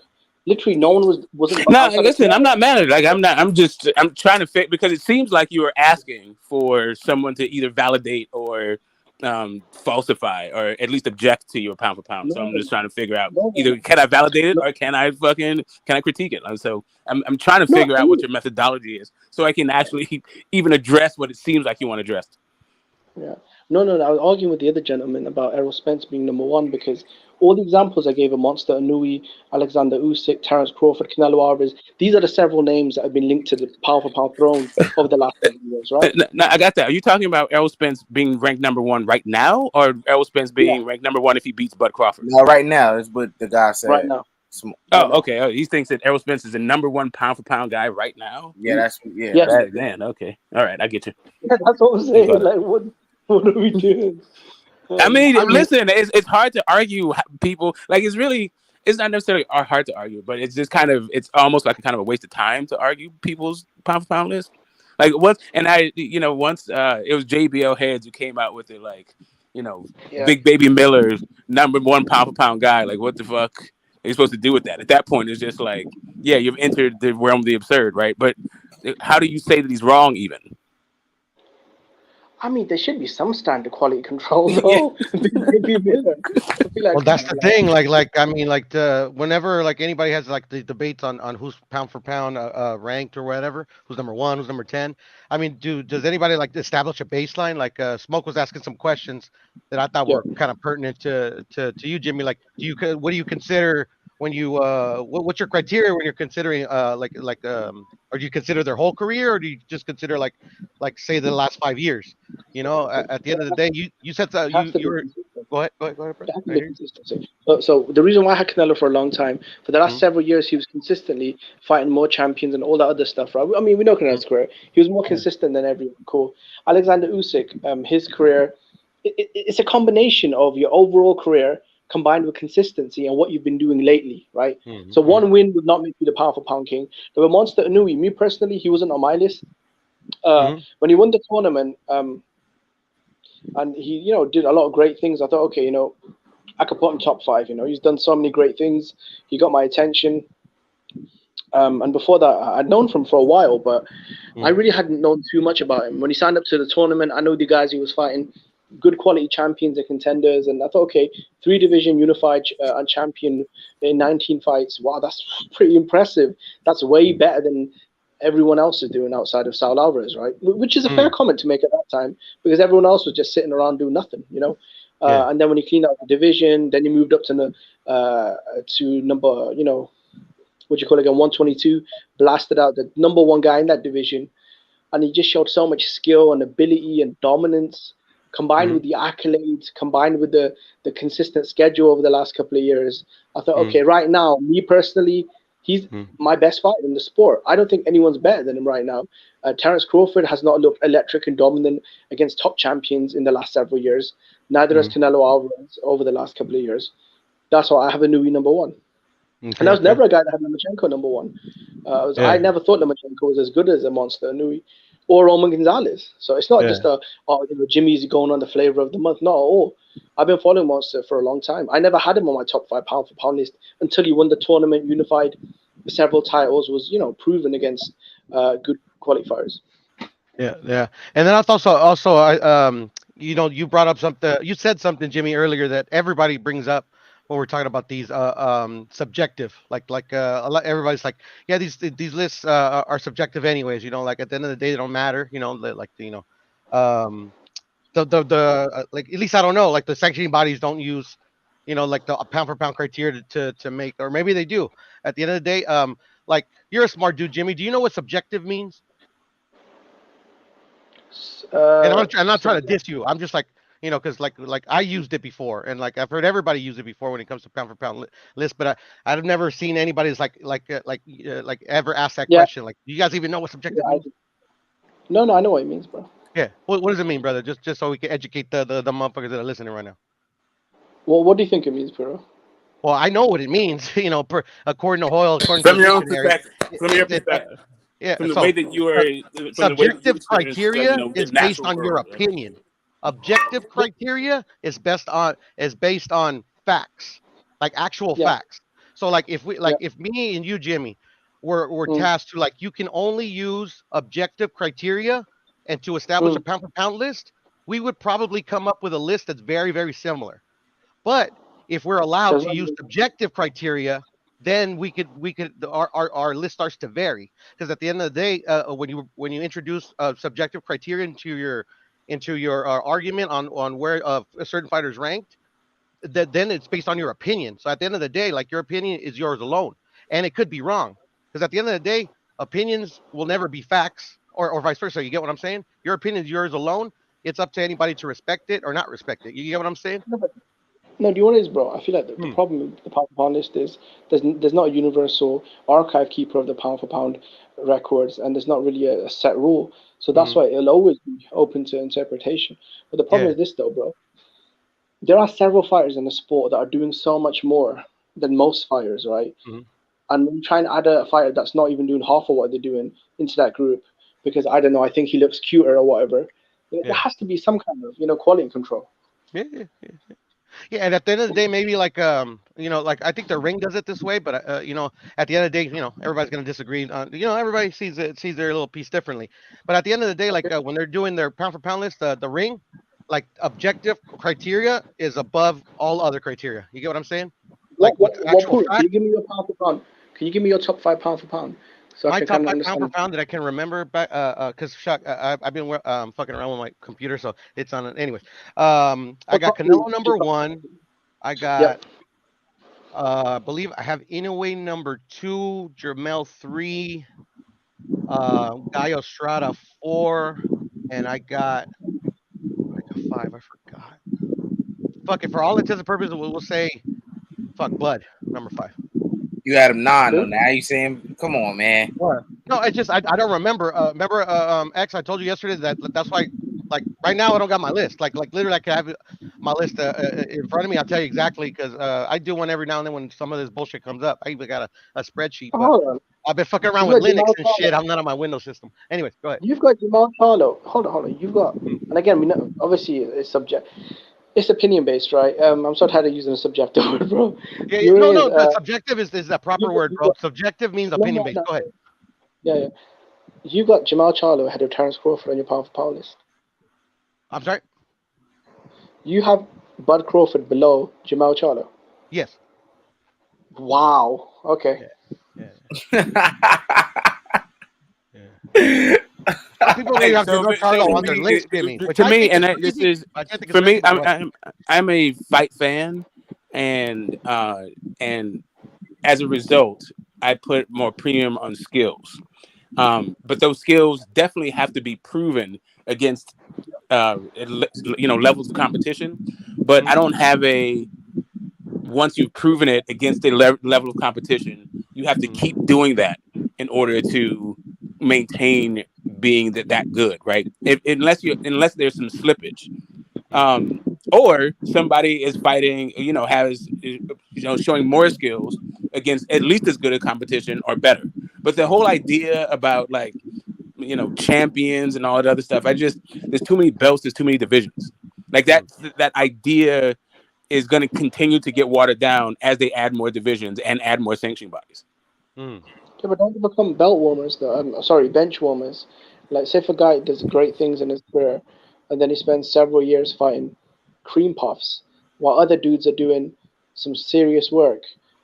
I don't know if it's fair to let that guy that's sitting around fighting one cream puff every 18 months as No, it's the way that serious work is being talked about in this sense, right? Like for you take a Monster and Bud, right? Both of them were undisputed, but Monster was able to get a Nonito on his resume twice, old and older, right?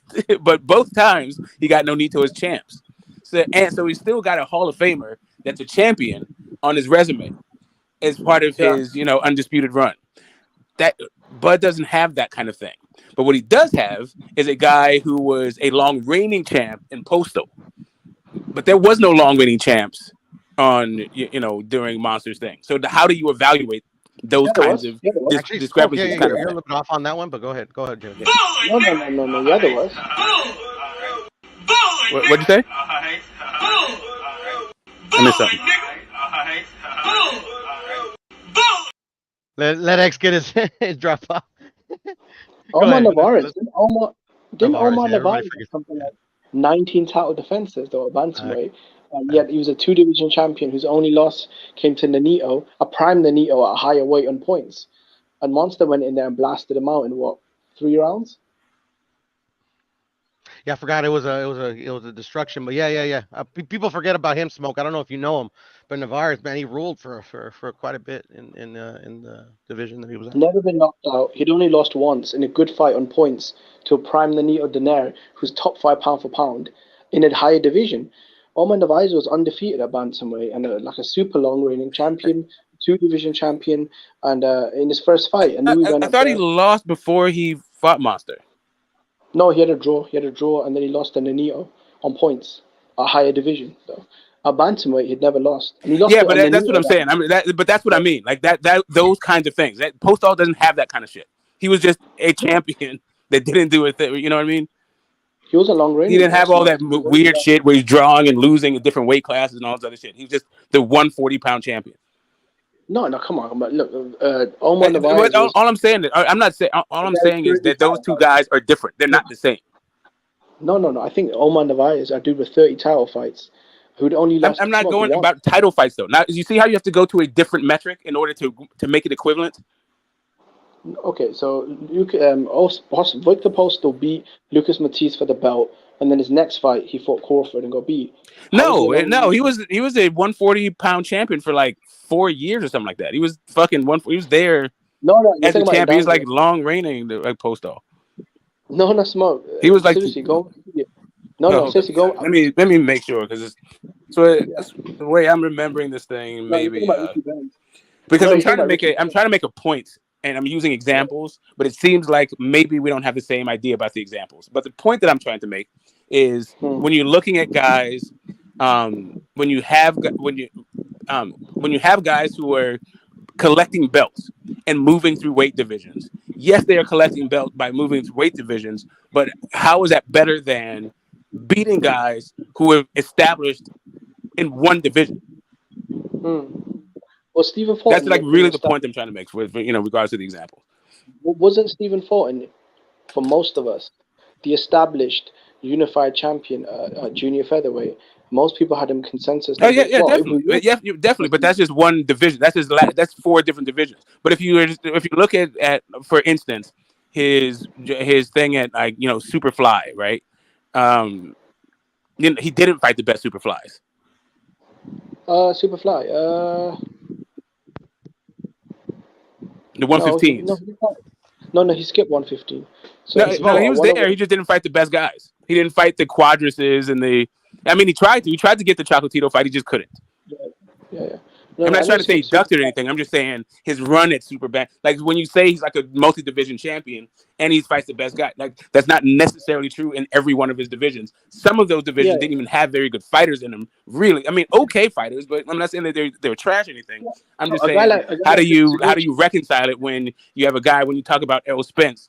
Like Errol Spence spent his whole career at one division, but I would say his career at one division was better than at least 2 of the runs, like better than his fly and the super fly. If he doesn't really have a reign at super bantam, he just has one fight where he beat the top guy, which is good, but it's not really much of a reign. So like really his reign is mostly about his bantamweight thing. But if you look at the champions that L.A.B though, there were guys like Sean Porter who basically picked up Keith Thurman's vacant belt after losing to him, right? And a guy that owes you. Yeah, but I mean, but we're talking about the work you put in one division, not necessarily your wins and losses against those guys. I mean, we can get into that whole thing, but the concept that I'm trying to like get to is like if just by saying you go through several divisions and you fight the best guys in those divisions. First off, that's not necessarily true for Monster, but the other part of it is what is true for him. How good are those best guys? Well, okay, at 118, at 122, because right now he caught Tapales into the ring, right? A guy that is the rival champion with 2 belts, a guy that just whooped on, was coming off a huge win over obviously Ahmed Aliyev. So I think that guy is credible, definitely. And obviously Fulton, obviously that's a signature. Stephen Fulton will be a signature win at 122 for a while, even if he beats Tapales. Tapales doesn't have the kind of media hype or the sort of respect of the fans and the media that Stephen Fulton had. No, all right. So here's the thing. So here's the thing. So right now, you are making a argument for why Monster, I think, is a top, if not number 1, top 3 guy. But the converse of this argument is Spence is not even a pound for pound guy at all. Right, and this is it. That's what's happened. Like for me, I'm trying to figure out how you can have this criteria for Monster being one of the best, and then having Spence not being a pound for pound guy at all. I'll tell you why. Because Errol Spence in his whole career has never fought the top welterweight in the division. He didn't fight Keith Thurman when he was a unified champion. He hasn't fought Terence Crawford so far. So the dudes that he has fought, guys like Sean Porter, Ugas, and Danny Garcia, are the same. Hold up a second. But when it comes to Monster, your criteria was the best champions in the division. But that's what Spence did. Spence didn't fight the best. Bud has either, right?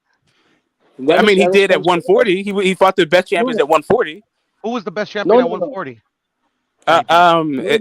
For Bud, I think it was Ricky Burns, Postal, and Ricky Burns was 135. Ndongo. Oh, sorry. Ndongo, Postal. Fuck, who else was the guy? What was his belt at 140? But Ndongo was unified. Postal had a single belt, and I'm not sure who the other guy is. The other guy was Felix Diaz, was it? Was that it? I mean, whatever. But those are the champions. Like he fought them all, right? So you fought the best champions in the division. I'm not comparing. I wanted to say about Postal. You were right, Jimmy, about Postal. Postal actually has never defended a title, and he actually only has 1 title that he's ever won. Yeah, he's only had the 140-pound belt, but I thought he was the 140-pound guy. I thought like between the two of them, I did this one. Anyway, I'll check it out. I'll check out these lineal while you guys are talking. Go ahead. No, that was Ndongo Smoke. Ndongo was the guy that had the belts for a while. Ndongo had the belt. Ndongo got his belt like super fucking fast. He didn't have. But anyway, I'm not even trying. The thing that I was misremembering, I did a comparison between Danny Garcia's run and Terence Crawford's run, but that shit was like 3 years ago, and I was misremembering the facts of that comparison. But whatever. Danny Garcia is the guy that, like, for me, Errol Spence's win over Danny Garcia is kind of the same situation that. And Danny Garcia wasn't even a champion when he fought him, so I mean that was an okay. Yeah, I mean, but former champion. That's what I'm saying. Like if you say Danny Garcia wasn't a champion, but Ugas was a champion, but you say that Ugas wasn't a prime champion. Like for me, this idea about champions or top champions like falls down when there's so much value given to monsters and no value given to Spence. Okay, so who has Spence in his championship reign fought at the level of a Nonito Donaire or a Stephen Fulton? Well, you have Monster as like number 1. So right now, even if I were to say like, hey, like he has like Stephen Fulton and Nonito Donaire are better than everyone on Spence's list, that would be an argument for him not being ranked as high as Monster. But you go a step further. I don't think anybody has Spence ranked higher than Monster outside of the guy on the panel earlier, right? But I don't think most people have Spence rated over Monster. But you don't have Spence at all. Yeah, because Monster doesn't hold the entire top 10 though, does he? Because other guys in the but I'm saying like so you got Monster, and if you're not Monster, then you're not a pound for pound guy. That's the dichotomy that you're setting up with this methodology. Unless you're Monster, then you're not pound for pound at all. No, I mentioned several guys: Alexander Usyk, Terence Crawford, Canelo Alvarez, Monster Inouye, Jamal Charlo. I think has got a stronger case than Errol Spence. Yeah, but We got okay, hold obviously up a second. Estrada. Yeah, I mean, even if it's a stronger case, Yeah, he Estrada. is. It Yeah, is. He is also a single guy, right? He's a single division guy. It sounds as though. Estrada. Say again. No, hold on. But Jamal Charlo's a guy that's at least undisputed. At least he's cleaned out his division. Right, but Something I mean, I hear you. I hear what you're saying. He has one more belt than Errol Spence, but in that one belt in Errol Spence, he's lost to some guys who aren't really pound for pound guys. So how do you have a pound for pound? It seems as though at this point all you're doing is collecting belts. But you're saying, but even that is, it's still saying that as long as you have a champion, as long as you are a champion, that means you're as good as every other champion. But if But you're that gonna put doesn't Errol follow, Spence on right? the list, I mean, I don't have a problem with putting Errol on the list. It's just if you put Errol on the list, then you might as well put Artur Beterbiev. He's got 3 belts, and the only Why difference wouldn't you between put the two. Artur Beterbiev on the list? I got Beterbiev on the list. But that's what I'm saying, though, Smoke. The only difference between Errol and Beterbiev is Beterbiev destroyed the No, number I one have guy them in his both. division. For me, I have them both. I have Me, Beterbiev and Errol Spence. me too. I don't. Yeah, there's no for. Yeah, I don't have this idea about you have to, in order to be on a pound for pound, you have to be a multi-division champion. I just don't have that criteria. But Smoke, when you put guys like Estrada, obviously Monster, Canelo, Usyk, Crawford, Criteria. Sorry. yeah, several guys. So for me, it's kind of consistent. Okay, look at the guys that I mentioned, right? There's a consistent theme with them, right? Multi-divisional champions. They fought a lot of good champions in their career. They've been very consistent. Outside of, I'd say probably like Bud Crawford, as far as fighting, X amount of champions back to back or within a, close range. Yeah, but Usyk as well. okay. So again, Usyk there's as well. this addressing this idea. All right. So here's really my issue, right? And so we all understand that the sanctioning bodies are full of shit, right? They're like, if you're looking for validation of a level of quality, if you go to a sanctioning body, what you'll have to contend with is the politics and the corruption of that sanctioning body, right? That doesn't really have anything to do with your boxing skill. I kind of get where you're going, Smoke. You're talking about more like opportunities that some fighters get over other fighters. Right. So why a guy like Boots, why a guy like Boots Ennis wouldn't be on a pound for pound list, but a guy like Tio would.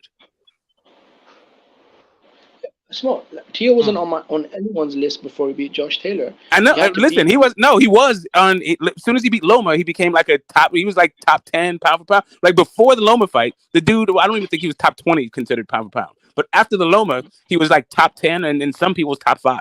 But he made the Boxing Writers Association. He made those lists after the Loma fight. The reason why I took Errol Spence off my list is in the last 4 years, he's fought one guy of relevance, Ugas, who is the same belt holder that a lot of these dudes are whooping on. And one Ugas in 4 years. For me, just, I don't know. But that just belies another thing, is the way that you think about Mikey Garcia and Danny Garcia. And like Sean Porter, for that matter. That was 5 years. That's been longer than That's 2019. That was 2019 he fought. Like they were both when Monster entered your pound for pound list. Like that's when Spence and that was the other candidate for fight of the year was Spence Porter. Great fight, by the way. Look, yeah, I mean, if it's gonna get beat, if that fight is gonna get beat, it's gonna have to be Monster and Nonito, right? Oh yeah, Monster and Nonito. Yeah, that was a great fight too, man. Yeah, but that year we had 2 really great fight of the year candidates. But anyway, point being that that was just then. That was only like 4 years ago.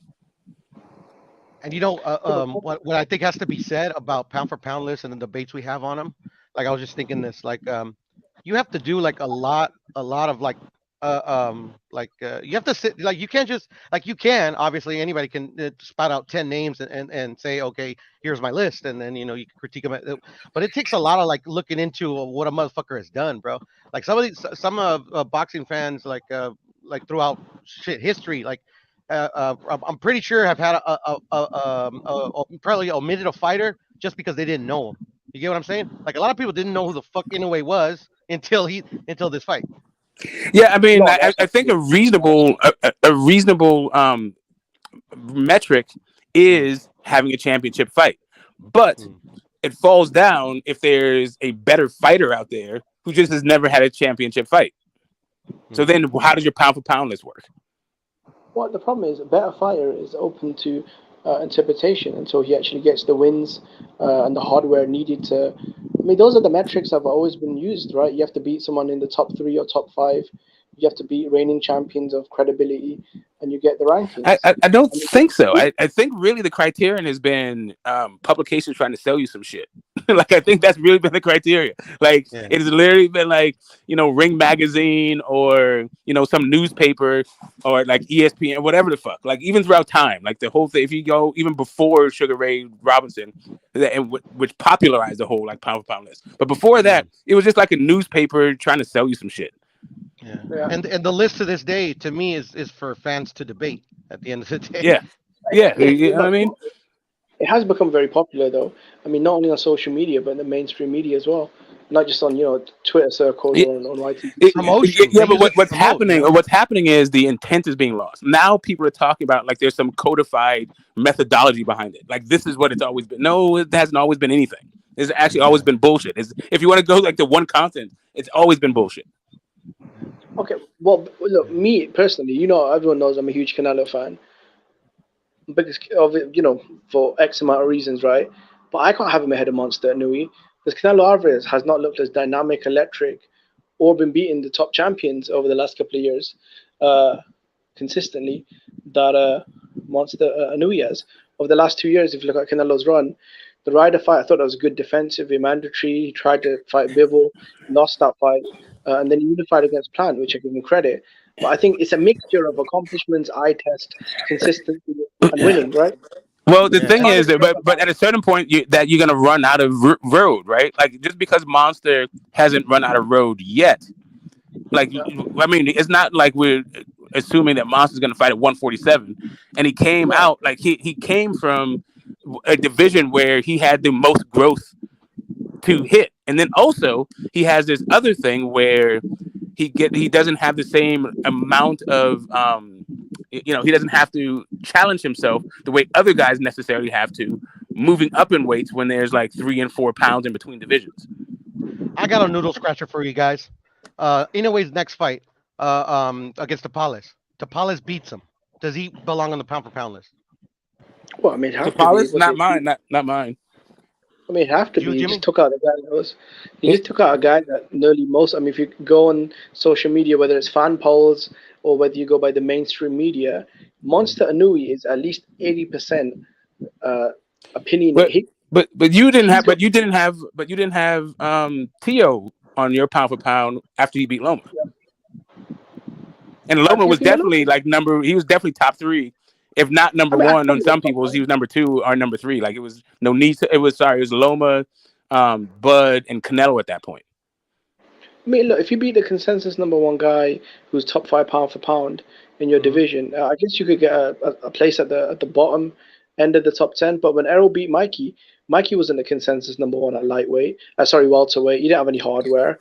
No, but I don't think he got. Yeah, I think he did get on the pound for pound list after that fight.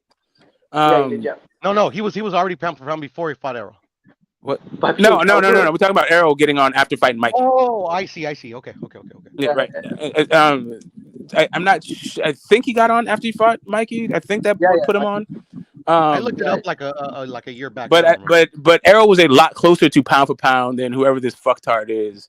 I'm not even worried about his name because who gives a shit, right? He just came out of nowhere and beat MJ, and he's probably gonna go right back to nowhere after getting knocked out by fucking Monster, right? Tapales. Damn, why you gotta be all that? I mean, I'm just he doesn't have to. I'm just being, being a little bit hyperbolic for the point, to just try to illustrate a point. Like, was Buster Douglas pound for pound number 1 after he beat Tyson? No. Right? Right, and it's not like so, and it's a weird thing how.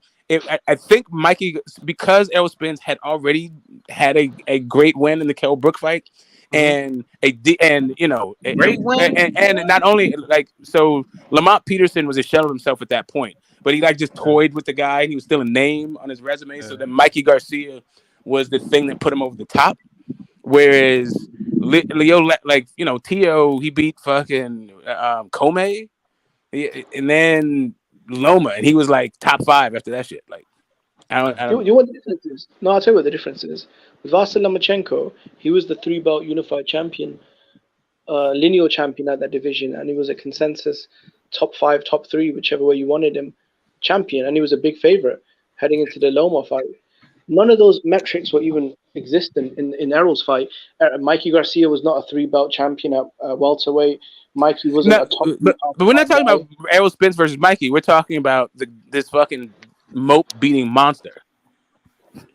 Well, bro, do you know what the problem is though? Then why do fighters fight each other then? Because if Tapalis can't get credit for beating the number 2 guy in the division who had 2 belts and the Olympic champion who was undefeated, who's the favorite, well then what's the point of these fighters fighting and winning? No, I mean, can we give him credit and not have him on the pound for pound? That's all but my question is, why this guy versus Monster on your mind, but not Tio versus Loma in your mind? Well, if Tapalis beats MJ and Nunui back to back and becomes undisputed at 122, I mean that's a good look, man. Is that to you? That is pound for pound worthy, but Tio beating Comey and then Loma is not pound for pound worthy. Well, when he beat Lomachenko and he became quote unquote undisputed or whatever it was, I thought that was top. I mean, you could put him in the top 10. I never had a personal issue with it. Top 5, nah, I can put Tio in the top 5 now. But I can put him in the top 10 though. All right, so all right. So I just wanted, so you're changing that thing. All right, fine. Now, okay, now. Yeah. Top 10, top 5. I know about that. You know, it's Buster Douglas beat Mike Tyson, but what's the old American saying?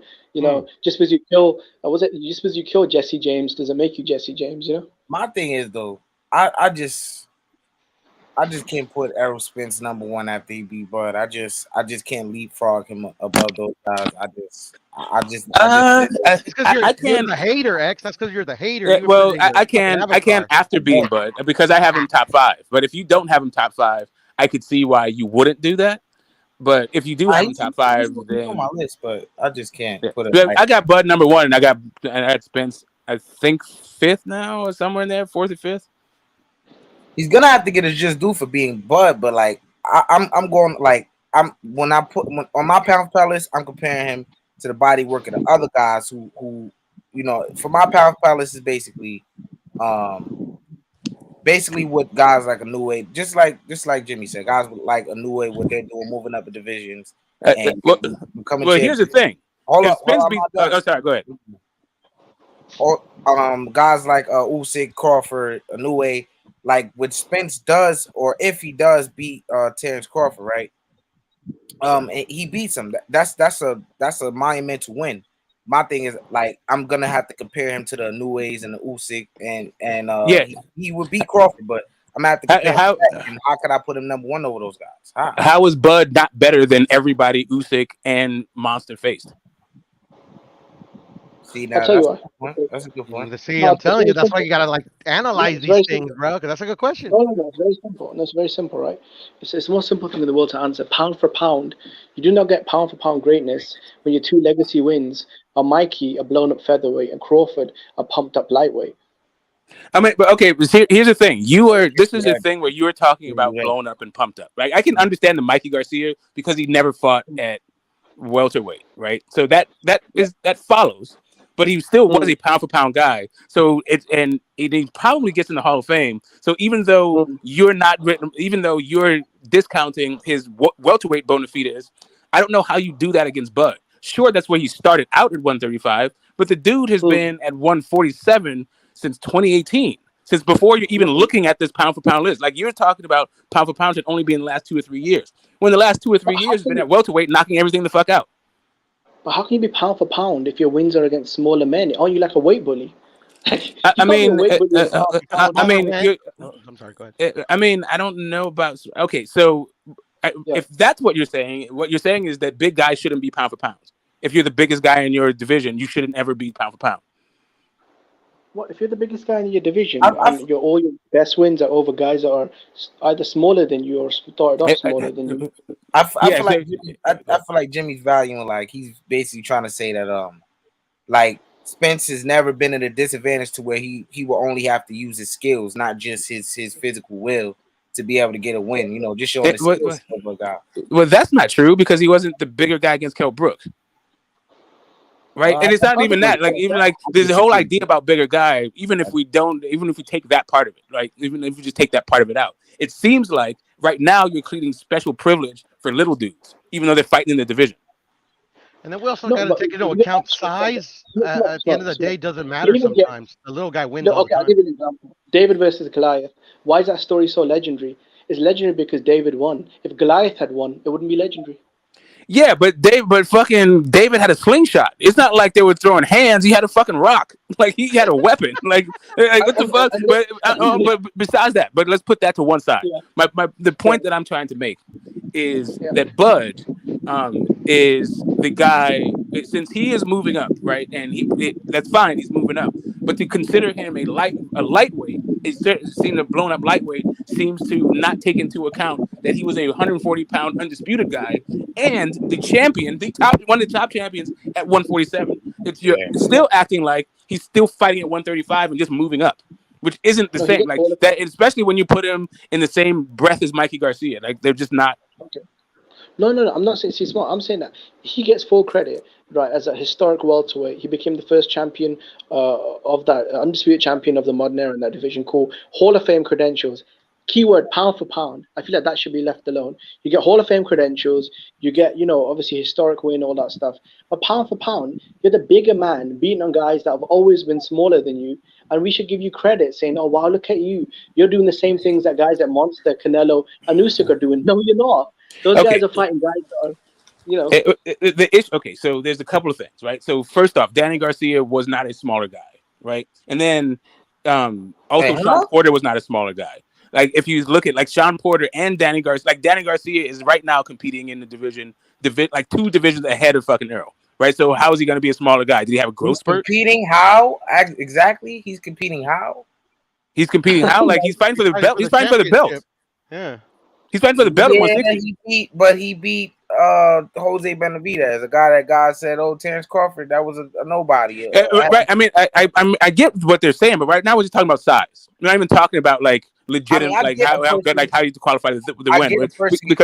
I get a person can move up in a division, right? But even then, he was like a 5'9" guy. He's not like some smaller dude. Like he's a fairly big dude. Like he started his career at welterweight, right? That's where Danny Garcia started, and then he moved down to 140. Then he moved down to 140, whooped a bunch of ass at 140, and then moved back up to welterweight. And now he's fighting in middleweight. So basically, he did a bunch of big bullying down there and came back up. Yeah, I'm just saying, like the idea that Errol Spence has only been fighting guys who were smaller than him, and like that. I'm just pointing out that like Sean Porter like competed at 168 as an amateur. Like, no. Sean Porter, he gets credit. The guy's similar size, right? I'm not gonna say. But those are some of his best wins. It's not like his best wins are the guys that you're pointing out. Like, and Bud, the way that you're describing Bud also seems to discount a whole bunch of attributes about Bud. Yeah. No, but Bud is not the bigger man, though. I know he's not the bigger man, but like you don't get extra credit for being little dude. Like you're in your division, your little ass shouldn't be there if you fucking are mad about it. But I don't like even then. Like it seems as though right now you have a prejudice. Right now there's a prejudice about bigness. And I understand like why that would be, because that's why they started making more weight divisions, right? So that big guys wouldn't bully little guys. So I understand the premise behind it. But now if you're in the same division and you're still acting like the big guy is bullying the little guy, it seems to fall down. Like, what is this supposed to be? Micro divisions? Like we need to now break up 147 into like 2 different divisions? Don't give him any ideas, Smoke. Come on. Smart. I mean, we're just talking. Like, we're just talking right now. Add more belts and shit, fucking hell. Errol Spence is in the same generation as Danny and Bud Crawford. In your opinion, could Errol Spence ever make 140 or 135 pounds ever since he's been professional? No, right. So again, the naturally bigger. No one is arguing whether or not Errol Spence is the naturally bigger man. The question is, you call him a blown up lightweight. But really, you could have said that Bud was been a weight bully back down there, killing himself to make weight, and he really is a natural welterweight. You could make that same argument, right? No, I think you gotta define what a natural weight is. Yeah, exactly. Like what they walk around as, and I don't know. I mean, like Stephen Fulton should be fighting at 168. I can make that argument. It's no. Yeah, I can. Because like Errol, literally, hold on. Errol, he has the same reach and the same height as Canelo Alvarez, and Canelo Alvarez just cleaned out the fucking division. So I can make that argument that like Stephen Fulton is like weight bullying at fucking what super feather or fucking junior That don't work feather. like that because Whatever the you don't know what he's rehydrating to. So that's no, but doesn't at the end work. of the day, that's my point, bro. Like if these guys can make the weight, they can make the weight. At the end of the day, that's it. Like it sounds like the argument is more about either little dudes should get should get more consideration even when they're fighting within the same division, or the division is too wide of a gap in the weights and it needs to be split up. So guys like Spence and Bud don't face each other. No, it's not about them. They should fight each other, and the winner is the undisputed welterweight champion. And that'd be good for his legacy, for his Hall of Fame. But that's not what we're debating, though. We're not debating his Hall of Fame credentials, his legacy, or his title. Yeah, I'm talking about We're pound for debating pound. pound for pound status. And the key word pound for pound, right? Errol Spence is a guy that basically the lowest he could make professionally is welterweight. That's why he could make it. Crawford, the lowest he could make was lightweight, right? Which would mean he was always a smaller man.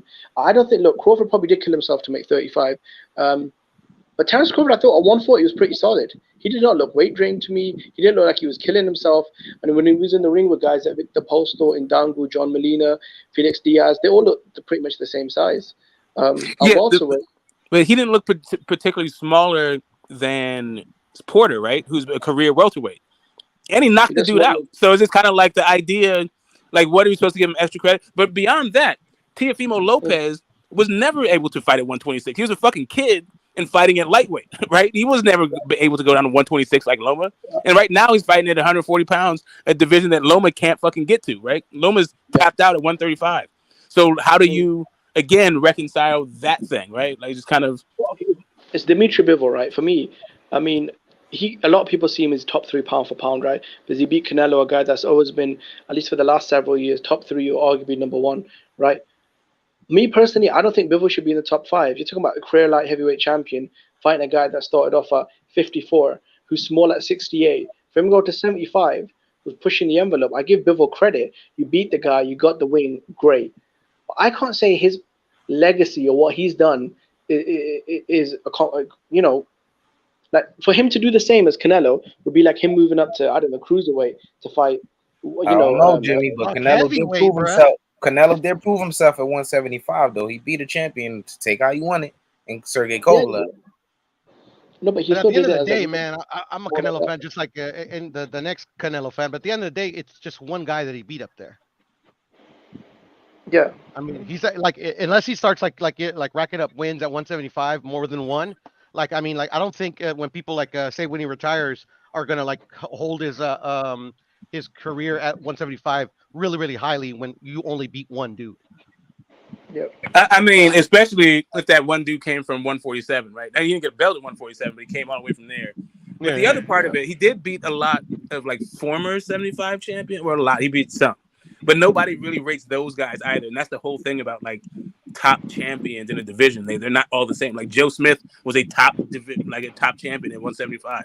Is he a top fighter? Does anybody think that? I don't know. No, okay. So I would say he's a top fighter, man. I would say. So if someone from, like, say, Jamal Charlo moved up and beat Joe Smith for a title, for me, that would be a very impressive win, you know, and it show his ability to be, you know, a pound for pound fighter. I'm not saying it's like an ATG, like, you know, it's different levels of credibility, right? If Errol Spence moved up to middleweight and started beating some of the dudes up there, I'd give him full credit as a pound for pound fighter. I think you're using pound for pound in a literal sense that I don't think that they're meaning. I think the way that you are interpreting the term or the phrase pound for pound seems to be validated when you move up in weight classes. But what they're actually talking about is your skills. You can translate those skills in other divisions. Not that you have to. But Smart, don't you get more credit for actually doing it though? It depends. Like that's what I'm saying. Like if you're in a killer division that has nothing but fucking guys that are Hall of Fame bubble dudes and fucking dangerous guys in the prime and all that other shit, and you got another one where they're Hall of Famers but they're long the tooth, shells of themselves, and then a whole bunch of up and comings that are still developing and haven't done anything in the sport. I don't know how you're supposed to square that circle using just the idea of he fought champions and moved up in weight. Adrian Broner was ranked number 5 pound for pound in the entire sport, heading into or number 4, I think, heading into the Marcus Maidana fight. So, I mean, it depends. Yeah, man. I mean, shit. Pound for pound is crazy. I got a question to ask you guys really quickly because it popped in my head and it's a noodle scratcher for me because I would have to think about it. This is just hypothetical, obviously. This weekend, actually tomorrow, during the weigh-in, Bud Crawford blows weight and he can't win he loses his belt at the scale and like obviously he can't become undisputed anymore. But Errol beats him. Like what does that hurt Errol? Does it help him? Does that hurt Bud? Does that help him? Your guys' opinion. I was gonna say who? Wait a minute. If you say if Bud blows weight, if Bud blows weight, loses the scale, loses the title, loses title on the scale, so he can't fight for undisputed. And he loses does the that fight. okay? So does that help him against Errol Spence? I think it might legitimize. It's a weird thing where I think people would still say that Errol Spence was a weight bully. No, and I don't think it really hurts Errol. I don't really think it hurts Terence Crawford at all. I think Terence Crawford's playing with house money. People are calling him a blown up lightweight. He's already been undisputed. He's already getting in the Hall of Fame. This is just him getting paid even more fucking money, right? So he's just playing with house money at this point. Yeah. It is more for like Errol. Like, does it hurt Errol? Does it help Errol? Anyways, go ahead, fellas. I mean, I'm not sure, bro. If he beats Crawford and becomes undisputed, because I think even if Bud drops the belt on the scale, Errol's already obviously filled out the petition for the WBO to fight for that title. I think it'll still be on the line for Errol. So if he beats Bud, becomes undisputed, I don't think anyone will really remember that Bud missed weight. I think he'll still be undisputed. He still beat the guy, so it won't really mean much. Well, too bad that ain't gonna happen. But you X? No, but X. If it happens, so like, is Errol still like really high because he beat Terence Crawford without the belt? I ain't too much trying to think about all that right now. It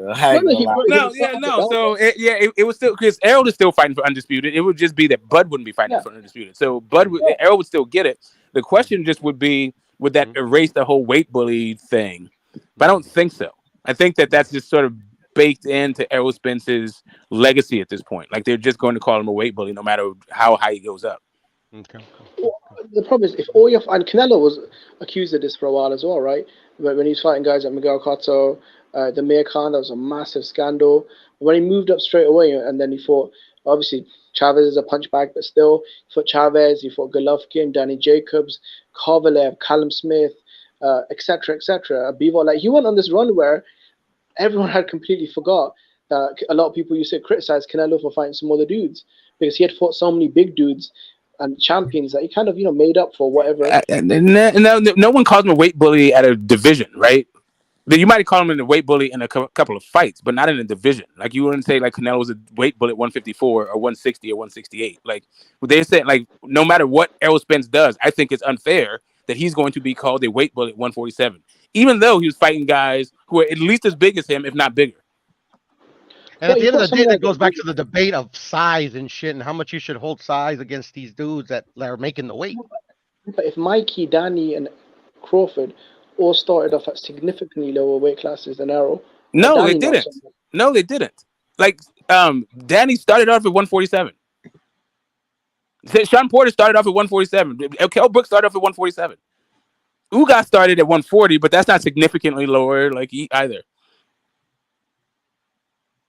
No, I think Ugas started off at 140 though, didn't he? Yeah, that's what I said. 140. That's what I said. 140. Yeah. But see with Ugas, bro, that guy was huge. I'm not gonna say he was a weight bully or anything like that. I give him credit for that. The Kell Brook fight, I give him credit for that.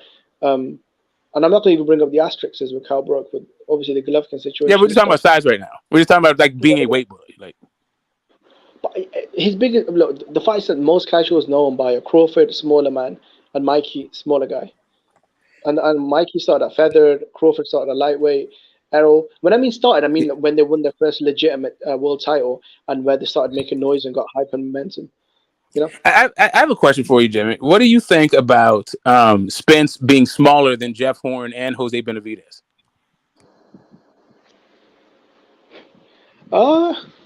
I'm not sure if he's smaller than Jose Benavidez, but he's totally fucking smaller than Jose Benavidez. Jose Benavidez is like 6 feet. Benavidez is like a gigantor, dude. Yeah. Yeah, that dude's like 6 feet fucking tall. He's that fucking big.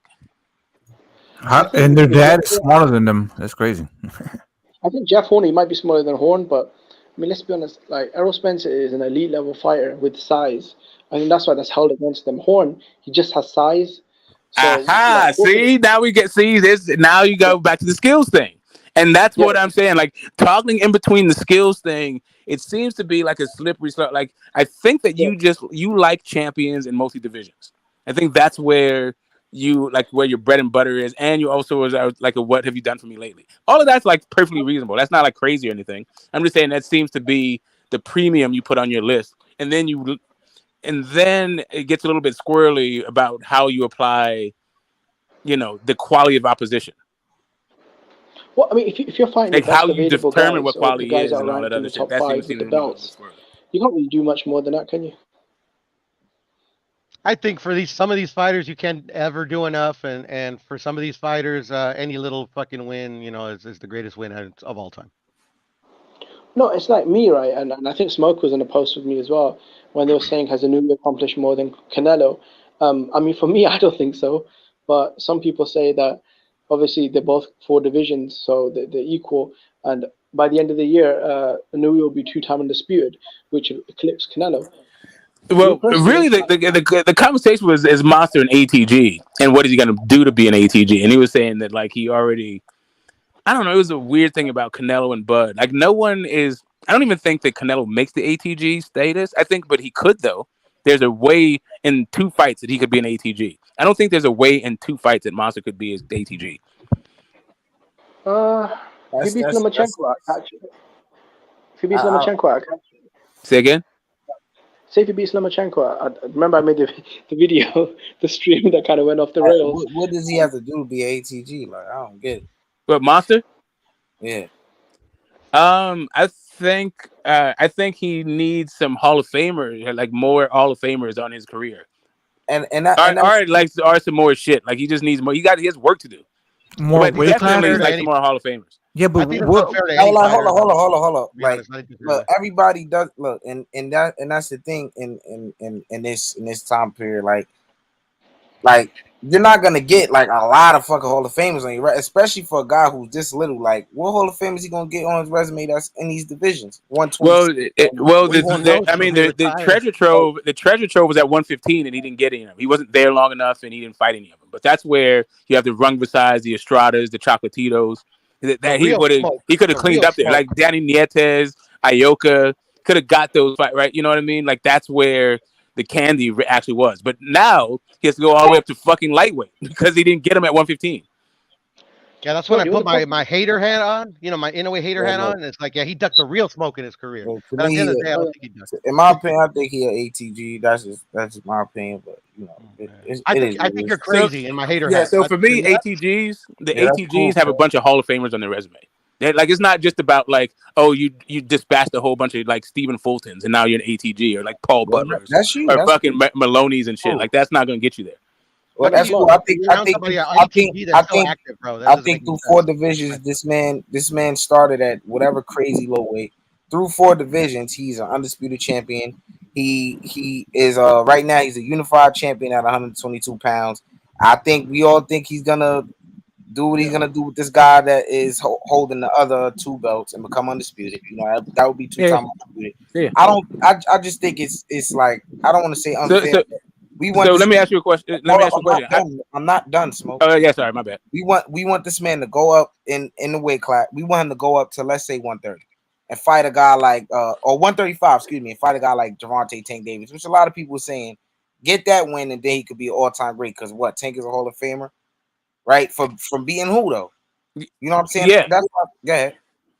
Yeah, so because that's a real good question about how Tank is a Hall of Famer because Tank is a unique he's definitely unique in the whole Hall of Fame thing.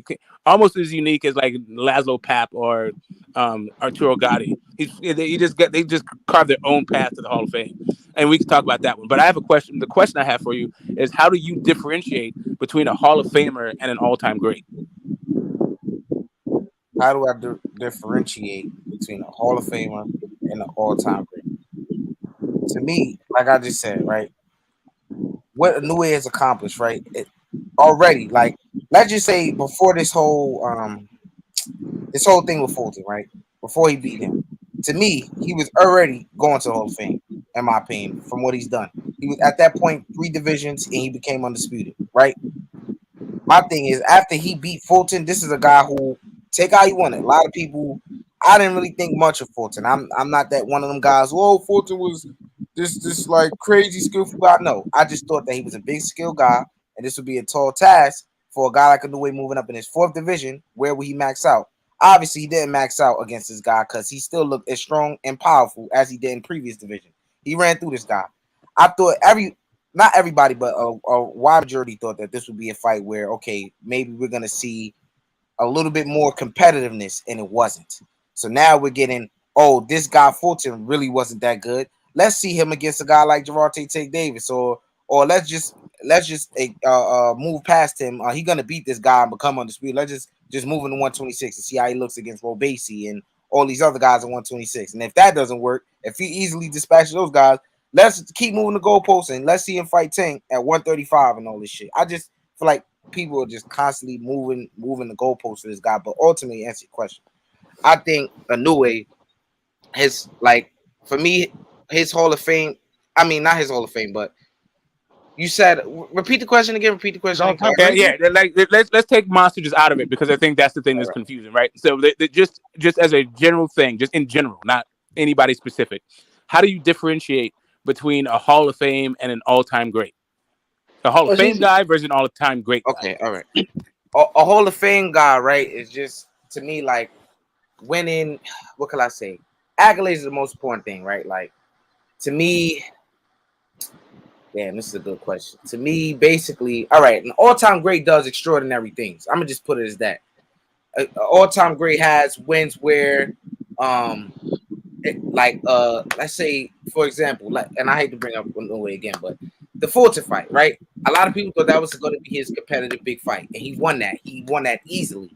You know what I'm saying? And like, to me, like, that was spectacular to me. The way he did that in spectacular fashion. That's what all-time greats do. You know what I'm saying? When they're either they're at a disadvantage or it's a tall task that people don't think they can get past. You know what I'm saying? Things like that. On top of the added fact that they have many accolades, you know, like Inoue has, undisputed, one time, multiple divisions, one world championships, things like that. I just think you have to have the body work and the accolades, world championships, and have an extraordinary win where either you're not the favorite in it, the guy you're fighting is tremendous, X, Y, and Z. Right. So I agree with you. Right. So it typically, so I just use a shorthand for what you just said. Right. Because, like, when you were saying that you didn't rate Stephen Fulton, like, as, you know, pound for pound guy, and you know, he's a great fighter. He's a good fighter. He's solid. All this stuff. Like, the way that you describe Stephen Fulton is the way that I felt about Stephen Fulton. Real good fighter, can fight every kind of style. You know, good boxer kind of shit, but not necessarily an extraordinary fighter. So when you have the accolades, like, let's say you're a 5-time champion, like, you know, like Oscar De La Hoya, or 5 division champion. Like, let's say he moves up to 126, beats Robesi Ramirez 5 times. He has the same kind of accolades as, you know, Sugar Ray Leonard and Oscar De La Hoya and, you know, Leonard, Tommy Hearns. He has those kinds of accolades as being a 5 division champion. However, he didn't have those great fighters on there, right? Like, Stephen Fulton is not fucking Roberto Duran, right?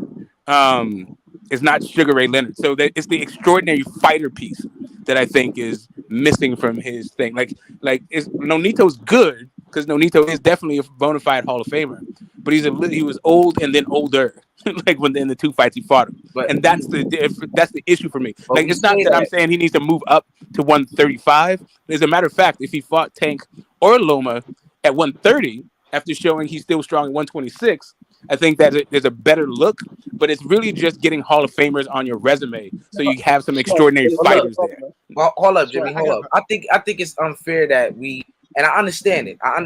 It's a bit-edged sword with the Nonito Donaire thing, right? But before and after Inoue, he was a champion. You know what I'm saying? So that when people say, "Oh, he was old" and all of this stuff, This guy is still one of the best guys in what is it, 118? You know what I'm saying? He's still definitely. It's not like he was like I understand he was old. He's not his best self, but this is a guy who's still good enough. So I think he could get, I think Inoue deserved that credit enough for being a Hall of Famer. Yeah, definitely. It was a great win. Like literally, I think it's the standout win so far. It's just that even though Nito is not like an ATG, right? So like when you have the other guys who are also 5 division champions. So let's just say, let's just put on a hypothetical.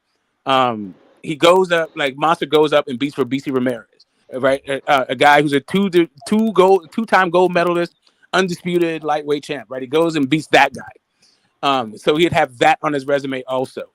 When you look at the other 5 division champions, all of those dudes are ATGs, and they're ATGs not because they're 5 division champions solely, or not even. I don't even know how really that even figures in. It's because of the other ATGs on their resume, right? The other Hall of Fame, like these dudes are not just fighting Hall of Famers; they're fighting ATGs. So even though Nito, while he is a Hall of Famer, he doesn't even have Hall of Famers on his resume. It's not like Nito's some ATG. Okay, so all right, so go ahead, Jimmy, go ahead. No, but as I make it real simple though, for me, when Estrada called out Monster Inoue and the teams were kind of going back and forth, and there was some whispers about that fight being made, me personally, I said it at the time on several panels. I said I don't want to see that fight. I get it. Estrada's a top 10 pound for pound guy. He's a future Hall of Famer. And all that stuff. I want to see him move up and fight Stephen Fulton. I personally thought that fight was a lot more difficult. I thought it was a more difficult puzzle to solve because of the size, the athleticism, the style. I thought Fulton was a young guy that was obviously, young, fast, sharp. He had that good style, a credible guy, undefeated, unified champion, consensus #1. I personally, as a Monster fan, right, and I'm a much bigger fan now than I was. Because obviously I'm a little bit more hyped, the big win and all that stuff. I said, me personally, I would respect Monster more if he moved up and fought Stephen Fulton, because I personally thought I would lay my last penny down that he would that would be a bloodbath.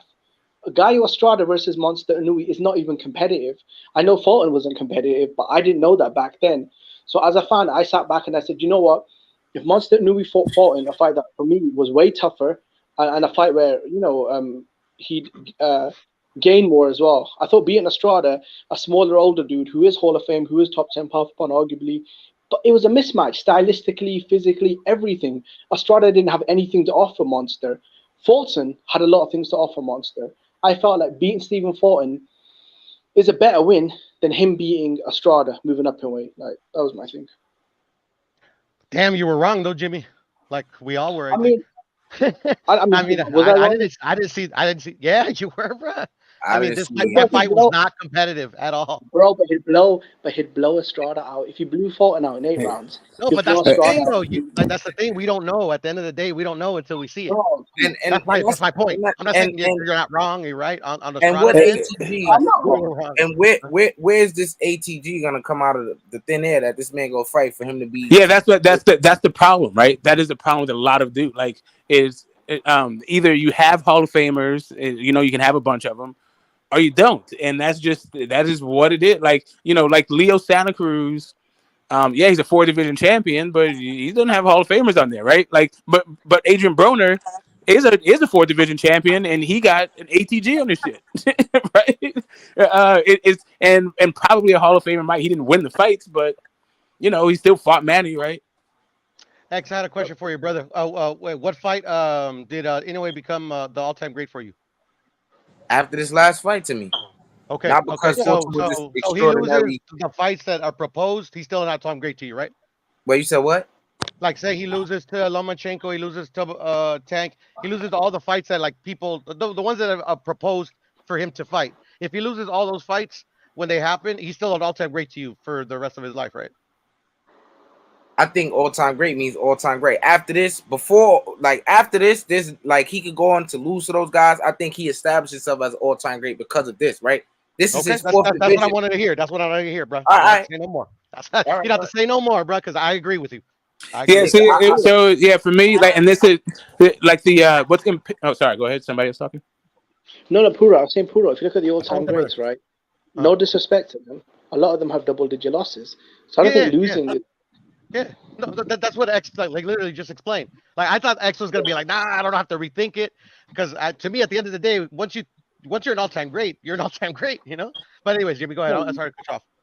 no, I mean most all-time greats have got like several defeats. I mean, look at Roberto Duran. The guy's got about what 15 losses, and the guy's still Yeah, alive.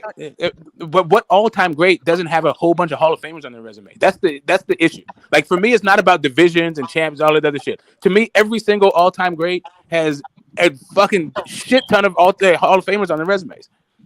And that's a good argument. Hold on, That's a good argument. let me get JB into this conversation. JB, what's good? Can you hear us? Yeah. What you think about what we talking about? What you think? Me, I feel like if Manny Pacquiao never went and fought, let's say at featherweight or welterweight in lightweight, them divisions, would y'all consider him an all-time great if he didn't move up to like 35 and 30? If he just stayed in the 118 and 122 and all them divisions, would y'all consider him an all-time great? Well, when Manny Pacquiao became a 4 division champion, right? 112, 122, 26, 30. Yeah, he was an all-time great at that point from what he did from the featherweight divisions.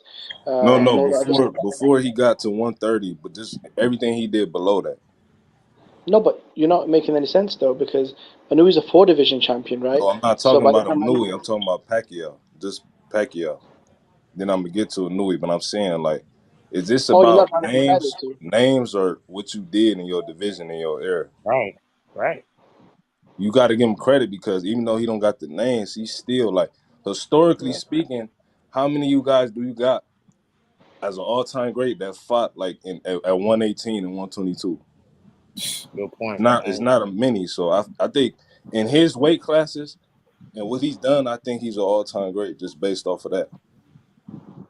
I haven't made that assessment on Pacquiao yet, so I couldn't tell you. Why would he Yeah, like 122 is just not even. It's not even old enough for you to be an all-time great. Exactly. Coming out of 122, it's just like it's one of those. But what about 118 though? He was undisputed at bantamweight. No, 118 is old as shit. Like that's just been around since like 1890 or some shit like that. Like, bantamweight's old as shit, but just at bantamweight, like I don't even know if he's like a top 10 bantamweight.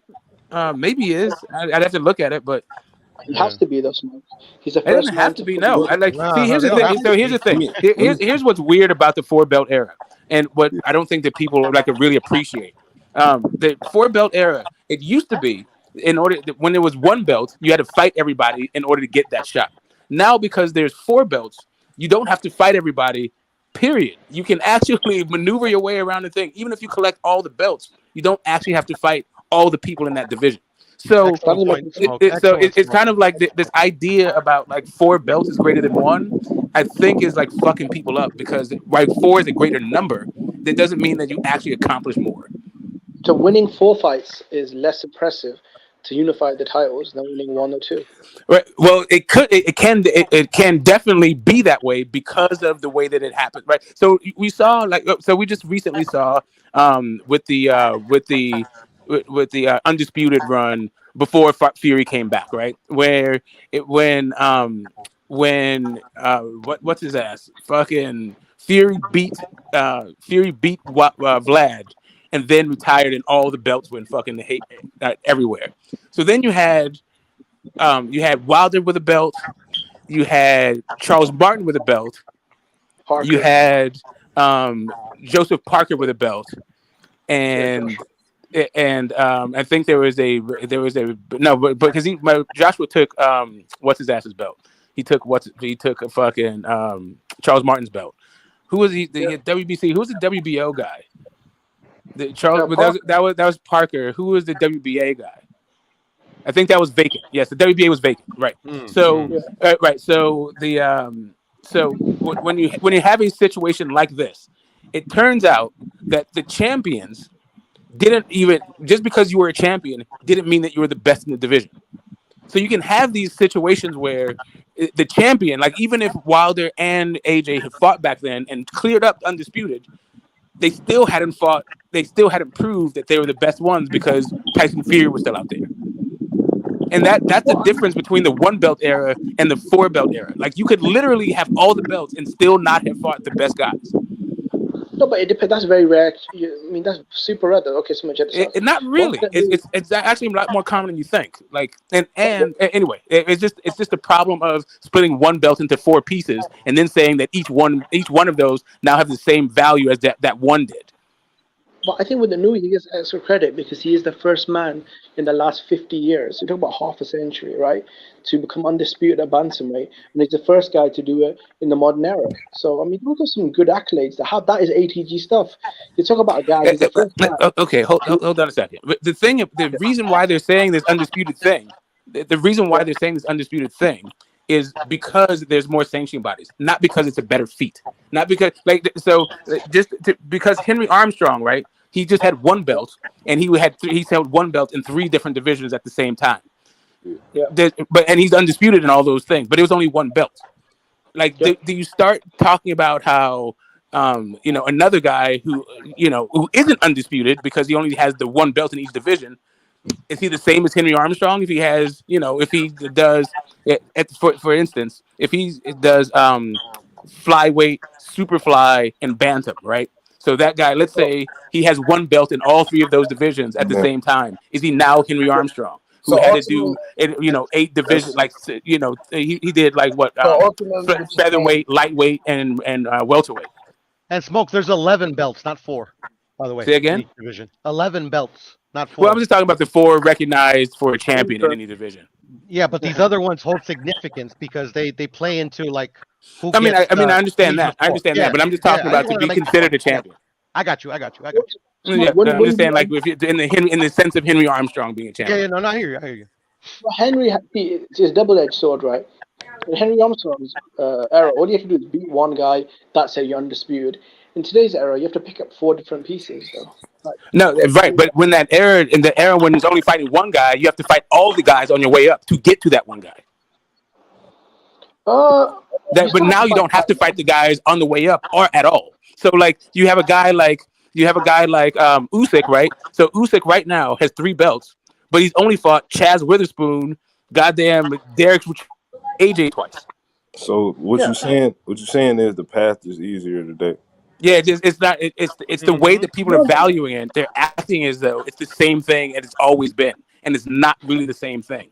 Like saying it's undisputed makes him an ATG, which is the all-time shit. And then when you start looking at the all-time, the differences between these guys and the all-time is not to say we're not talking about the same thing. To say that Henry Armstrong is a 3-division champion, and to say Monster's a 3-division champion, Henry Armstrong did it as a featherweight, a lightweight, and a welterweight, right? So his 3 divisions, the weight jumps were super fucking extreme.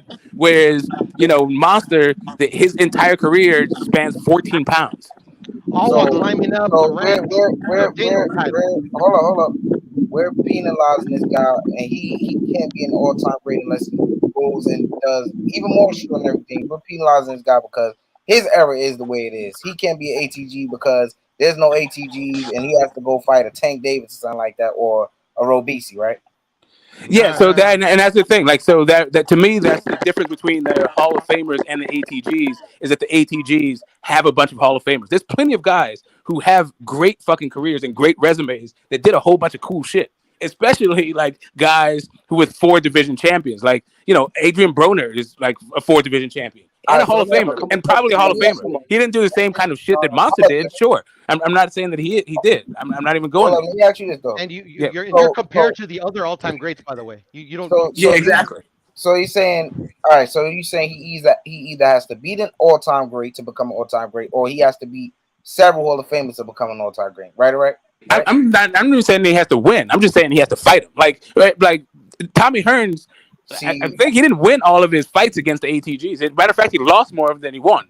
There's one he got like robbed in the draw that in the rematch against Leonard. It was a draw, but he really should have got the W in that one. Like, even Leonard said, "I got my ass whooped. It was a robbery." To me, that doesn't make any sense. If you're saying he has to fight them, what's the point? Yeah, he's got to fight. Like the all-time greats, it's not about winning the fight. It's about fighting the fight. I guess.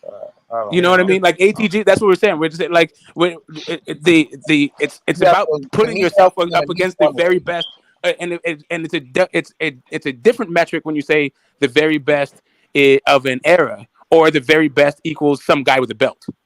or at the very best equals one of the best who ever did it, right? So like when you look at when you look at like the guys who fought Floyd, they were fighting one of the very best guys who ever did it. When you look at Monster, he's talking about like some of the very best who are either in a division or who just have belts. In the case of like Paul Butler, right? And he's not being penalized, by the All way. right, hold up, y'all. Go ahead, JB.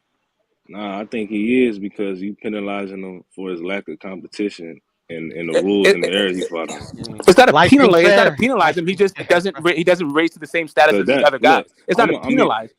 I'm gonna use. You could like if he doing.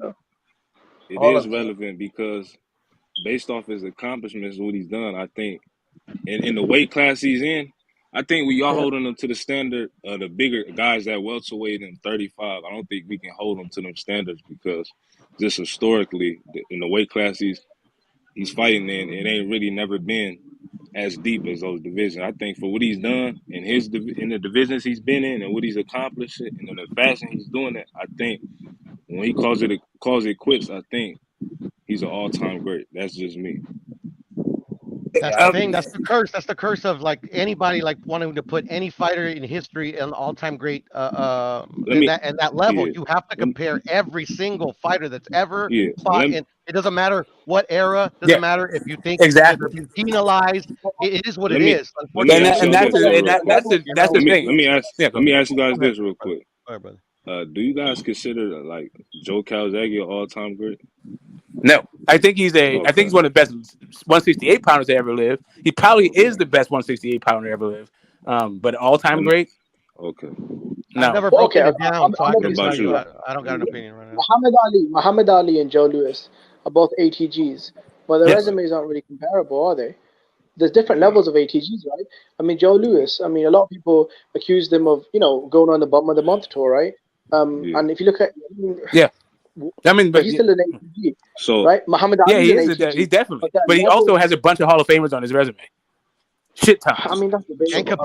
No, it's not debatable. That's a fact. Jimmy Bivens, Max Schmeling, Rocky Marciano. Dude just got fucking a ton of fucking heavy like Hall of Famers, and some of them are fucking ATGs. That's my point. And in Muhammad Ali's case, he literally went through 3 generations of like fighters. And a ton of fucking Hall of Famers and ATGs. Right? Yeah, but that's my point, though. But that's exactly my point, though. Muhammad Ali and Joe Louis are both ATGs, but there are different levels within ATG. Same as Hall of Famer. There are Hall of Famers, but I'll buy that. I'll buy that, Jimmy. I'll buy that. Listen, I'm not mad at different levels of ATG, but I don't know what you would call somebody after that. Like once you're an ATG, that's all you got. Like an elite ATG, a super ATG. All right, hold on. Let me ask this.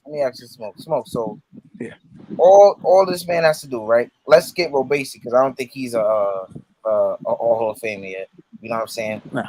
Let's say he goes and fights Tank, who some people think is a Hall of Famer or we said for the purpose of this conversation, Tank's a Hall of Famer. Tank and Loma, right? Are the closest. Let's say this one anyway goes and fights the man and gets knocked out in 0.12 seconds, bro. He's an all-time great after that. If he fights both of those dudes and gets knocked out by both of those guys, I mean, he's definitely closer to it. He's definitely closer to it. Like at least now you got 3 Hall of Famers on there. Yeah, you're 2-1 in Hall of Fame fights. But look at Tommy Hearns. Tommy Hearns got knocked out against Sugar Ray Leonard. And he got knocked out 3 in Hagler. Who says that Hearns isn't isn't an ATG? Nobody. Everybody says that. Even though he got his ass fucking handed to him and against other ATGs, right? But then he beat all-time great though. In what's his ass? In Roberto Duran. Yeah. In Roberto Duran. At 154. I mean, it wasn't at 154. It's like nobody's going to accuse Roberto Duran of being an ATG at 154, and that's where this whole like the idea of. I thought we were talking about all-time great in general. Now but I'm just saying like when in the consensus of Hearns. So let's just do it in general, right? So Hearns beat an all-time great in Roberto Duran. And he should have got a W in the rematch against Sugar Ray Leonard, but he didn't. He got a draw in that fight. But like really, so he's like 1 and 2 in fights against all-time greats, and I think that's even all his Hall of Famers too. I don't even think. Why isn't he? No, he fought Fedor Bafria. Now he beat. Never mind. He got Smart. Pepino So when Cuevas. Inoue won Is Pepino? when in there? Inoue, Smart, when Pepino Inoue Cuevas, won yes, the, yes, sir. I don't think Pepino's in the hall actually. No, in the when hall, in the Inoue hall. became, I think he is, bro, but I'm not sure. You think? Okay, let me take a look. Maybe he might be. Go ahead, go ahead. Sorry, Jimmy. no, as I said, when Inoue became the undisputed bantamweight champion, they brought up several historical facts. He was the first man to fully unify the division in 50 years. He's the first bantamweight undisputed champion of the modern era, and he also did that by winning the World Super Series tournament and by destroying a Hall of Famer in Daenerys twice. That The sounds like first 80. bantamweight in 50 years, that would just require a unified champion. That doesn't even make sense. Like the No, he's IBF the came first. about in 1980, and then the WBO came. No, I don't know if those are. That just seems fucking stupid. undisputed. But whatever. Yeah, Undisputed. No. undisputed. He's the Like first. the only time Yeah, undisputed was even a thing was once the WBC came into existence in like '62. no, but they put the stat up. They said it'd been nearly 50, maybe 40 I'm not. something, I right? know they put up the stat, but I'm not saying that they didn't put up the stat. I'm saying that the stat seems wrong. What would it have been? Okay, 4 decades. Right? Yeah, like I'm just saying, like it would. I'm pretty No, sure but they there was put a the number. unified champion all the way up until like 1980. Like that's like 50 years ago. No, That would undisputed. equal 1973. On a No, side note, undisputed. Yeah, I don't know. That's just that seems fucking wrong. Whatever. That doesn't No, matter. It doesn't. That's just. It's neither here nor there. but doesn't that sound Please go ahead. historic though? Say again. Half a century. But doesn't that Yeah, I sound just don't. historic? I think their stat is wrong. But even if that were to be the case, let's just say he was the first guy to unify. So what? No, fully unified smoke, undisputed. Yeah, I'm talking about I mean, I half got it. unified. But I got it. All it would take to fully unify in 1979 was to have the WBA and the WBC belts. Then you're unified then. Yeah, but that's what I'm saying. That smoke. Why did it take Actually, in 50 years? 1982, like because Yeah, I but don't why did think it take them IBF got fully. Was it? No, but smoke. I'm saying, why did anyone else do it though? I'm saying, Why why did didn't anyone else? I mean, okay, but you're assuming that nobody else did it. Like I keep telling you, I think that's a bullshit stat. And you got to remember, what's his name, Casemiro situation and Butler, how he got his title and shit. I'm not saying that he's not wasn't a worthy champion, but I mean, shit, bro. I mean, like, yeah, that was the issue with talking about Butler being like a champion in the same way you're talking about fucking Felix Trinidad, right? Like, yeah. At the end of the day, I think people were nitpicking in that situation. No, they were nitpicking, but at the end of the day, you have to put it into account. Let me ask you this. Look, who has the chance to be an all-time great? Or who's close to being an all-time great right now? Who's close to being all-time? I think Canelo is the closest thing we got to being an all-time great. I think he's a couple. I want to agree with Smoke, but I mean, he's still active, bro. I gotta wait till he retires. I can't make that assessment until he retires. Yeah, I think Canelo's the closest thing. I don't think that the last ATG to retire was Floyd, but then we got another one who's waiting to get in the Hall of Fame in Manny. So it's not like all-time greats. They don't grow on trees, but they're not like so scarce that it's like an impossible task, right? I think Canelo is an all-time great. I mean, I wouldn't say Tommy Hearns it. I mean, his best wins. I mean, outside of Duran, he's not really beat anyone really good, though. What's his best win? He got knocked out by Hagler. He got beat by. I mean, you can use an argument. Okay, Duran, brother. Outside of Duran, all his other fights, and that was a guy moving up from lightweight, though. So. Yeah, but like Duran, I mean, I've heard some people that are like pretty, like like they're respected. Like a lot of people have Duran like literally the best to ever do it. I don't know about that, bro.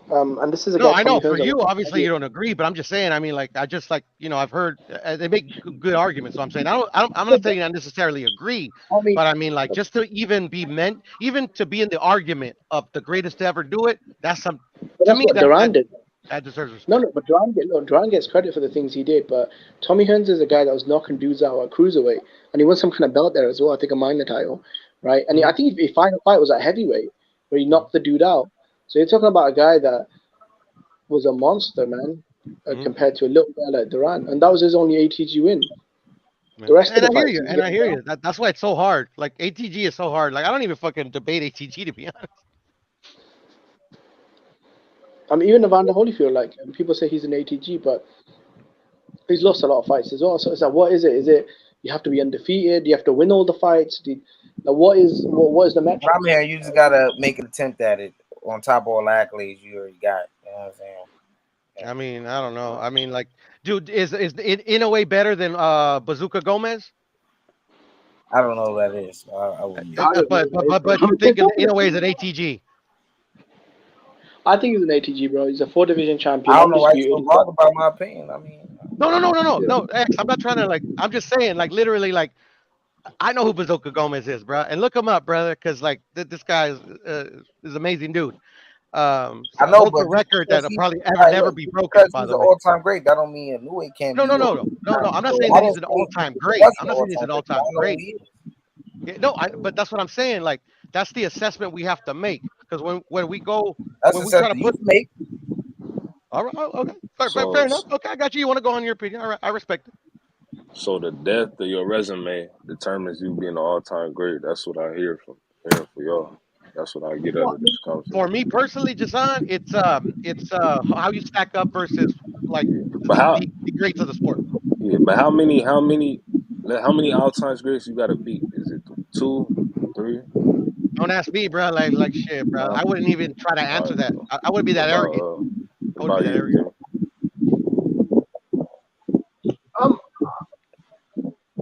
I think if he destroys the Palace, then you're talking about a guy that is a two-time, a double undisputed champion, 4 weight division champion, who's been running through the top champions in multiple divisions, man, knocking everyone out. I mean, a lot of people would have him pound for pound. Most people would have him Hall of Famer. I think if he finishes his career off as a 5 division, two-time undisputed champion with enough champions on his resume, and he's already beat a Hall of Famer twice in Daenerys and Omar Narvaez. A lot of people think he might go into the Hall of Fame as well. So yeah, I think so. I mean that sounds ATG. It's not like bantamweight and flyweight and those divisions have got like the Nah, Jimmy, he gotta go and knock out Tank Davis. Then he's gonna be all time. Yeah, but bro, if he does, they'll say Tank Davis wasn't that good though. He wasn't even a champion, you know. Yeah. People are just trying to win arguments, Jimmy. They ain't trying to like actually prove their argument. No, but honestly, God, if you beat Tank Davis, I know I'm gonna come online because Tank Davis has a lot of haters, bro, and they're gonna bring up all the arguments that people already use against Tank, bro. Like, you know. Hey, man. At the end of the day, bro, that's like it. I You know, just who think you argue with counts. I just think anyway he's just in a bad position where he fight at. You know, it's never been a deep division filled all-time great. I mean, I think he pushing the boundaries already. The fact that he moved up 4 divisions, I think people just trying to push the limit on to It's see never what gonna he be can do. enough. It's never gonna be enough just based off of the fact that he's a smaller He's so guy and dominant, bro. there's no those real competition for divisions him. got some killers throughout the years, bro. There's plenty of competition in those divisions. Yeah, but it's not a lot of them guys. I wouldn't put them in the top 20 all time. That's just me, bro. Of the ones in that division that he's been in. Yeah, Do you like know who? who's been in those divisions? I know. I can't go off Do you the know top of my Bazooka head. Gomez? Do you know Bazooka Gomez? Yeah, I know. I heard of him. I don't know. Okay, do you I know who don't know Salvador him well. Sanchez is? Yes. I mean, there's just been like literally revered I think. fighters fighting I in those think. divisions, bro. I think Salvador Sanchez. I think he is. Maybe didn't Zuma Nelson fight down there? Zuma Nelson, correct. Alexis Arguello. I don't. Who else we got down there? Yeah. We got Look. Lupe Pintor. We got shit. Yeah. I mean, What would you say you got. Salvador Sanchez is? I mean, like, What would you say? But you think they's top 20 though? I don't think they top 20. I think they in the in top those 30. respective divisions and within the sport, yeah, man. I mean, these guys are like. No, I'm talking about like all time. Like, do you put them on the same level as like? Let me see. Like, would you put them up there with like Roy Jones, Sugar Ray I would put Robinson? Bazooka Gomez, obviously Salvador Sanchez. Like obviously Roy Jones is like that's one of like his idols, you know. Yeah. So I mean, yeah. What I mean, like Salvador Sanchez? What weight was? Pura, what weight was Salvador Sanchez at? featherweight. I think 126. a couple of weights. Off the top of my head, Jimmy, I forget, but I think he might have been a career featherweight. What But would you say anyway, are his top 3 wins? What would you say are his top 3 wins? Salvador Sanchez, Little Red Lopez, Bazooka Gomez, and Azuma Nelson would probably be his top 3 in my opinion. Okay, but if you use those names, No one will really know who those guys are. Though everyone's heard of Sanchez. No, but you say no one. You say no one. I mean, I think you mean you. I don't know who those guys are. Or maybe you think like the people that just don't like maybe follow the sport like we do, like hardcore. You get what I'm saying? No. Puro, if me and you went on, let's say we spend the next month, all the panels that we go on, when we mention those several names, we would be lucky to find 3 people that know who they are. Yeah, but that's the thing though, Jimmy. At the end of the day, there's a lot of casual fans in boxing that literally think boxing is only the best if it's at a certain weight or this and that. Like Inoue, like you have tons of Inoue haters that won't even consider him on the pound for pound because he fights at these lower weights. You get what I'm saying, Jimmy? No, but that's my point though, Puro. That's what I'm trying to say. Talk With the Nui, he's kind of falling victim of the similar thing though. Because I know Stephen Ford was a top champion. I know Donnell was a Hall of Famer, and I know Nui's the first man to clean that division out in 50 years when he won the tournament, unified the titles. And now he's trying to do the same this year. I mean, talk about a guy that in less than 2 years has become double undisputed. I mean, that sounds like some kind of historic shit, bro. In less than 2 years, that guy's the dude, in my opinion. That guy's the dude. But at the end of the day, there's a lot of people like this is how casual some people are that literally only put Inoue on this pedestal because he beat an American fighter, that a lot of people don't even rate that high. Yeah, I'll be honest, man, the rate was quite high though when I was on Twitter and YouTube. I mean, during the several month build up, bro, half the people I spoke to were picking Fulton to win. I know a lot of people changed their Bro, I know it's insane. The thing is, like I said, his career is not over yet. He might come back and become champion again and add to what he's already done. So we never know how he could turn out to be. He might become, I don't want to say all time great, but he might become a Hall of Famer. You never know.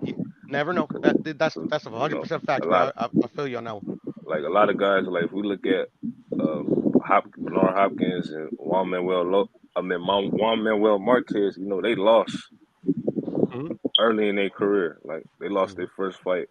You know, people was writing them off, and they came back, became champions. They lost again, came back. So Manny Pacquiao, you know, time and time again. So I don't want to rule folk. He was knocked out 3 times just on, bro, early in his career. 3 times he got knocked out. Yeah, the point I'm making to you guys is that folk might come back, and that win might look better down the line for an anyway. Facts. Depending on what he do. So I agree with you, man. And you know, people say, "Oh, he jumped past all the Hall of Famers or potential all time greats at 115, bro. He would have killed them niggas, man. I don't kill nobody. Nah, I think Manny Pacquiao the greatest fighter ever to come from them divisions. That's bro, just me. if you go on Ring TV, when you got some time, bro, go on Ring TV, bro. There's an article right there. Right? A lot of people don't know that. Back in the days when the Nui wasn't that well known, bro, Roman Gonzalez, a monster. Oh yeah, I know about that. I definitely know what you're about to say. They sent him an offer to fight a monster Inui. Roman Gonzalez turned it down, and he said, "No one knows who Inui is. Let me go fight Rungvisai on Golovkin's undercard, bro." And the rest is history. That's why Inui signed up to the tournament. Inui tried to fight Roman Gonzalez, bro, but you know. Yeah, man. At the end of the day, politics play a part, man. People want to forget. I ain't gonna lie. Who told me that? If Monster fight Chocolatito, he going to sleep, bro. Chocolatito. That's just. No, and I like Chocolatito, bro, but he's getting knocked out, He's not bro. going back down there, though. Inoue going back down he's there. getting knocked out. I wouldn't want to see that. Getting knocked out regardless, bro. I mean, he lost to Rungvisai, but Rungvisai was the truth at the time. You know, just nobody knew who the fuck he was. No, but why not? Because he was offered more money to fight Monster in Japan, but he just said that Monster he needs to build his profile or whatever, which is what a lot of these guys do when young, dangerous, guys try and fight them. So it is what it is, bro. Keep them. Yeah, Jimmy, no, if you beat go ahead. If let's be honest, if he was Rungvisai, because I think he would have done him worse than what Rungvisai did him. I think maybe the perception of Monster would be different, but I mean, if the guy Roman Gonzalez didn't want to fight you, I mean, what can Monster do? He signed up to the tournament instead and went on, undisputed run. I just think. How could you do him worse than Rungvisai did him? My bad, just go ahead, man. No, I think it was hurt him, not to the level. I don't want to say. Remember Chris John? Yes, of course. Yeah. Remember he was John Legend. Remember he was on the pound for pound list. Like I don't know how long y'all go back, but I remember him being on the list like in 2012, 13. Yeah, I remember. And people was like, "Who is he?" And then a lot of people know he fought some quality guys. Like he fought Marquez. I think that's he when beat Marquez lost. Yeah. So I think he suffered the same thing that Chris John did. I believe he a better fighter than Chris John, but I don't agree, bro. No, I don't. Tell you why. Tell you why. No, I'm telling you. Look. You gotta hear. You got listen. Like over the last 3 years, he's starting to get his recognition as far as in America. I know you in the UK, but I'm talking about over here. Like a lot of people didn't know who he was until recently. So I think that's hurt him No, I think more this than it's fight. helped him. Trishana, I would No, say I they think this still don't fight. know who the fuck he is. Yeah, To I be think honest. that's why This people don't want fight. to give him his credit, bro. Facts, Bro, facts. this fight was trending on Twitter. No, I actually disagree with you guys. I think this fight had a You huge talking global about, audience. but you talking No, about no, right no. now. I'm talking about down back then, Yeah, Yeah, back four or then. but think five, about 4 or 5 years ESPN. ago. ESPN have been running his highlights non-stop on ESPN Plus and regular ESPN on social media. Sky Sports in the UK, one of the biggest platforms in Europe, are running his highlights. He was trending on social media. Even called in Australia told me that they were showing Anui's fights on pay-per-view. And in Japan, the guy's a rock star. So I think this Fulton fight actually did a lot of traffic internationally as far as media and fanfare. The arena looks sold out, bro. And I heard he was Hey, doing big pay-per-views. that shit don't I mean a think, goddamn thing in the United States. I gotta tell you. That's why Cool Boy And that, Steph had to take his ESPN. fucking happy ass to Japan in the first place because nobody gives a shit about Cool Boy Steph here. but he didn't have to either, Smoke. Like, literally, why would he give this guy a chance when it's like, I think he could have beat Daliev. He should have took that Daliev fight a long time ago. But You because know? it's hard to, bro, it's hard to get seven figures in those No, little no. ass fucking weight classes, bro. And that's where It's I hard. understand. Like, That's where I yeah, you understand. don't turn that shit down. You're Nah, like, if you you don't. get, it's hard to get millions of people to watch All you right, fight, and it's hard to get fucking paid top dollar. All right, let me ask y'all brother. this. Facts. All right, we understand that most of y'all here, maybe not JB, but most of us up here don't think Fulton was like this crazy, like, you know, out of this world guy, right? But my thing is like, how did y'all think the fight would be? Do you think it would be competitive? And if Nue had won, did you think, okay, then that'll prove to me, okay, yeah, this guy's really that guy? Like, what did you overall think about the resistance of the fight? Yeah, I thought Fulton. I didn't think Fulton was that good, and I thought he was going to outbox. I thought he was going to outbox Monster. So Monster being a better boxer than Fulton was a surpriser thing for me, and that's why he moved up from like top 5 to like top 3 in my pound for pound list. See, a lot of people, I feel like, you're right, X. I was like you, bro. I was never the biggest fan of Fulton. He's a guy that I thought, you know what, he's a good skilled fighter, unified champion. He's beat some good dudes. I thought, okay, this would be a good test for him stylistically. I thought he would make it awkward and tough for maybe 5-6 rounds. Then I thought eventually Monster would turn up the heat, grind it out, and maybe get a late stoppage.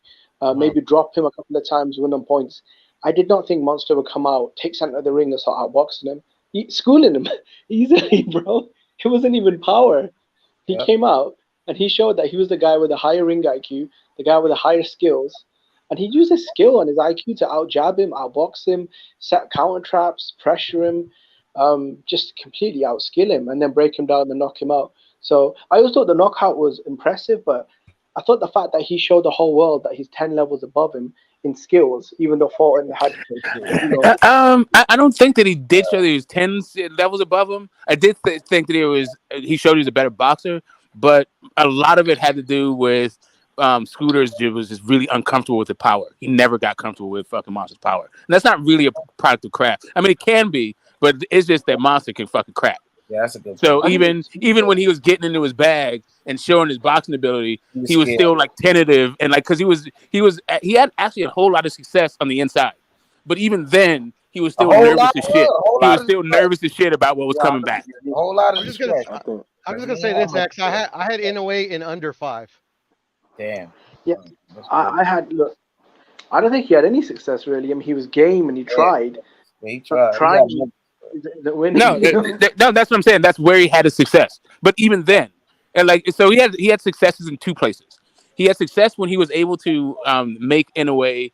When he saw that Inoue couldn't throw shots without setting his feet. So when he did some lateral movements around in the 5th round, he had some success there. And then he also, once he understood that like it was better for him on the inside than it was on the outside, he had some success there. But even in those 2 spots, he was shook. He was nervous as fuck. Look, he was shook like a fucking prostitute in church. I'm gonna say this shit. You must have been slowing that whole shit down because in that 7th round, I see them getting the shit beat out of him. Like I didn't even look like to slow the shit down and look okay to see where this man was doing well. Like I didn't see. Look, I've watched fucking a million goddamn fights at this point, so it's just kind of like I'm just watching what the hell's happening. Bro, that shit. The thing with him, Well, go ahead, just on my back. The reason why he got knocked out.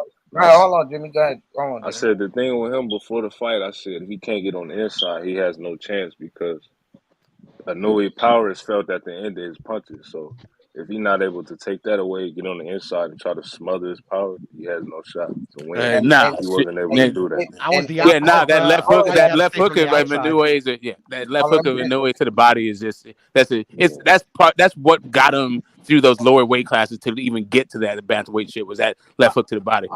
and JB and you, JB, you was absolutely right that this man and then Nonito Donaire said it. I mean, he fought him twice. He said you cannot get caught at the end of this man's punching. What I say? I told. And Remember, that I is told you that. hold on, and that is Yeah. exactly what this man did. He got caught at the end of a right hand, bro. Like, come on, bro. Like that shit is crazy, dog. Yeah, bro. I thought the opposite. I thought Fulton's only chance, and it was a very minuscule chance, is the way he fought Danny Roman, bro. Like literally, like using the entire ring, keeping him at the end of the jab. And as soon as I saw the first round that he was gonna be like mid-range with him, I was like, it's over. Yeah, exactly. But man, what the fuck? Like, why would you, if you have that little power, that little output, why the fuck are you standing in the kitchen? Why are you in range doing nothing? Like, what the fuck was that? Yeah, so like while the whole thing about the IQ did come into play, but goddamn, it was more like fucking Fulton's IQ. Man, I don't even know. I don't even know what to say about it. Like in that particular performance, I was saying it after the fight. Just go ahead and say it. I was saying the same shit that you want to say. He's not. No, I'm just saying in this particular fight, I don't know that this was the best example of Fulton's IQ. But at the same time, it's not like it was so different from his other fights that I could say that it was like I don't know. I don't know what it is, but it's hard for me to assess Monster's IQ, his ring IQ from this fight because of the way Stephen Fulton fought. Yeah. No, half, it wasn't half the fight was like literally like. Come on, man. That's a little unfair though, bro. No, it's not. No, I'm just saying it's hard for me to do a thing. It's just hard for me. I can't assess properly fucking Monster's IQ. No. I think it's better than I know it's better than what I thought it was. I know that, but I don't know actually what it is because of the fucking fight that Stephen Fulton just fought. And that's what nobody wants to say, Smoke. I feel you. I actually agree with you, man. Go ahead. No, the Fulton didn't show up and say, I'm going to fight like a dummy. Monster knew his jab and his footwork and his blitzer. Look, it wasn't just his power. It was his speed. Not only with his hands and his feet, but his mind. You misunderstand. You misunderstand me. What I'm saying is it showed me some other things. Like the way that he fought in the Brandon Figueroa fight, being on the ropes a whole bunch, like fighting, like punching in between the shots. Is that actually the smartest fucking way? Like, so it's just literally like the way that Stephen Fulton fights, has me questioning like really what level his IQ is at, his boxing IQ. That's true. I mean, at the end of the day, You know what I mean? So like being better than Stephen Fulton, I don't know how good that actually is. Yeah. People think like you're trying to like diss Inoue by just speaking the truth. At the end of the day, you don't take nothing from Inoue by just speaking the truth. No, but when I'm trying to assess a guy, so I don't even give a shit like hating on it. I'm just trying to actually assess a dude. Yeah, no, that's all I'm trying to do too. But No, but Fulton tried to move on the back foot, and then we cut the ring off and beat him up. When Fulton tried to outbox him at the center of the ring, and then we beat the shit out of him. Like I feel like you guys. Right, so it's about the intent, right? It's the why he was fighting the way he was fighting, right? So the how he had success on the front when he had success moving laterally, it was because he was able to get off without having Inoue have his feet set to throw his shit. So when he did that shit in the 5th round, it was a lot more effective than what the fuck he was doing in the 1st round when he was just trying to maneuver around and figure out the fucking distance. Right, but he was completely confused but he was completely confused at that point by the power and the speed and the jab of Monster. So he was like, while he was trying to figure out fucking distance, Monster was already like 3 moves ahead of him. Uber frustrated, Smokey was uber frustrated. What success did he have though? I mean, most people didn't even give him a round. I think maybe one sympathy round, and even at the end of the 7th round. Yeah, that's what I'm saying. Maybe 1 round, maybe 2. He made it past the fence. No, hey, bro. Whoa. No, I'm saying. Listen, I'm not saying that. I'm not saying. All I'm talking about is rounds that you could conceivably give a guy, not rounds that I think he won. Like there's 2 different things. I'm trying to assess a guy, not trying to like justify a scorecard or anything. No, think I but I understand you, just thought Smoke. Trust me, I No get it. round. he showed a lot. You can't really question his IQ because he showed a lot. He proved It's that he not. can beat It's not okay. So it's not like a pass fail thing. It's a what level is it at?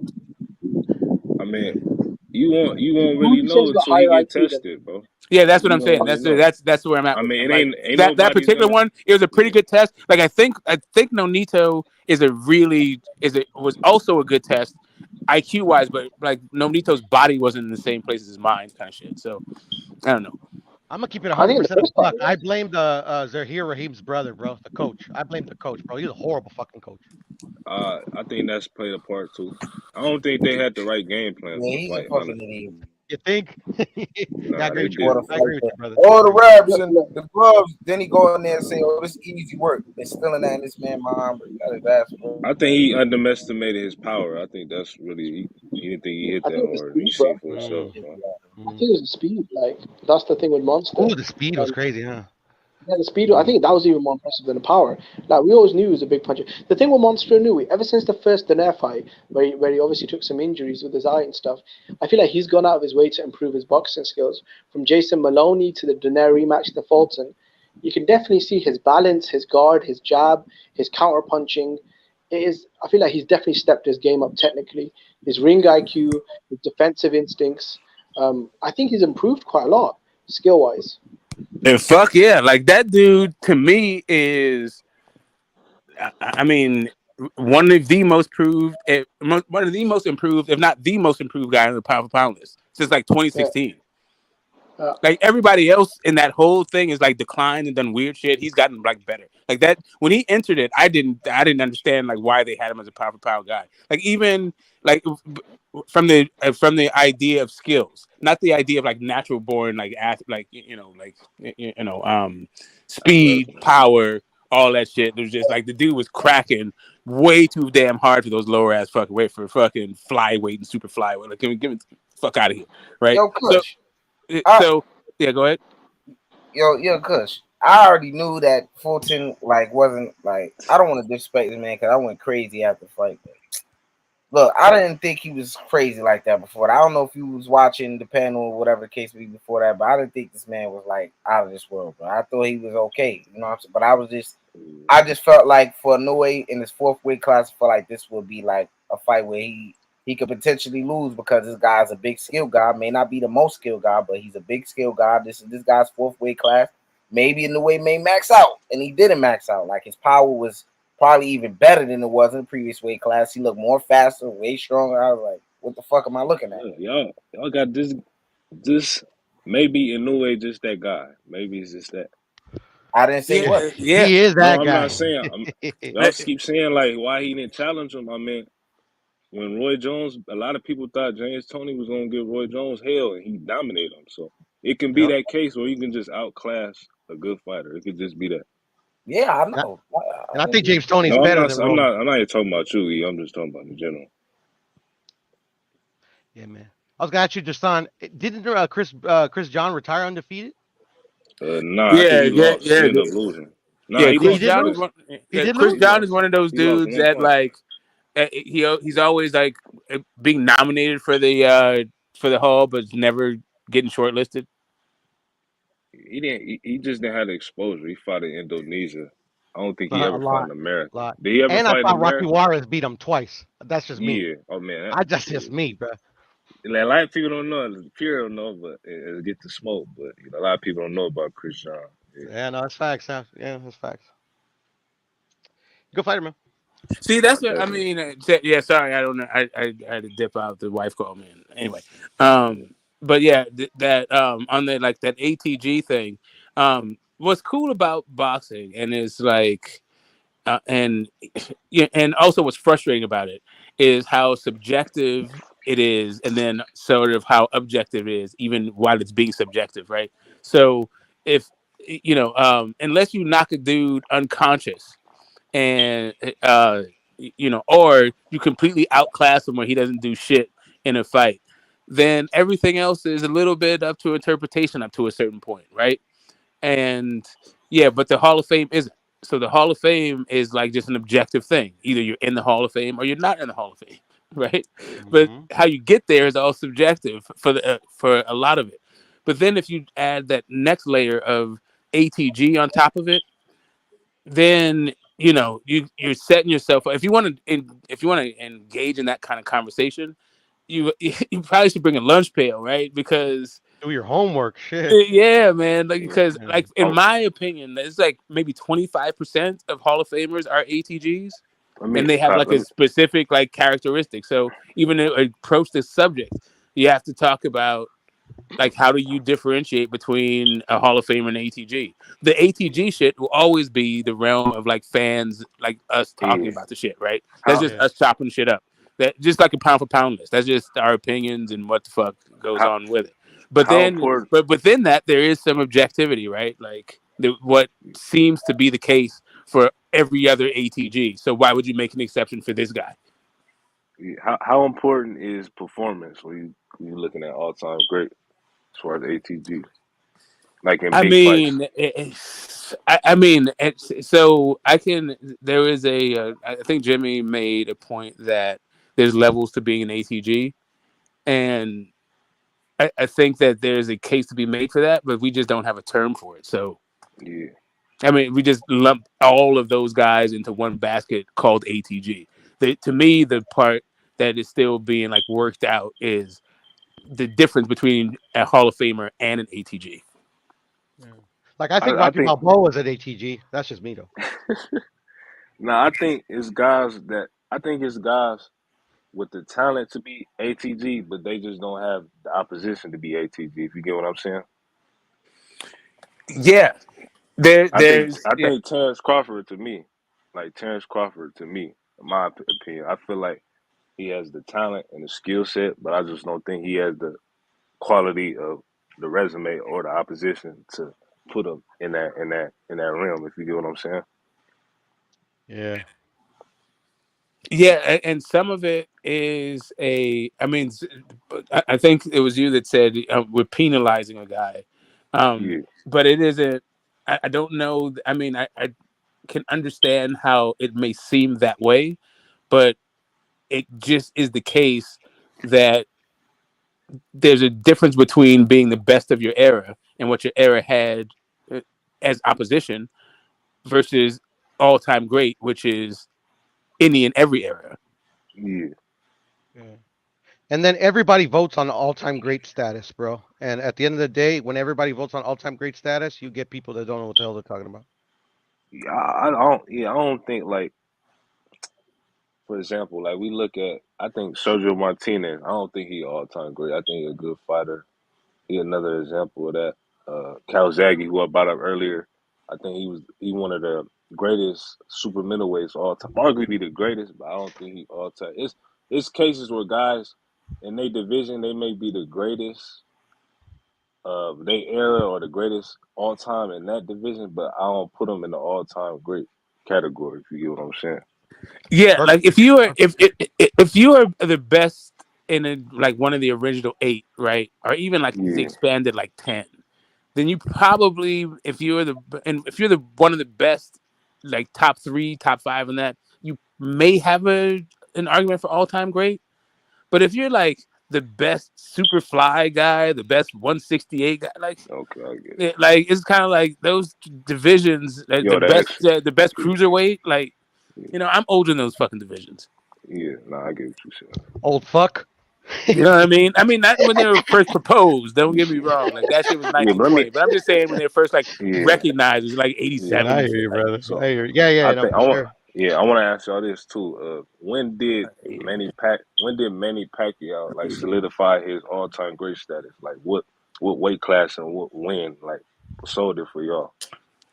I'll go first. That's quick. I haven't put him in the all-time great status because I haven't sat down and broke it down. Okay. So you brought up Chris John. Another person brought up Sergio Martinez. I had a conversation with somebody else earlier today. We're talking about Jose Arce. There's a whole host of guys who aren't in the Hall of Fame who may or may not get in, right? But like Fernando Vargas and Tarver, I think Zab Judah gets in the next like go around kind of thing. But like guys like Leo Gomez or like Israel Vasquez, Fredo Vasquez, like you know what I mean. Especially and or even Nigel Benn or Eubank Jr. I mean Eubank Sr. Right? I think Tim Bradley. I think he's He just got in. he got in actually Yeah, he though. just got in. That Right? was kind of I say that's like a I don't know. I think he borderline as Yeah, far as Hall of Famer. I don't know yeah. if I he. mean, like, what about Casamayor or like Corrales? I think Casamayor. He had a good run, but I don't think he didn't do it long enough for me. Like I think Corrales. Yeah, longevity is part of the thing. That's I what it think seems like. Corrales was another guy. I think he was one of the best in his division, but I don't think like he was never.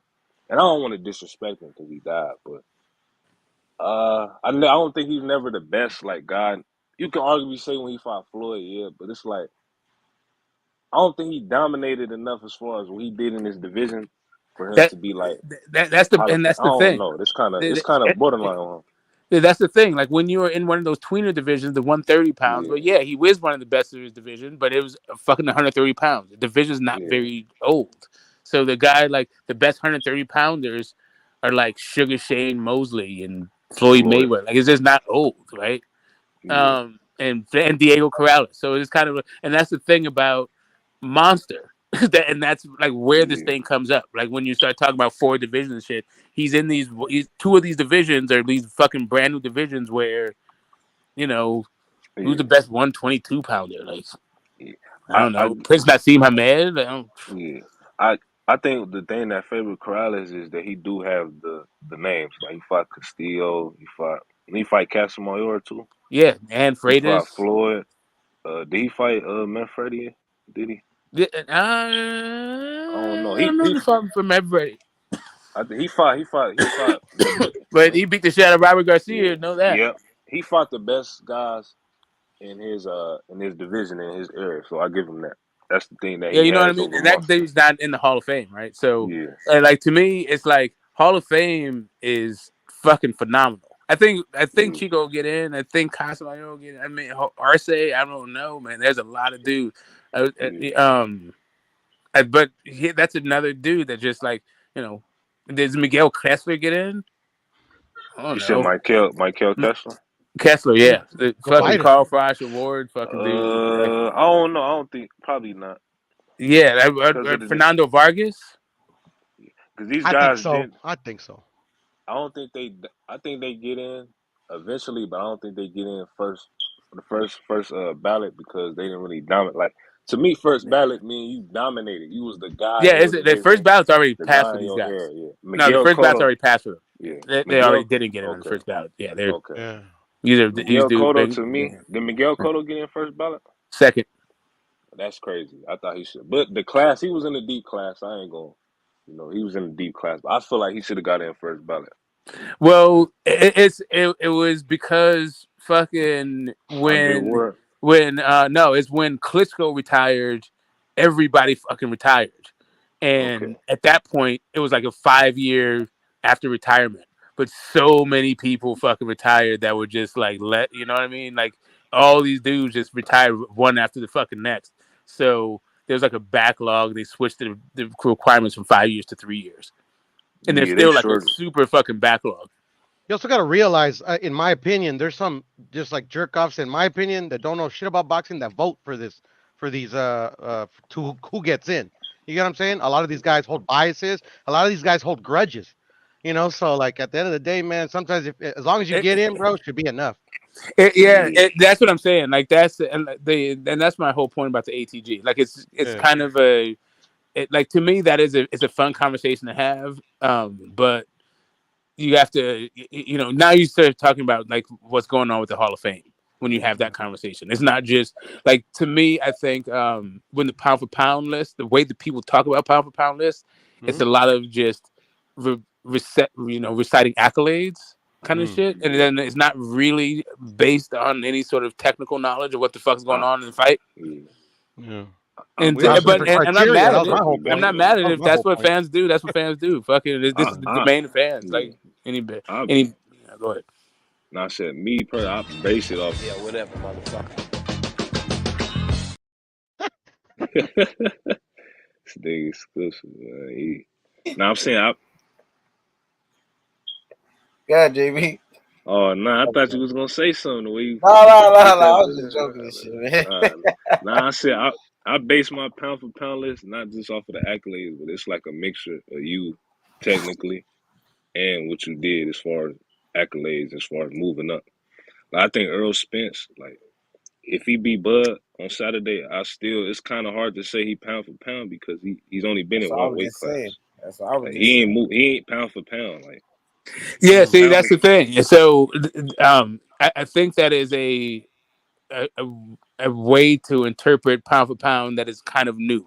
It's newer, right? Like the pound for pound's always been it's never been anything other than like trying to market guys who aren't heavyweights.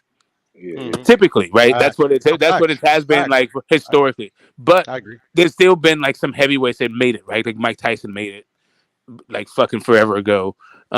Maybe there's somebody else that fuck man. Like now they have Usyk up there, but they had him close because it's cruiserweight, so it's kind of a thing. But anyway, for mostly it's been about because the heavyweights take up so much air in the room. Let's put the spotlight on some smaller dudes. And then they talk about if they were big, because nobody expects these little ass dudes to go up and beat a heavyweight, right? So it's like if you were a fucking a big dude, your skills were good enough that you could beat a heavyweight. No, facts. You know what I mean? It's like that Depends kind on of the shit. heavyweight. I think John Ruiz gets beat up by a lot of like all-time greats, or like really good fighters throughout the years. Yeah, but it's just James Toney did. but even that is just it's It all is. fallacious, right? But the point is, it's all been bullshit from the jump. It's always just been about marketing, fucking boxing. So it's the way that like fans and media and shit can like keep the sport alive and keep Yeah. people interested in guys. Arguing between the fights, right? Yeah, and then talk about Smoke. you start talking about the guys, where they're Smoke. not fighting and shit. Who you got, Smoke? What'd you say? Who you got? Errol Spence versus Bud. Who you got? Oh, Spence. Okay, yeah. I just want to make sure we're on the same page. I got Errol Spence, man, but tripping on that. it's not that I'm capping. I like it is a very I see simple thing. tripping on that. I think it is I think that Errol Spence. I think Bud will land his shot, and I am basing my prediction on Errol Spence being able to take the shot. Okay. That's it. I heard your prediction a while ago. I already knew his pick. Yeah. So other than that, like since I don't think Bud is going to stop him, and I think it'll take multiple drops in order to win the fight, I'm picking Errol Spence on like work activity. I don't think there'll be a stoppage. But no, actually, that's not that's a little bit too extreme. Even there could be a stoppage. I'm just not predicting a stoppage. I think there's a high possibility there could be a stoppage, but I just don't know which way. So I'm gonna go with negative. I'm gonna cancel those two things out and just go with it. If it goes on points and there is no stoppages, Errol outworks him. Get the smelly sauce ready. I mean, Bud could drop him. Like if Bud drops him once or twice, I think it'll be a draw. Get the smelly sauce ready. Man. Man. You tripping on that. If Bud get him hurt, man, I just don't see a scenario where this man does not get stopped, but it is what it is. It's 50-50 fight. Yeah, like if there's a stoppage, depending on where it happens, right? I think if the stoppage is early, it's Bud doing the stoppage. If it's the stoppage late, it's Errol doing the stoppage. But that's just like the way I'm looking at the way the fight plays out. If there's a stoppage, but I'm not predicting that there will be one. So JB, how you got it again? You said what? How you got it again? If there's a stoppage, if it's early, I think it's Bud who's doing the stopping. If it's late, say again. I said JB. Okay, sorry. Oh no, I said I got Bud. I just think that Earl, his repetitiveness as far as in his punch variety is gonna come back to hunt him. Like this is a lot of things that he do that a guy like Terence Crawford can capitalize on. Now I'm not saying like you said what? I was going to ask you, what did you think was like what shot do you think was like the most important like in the monster Stephen Fulton fight? We just watched. What was the most important shot? Yeah. Yeah, straight right hand. See, for me, it was a jab. It was the Jab. fact that I Monster had was to. working behind his jab. He did everything behind his jab.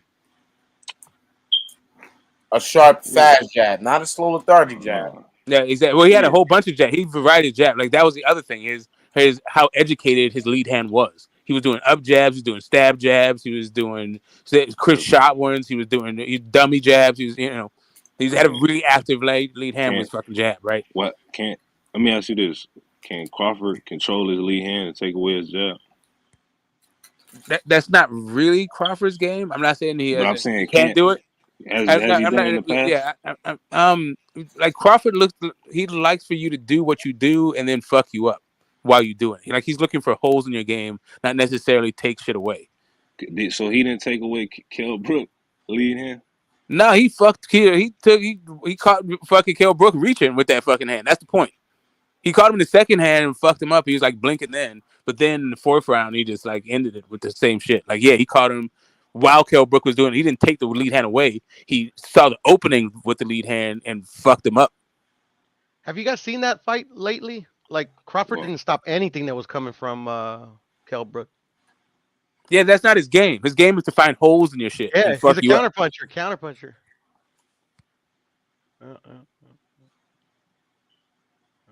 I mean, shit, man. I can't wait for the fight, man, because we don't have to argue no more about this shit no more, bro. No, You know? no, we're talking about tendencies. But you asked him, could he do it? I think he could do it. I think he's good enough to do it. I just don't think that's necessarily like what he does do. I've never seen it. I think in the gym you could probably see. Yeah, exactly. I'm sure he could do all that shit. I seen it in the fights. I mean, I seen him do it. Oh, you seen it in the fights? And which one? Which one? Amir Khan. Amir Khan. I want to check it out. That fight. Amir Khan, like if recollection serves, Amir Khan had a whole bunch of success and then bitched up as soon as like as soon as Terence Crawford like put that heat on him. But listen, I heard yeah, sir, go ahead. Wait, he had a whole bunch of what against Terence Crawford? He had some success early, and then he bitched up as soon as Terence Crawford put that stick on him. Like I think Terence Crawford had like I've heard of a glass chin, but I never heard of a glass thigh. Like that dude got hit in the leg and then like quit. Like the leg. Okay.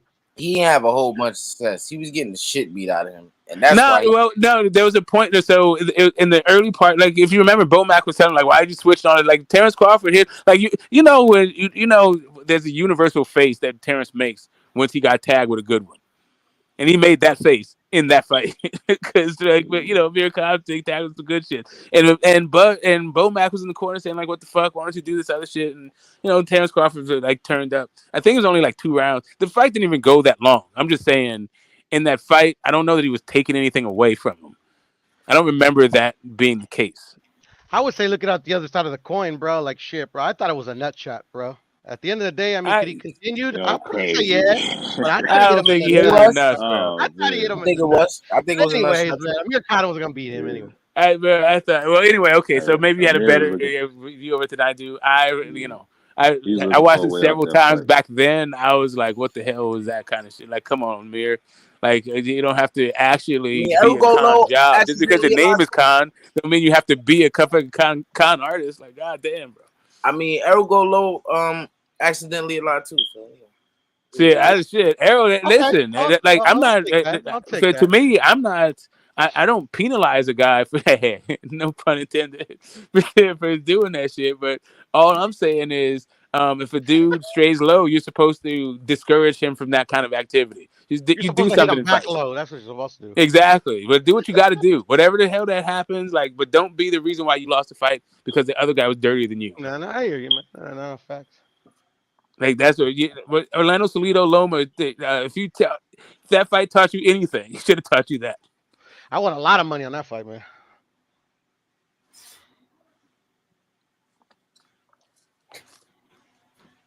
But yeah, man. I got EJ, man. But Crawford is definitely can win 50-50 fight, man. It's like everybody says. Andre Ward, Arthur Abrams. Right? So you just feel like Spence's volume and him starting fast is just too much for Terence Crawford. Well, not just his volume, but the style of his attack. The fact that he does everything behind the jab and has a dedicated body attack, like what that does over time. Yeah, like the idea that Terence Crawford is going to have the same sting on his shots that he typically has late in fights. I just don't see that as I don't see that as a. Oh, that Yeah, I opportunity. think that's less. I think that's less way probable. earlier than Right? that. Say again. That opportunity is going to be presented for him way earlier than that, so I ain't worried about no. Yeah, that's what I'm saying. I'm just talking about if there is a stoppage, if it's early versus late. That's just like the way I'm looking at the way I'm like breaking down this fight. I'll go on a limb and say that Bud can only knock him out. That's his only way of winning. Man, y'all is crazy, man. Yeah, I Y'all don't just. think that. That's a I mean, that's stretch. what That's a stretch, but that's most what he people does. assessment. That's what he it sounds does. like, and I That's don't what he see. I does. haven't heard a really good reason to the counter outside if he drops him a whole bunch of times. That's what he does. Nah, At the end of the day. I mean that's what he's done recently. I mean, his career I think spans I just longer like to than. get to my ultimate point that he's going to stop him, but I don't think he's going to be Spence going to be wailing on him and then Bud going to walk him into a shot. No, I just get to my ultimate point that he's going to stop him. I don't break down exactly. I just Who go knows, to the right? point where I mean, Well, Bud see, watched a lot of to motherfuckers me, in the like, shot. That's all I'll say. so Bud is my number one pound for pound guy, right? I think there's no more skilled boxer than fucking Bud. I think he's the best fighter on the fucking planet for real. But it seems like significant to me that people who think Bud is a much better fighter don't have him outboxing Spence. What they have him is stopping him. Like basically, they reduced the best fighter to the fucking puncher to a puncher's chance or puncher's certainty. I don't believe That's that. true. I can see that. Do I believe it? I don't know. It sounds like y'all just think Spence is gonna dominate from the first No, bell to the final. no, I actually have That's it. what it sounds I'm like. actually picking like an MD. I'm picking an MD SD kind of fight. Do you think it? So you see the rounds being close? Yeah, I think. Yeah, no, yeah, exactly. I think. Okay. That's all I want to hear. It Yeah, depends, like, though. you don't understand. Okay, so here's the thing: Bud Crawford is my actual favorite fighter. I just I don't see it know. like that is my guy. Like I like Bud a lot. Listen, I Like know I didn't that's even. your favorite fighter. Yeah, exactly. So I didn't like before I even knew who Spence was. Bud was my favorite fighter, right? And it's just kind of like I'm looking at. Yeah, I'm just looking at the style, but the way he fought. Like if he still had the same kind of speed and movement as he had when he fought like Posto, but he had the size that he has now, and with the intelligence, then I'd be like, okay, yeah, this is for Bud gonna beat that ass. Like, but I don't know. Like Spence been taking him coconuts from goddamn with Charlo. You talking about he lost speed is a conversation. If you say he lost speed or foot speed or whatever the case may be. Errol Spence has lost a lot of that. Have you not seen his last fight? Yeah, I want to ask Get to Smoke this. I'm just saying. I'm talking about winning the fight. Yeah, I'm not saying like one guy's speed. Like I always thought that Bud was, like Spence was never as fast as Bud. Yeah. Like not even that. But it's not even. But when I was talking about the speed, it was more about the lateral movement speed and moving around like that, or just his fast twitch muscles. He just kind of lost step. But I still think he's faster than Spence. But I think the gap is closed. I don't think it's like a 1-to-1 ratio. Anyway, whatever. Yeah. So sorry, JB, what are you gonna say? No, I'm saying I remember a while back. I don't know if you remember. This was a while ago. You said he don't throw straight punches. I don't know if you remember you saying that. No, on the inside. Okay. Because you got those long ass fucking arms. Nah, Smoke. What had happened was. Nah. Smoke. Yeah. Smoke. Yeah, I'm here. Smoke. What happened? That's the first time. Listen, Smoke. Yeah, bro. Smoke. I'm here. I'm here. I'm here, bro. Smoke. He's our man. I'm just playing. yeah. I got yeah. What's up, bro? No, but Smoke. The first time. That's the first time Amir Khan ever been outboxed by a boxer, ever. Was by Bud Crawford. Hell nah. That dude got outboxed by goddamn Danny Garcia and knocked the fuck out. No, you're fucking crazy. Oh my god. That's the first time he got beat up and knocked out. Like, yeah, like no, that's the first time he got outboxed by a boxer ever. He What? literally got Okay, outboxed and okay, all quit and right, realized he okay. had nothing I going on and mean, got stopped. He knew that it okay. was gonna be a fatality. That's why he bailed the fuck out. Listen, I'm not listen. All I'm saying, the only point I was making was I don't remember Bud taking away something from Amir Khan, other than the idea that he He doesn't took like he away has his zero whole fucking game. heart, right? Like that's He the took like to me at no. that point. To me at You that can't point, say the he got idea. zero heart. Say again? I never seen up until that point Amir Khan ever quit a fight. That's my point. That's to me. That's what he took away. The idea that in order to have to stop Amir Khan, you have to hit him on his chin. Apparently, you can hit him in his fucking leg, and No, he's gonna okay, pack it up. no. I don't think that's And he's what it gonna pack was. it I the thought fuck that up. was an excuse. I thought that Yeah, was that's an what I'm excuse. saying. That's my point. That's what he showed. I don't. That's what he took away. The mystique from Amir Khan. I don't think he took away his jab. Because I Yeah, seen like some Amir shit like that. Khan That's my in there point. with Devin Alexander, Yeah, Zab Judah, yeah. all these He knocked decent Zab Judah the fuck boxers. out. He Yeah, but knocked I'm Zab saying Judah the he fuck beat out. these guys. Yeah, no, He I went hear you. 12. He went 12 and beat who did Mayweather beat? Maidana. Hey, drop Yeah. Maidana. And Drop him. dropped him with a body shot. Yeah, yeah, I mean, I'm with you. I'm shot with too, you, by the man. way. Like, listen, I'm not saying Amir Khan is some scrub. I'm just saying that when the only point I was trying to make was Bud's game typically isn't taking away what another guy does. Typically, his game is you can fight at your pace and do what you do, and I'm gonna find out the hole where you are, like, and I'm gonna hit you with some hot shit that you didn't understand, that you didn't expect, and when you are I'm gonna walk you onto something with the correct shot at the correct time, right? With the right leverage, and then honestly you're though, gonna but go away. And Smoke, agree with you, Smoke. I agree with you on what you're saying, but I really seen in that fight Amir Khan get outboxed by Bud Crawford. He got outboxed, man. the thing He was that's getting fine. punched We just don't agree regular. that he'd never been outboxed before. Who? I've seen him outboxed before. That wasn't a big like I Who didn't never think that got there was outboxed anything that Amir before? Khan could do in order to trouble. Sorry, Bud Crawford. I didn't. That wasn't one of those I fights where I was never. like, oh All I'm yeah, saying is Amir I Khan's never about to seen. outbox Terence Crawford. Like No. I never seen Amir Khan outboxed. I mean, I would say. I mean, listen, he got outboxed his daddy fight. Right, and no, he didn't get outboxed Yeah, in he his did. daddy fight. He walked into a shot because I mean, listen, I'm not saying that he didn't have success in the Danny fight, but I'm just saying nah. that The it's only not like Danny I'm gonna tell you wasn't winning rounds two outboxing weaknesses. Amir Khan. There Like, was two weaknesses that Amir Khan had, and that was his chin, which everybody knows, right?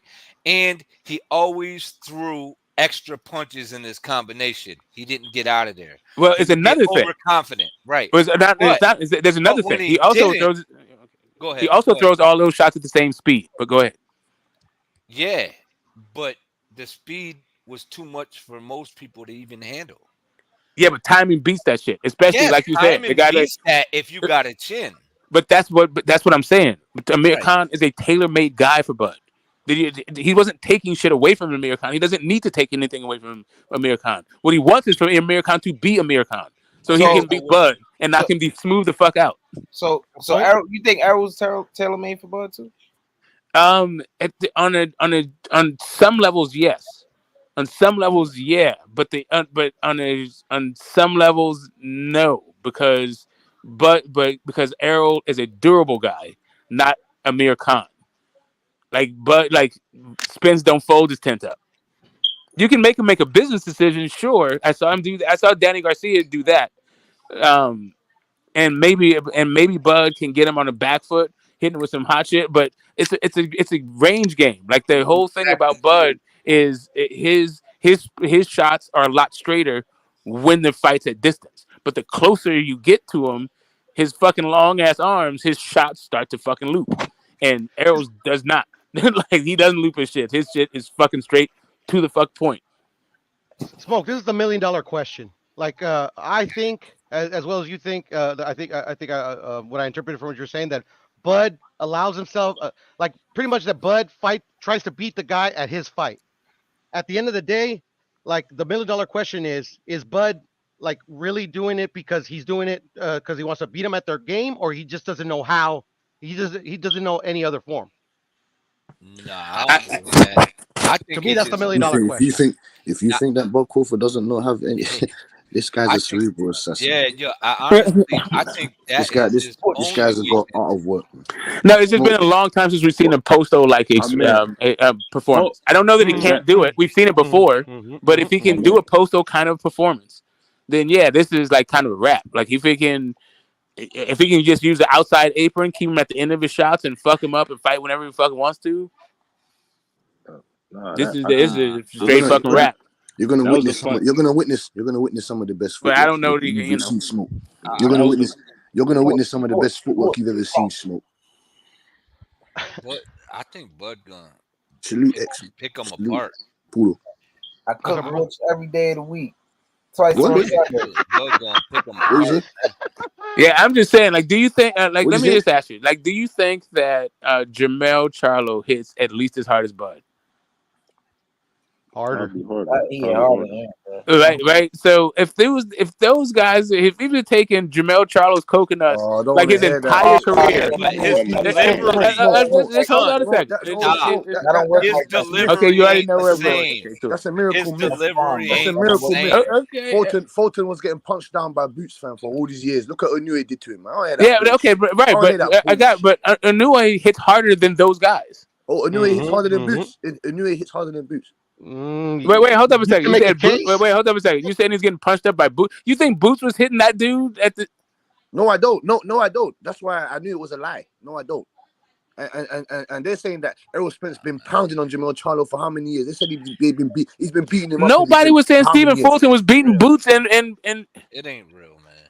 Man, where's Allen Iverson when we need him, bro? We talking about practice. Facts, bro. We Right. talking about practice, my nigga.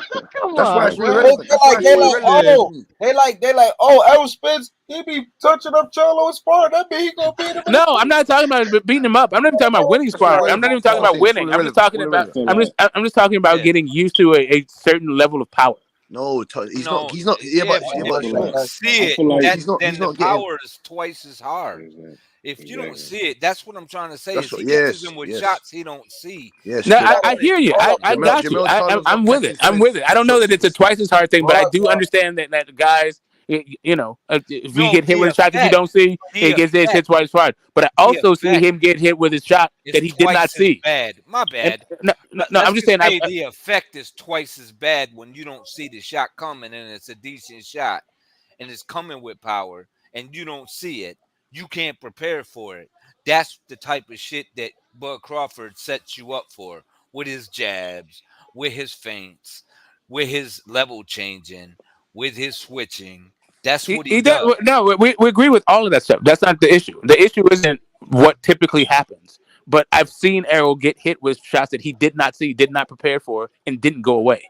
That's the issue. It's really it's his punch resistance. It wasn't from Bud Crawford, but that is the question that's going to be answered in the fight. Will he go away the way that the other guys that Bud fought went away? Yes. He got hit by. That's all we're gonna see. Hit by shots he didn't see coming by. By guys who weren't Bud Crawford. Non-punchers. That's what Bud Crawford was going to do. You can call them non-punchers if you want, but it's not like they have zero knockouts. Like Spence has not fought a guy at all since he's been a champion who had no knockouts. Of course. I mean, who asked for You know what I mean? It's just kind of like we've always let's just agree without trying to like denigrate another dude's power. We can all agree. We can all agree.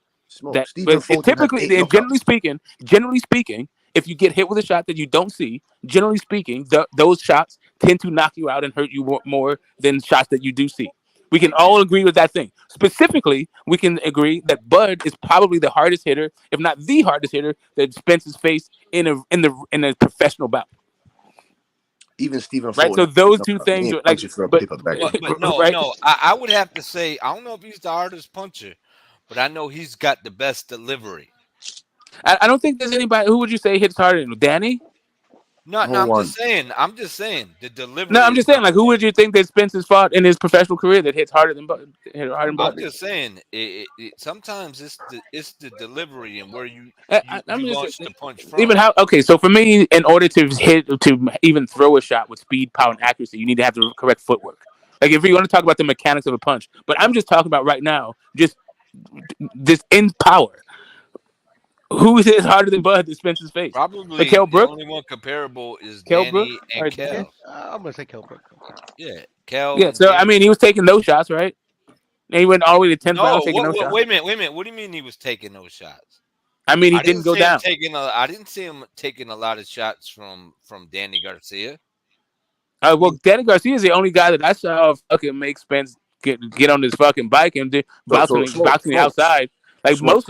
mostly Errol Spence is a fucking attack dog. Danny Garcia was timing with that right hand. He started getting on his motherfucking lateral But why movement. take He still punishment? beat the shit out of You know, Danny. Don't get me wrong, but what I'm trying to say is, you're talking about a guy with a 66-inch reach and a guy with a 73-inch. I know. I mean, I'm not saying he beat the shit out of Danny. I'm just saying that Danny made him fight a different fight. So smoke. What are you gonna say? What's Errol Spence gonna do about his So did his Mikey. slow feet? What's Nah, he gonna Mikey do? didn't make him fight no different fight. Mikey fucking got his ass booked from Smoke. the opening bell to Smoke. closing bell.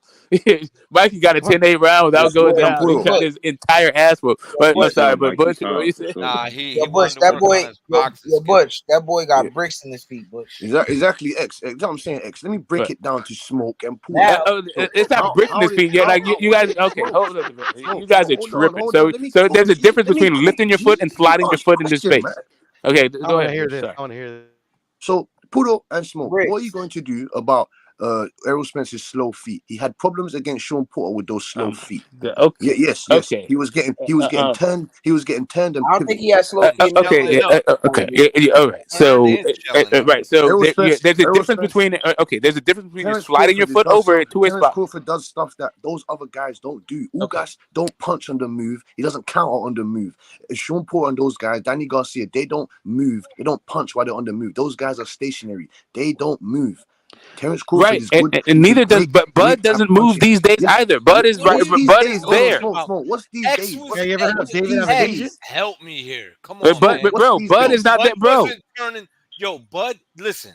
Bud is not fucking Sean Porter. Bud is not was twinkle toe Sean Porter, bro. Listen, One mic. Porter was turning Spence. Bud was turning Porter. That's What fine. part of that Okay. don't you get?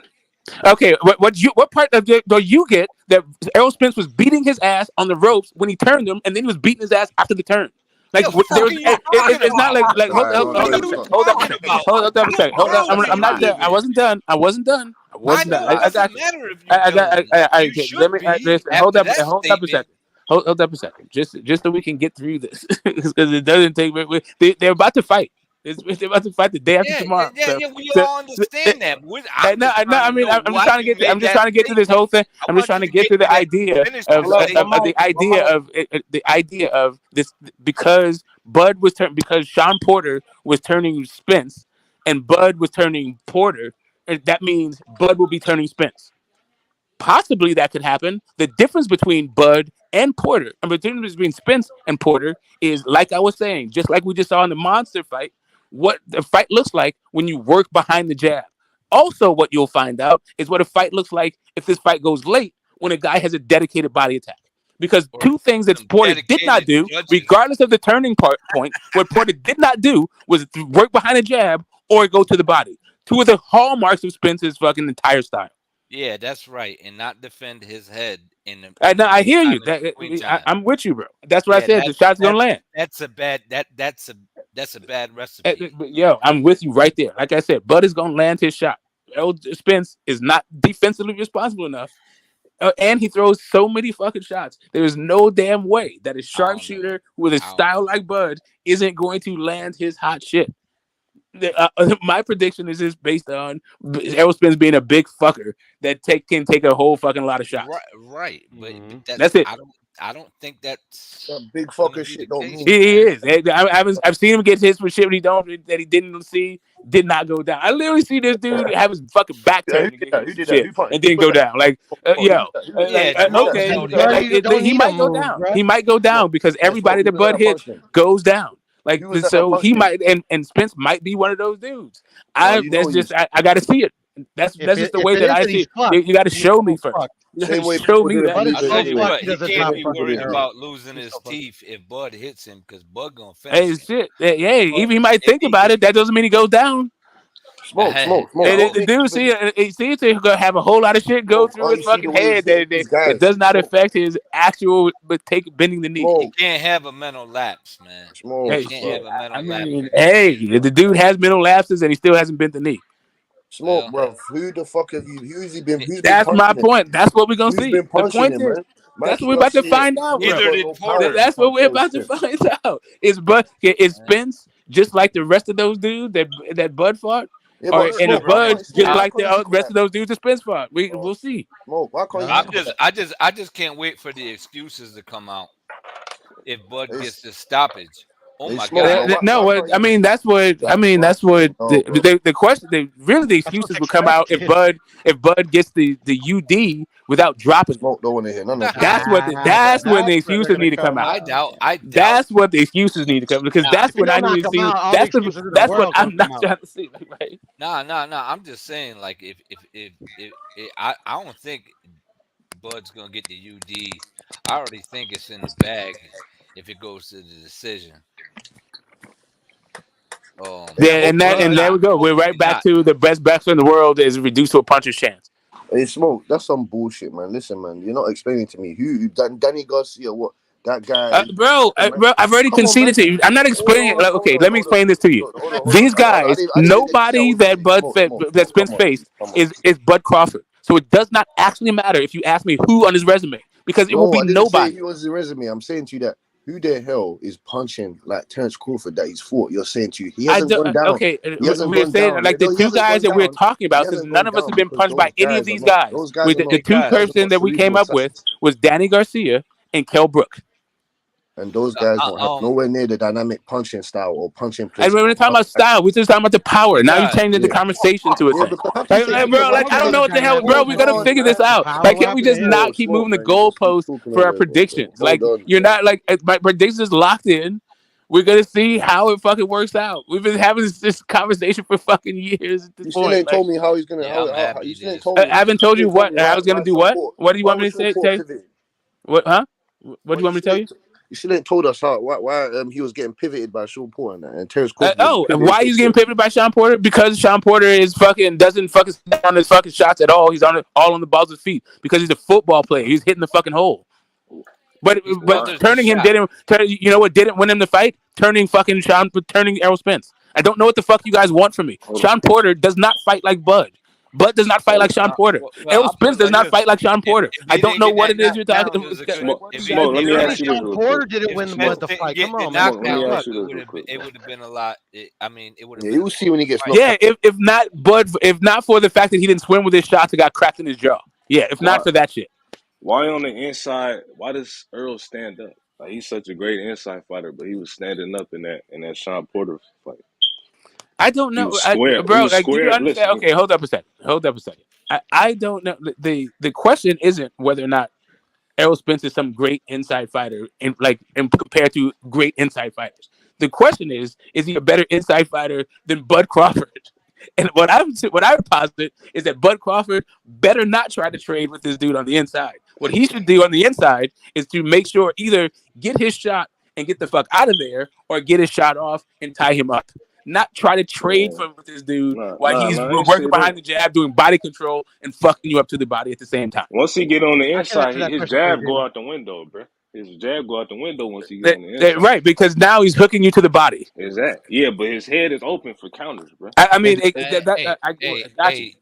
you better. Everybody keep talking about how Spence got good body shots. Have y'all ever seen a Bud body shot? His head is going to be open. It's as simple as that. Yes, everybody understands that.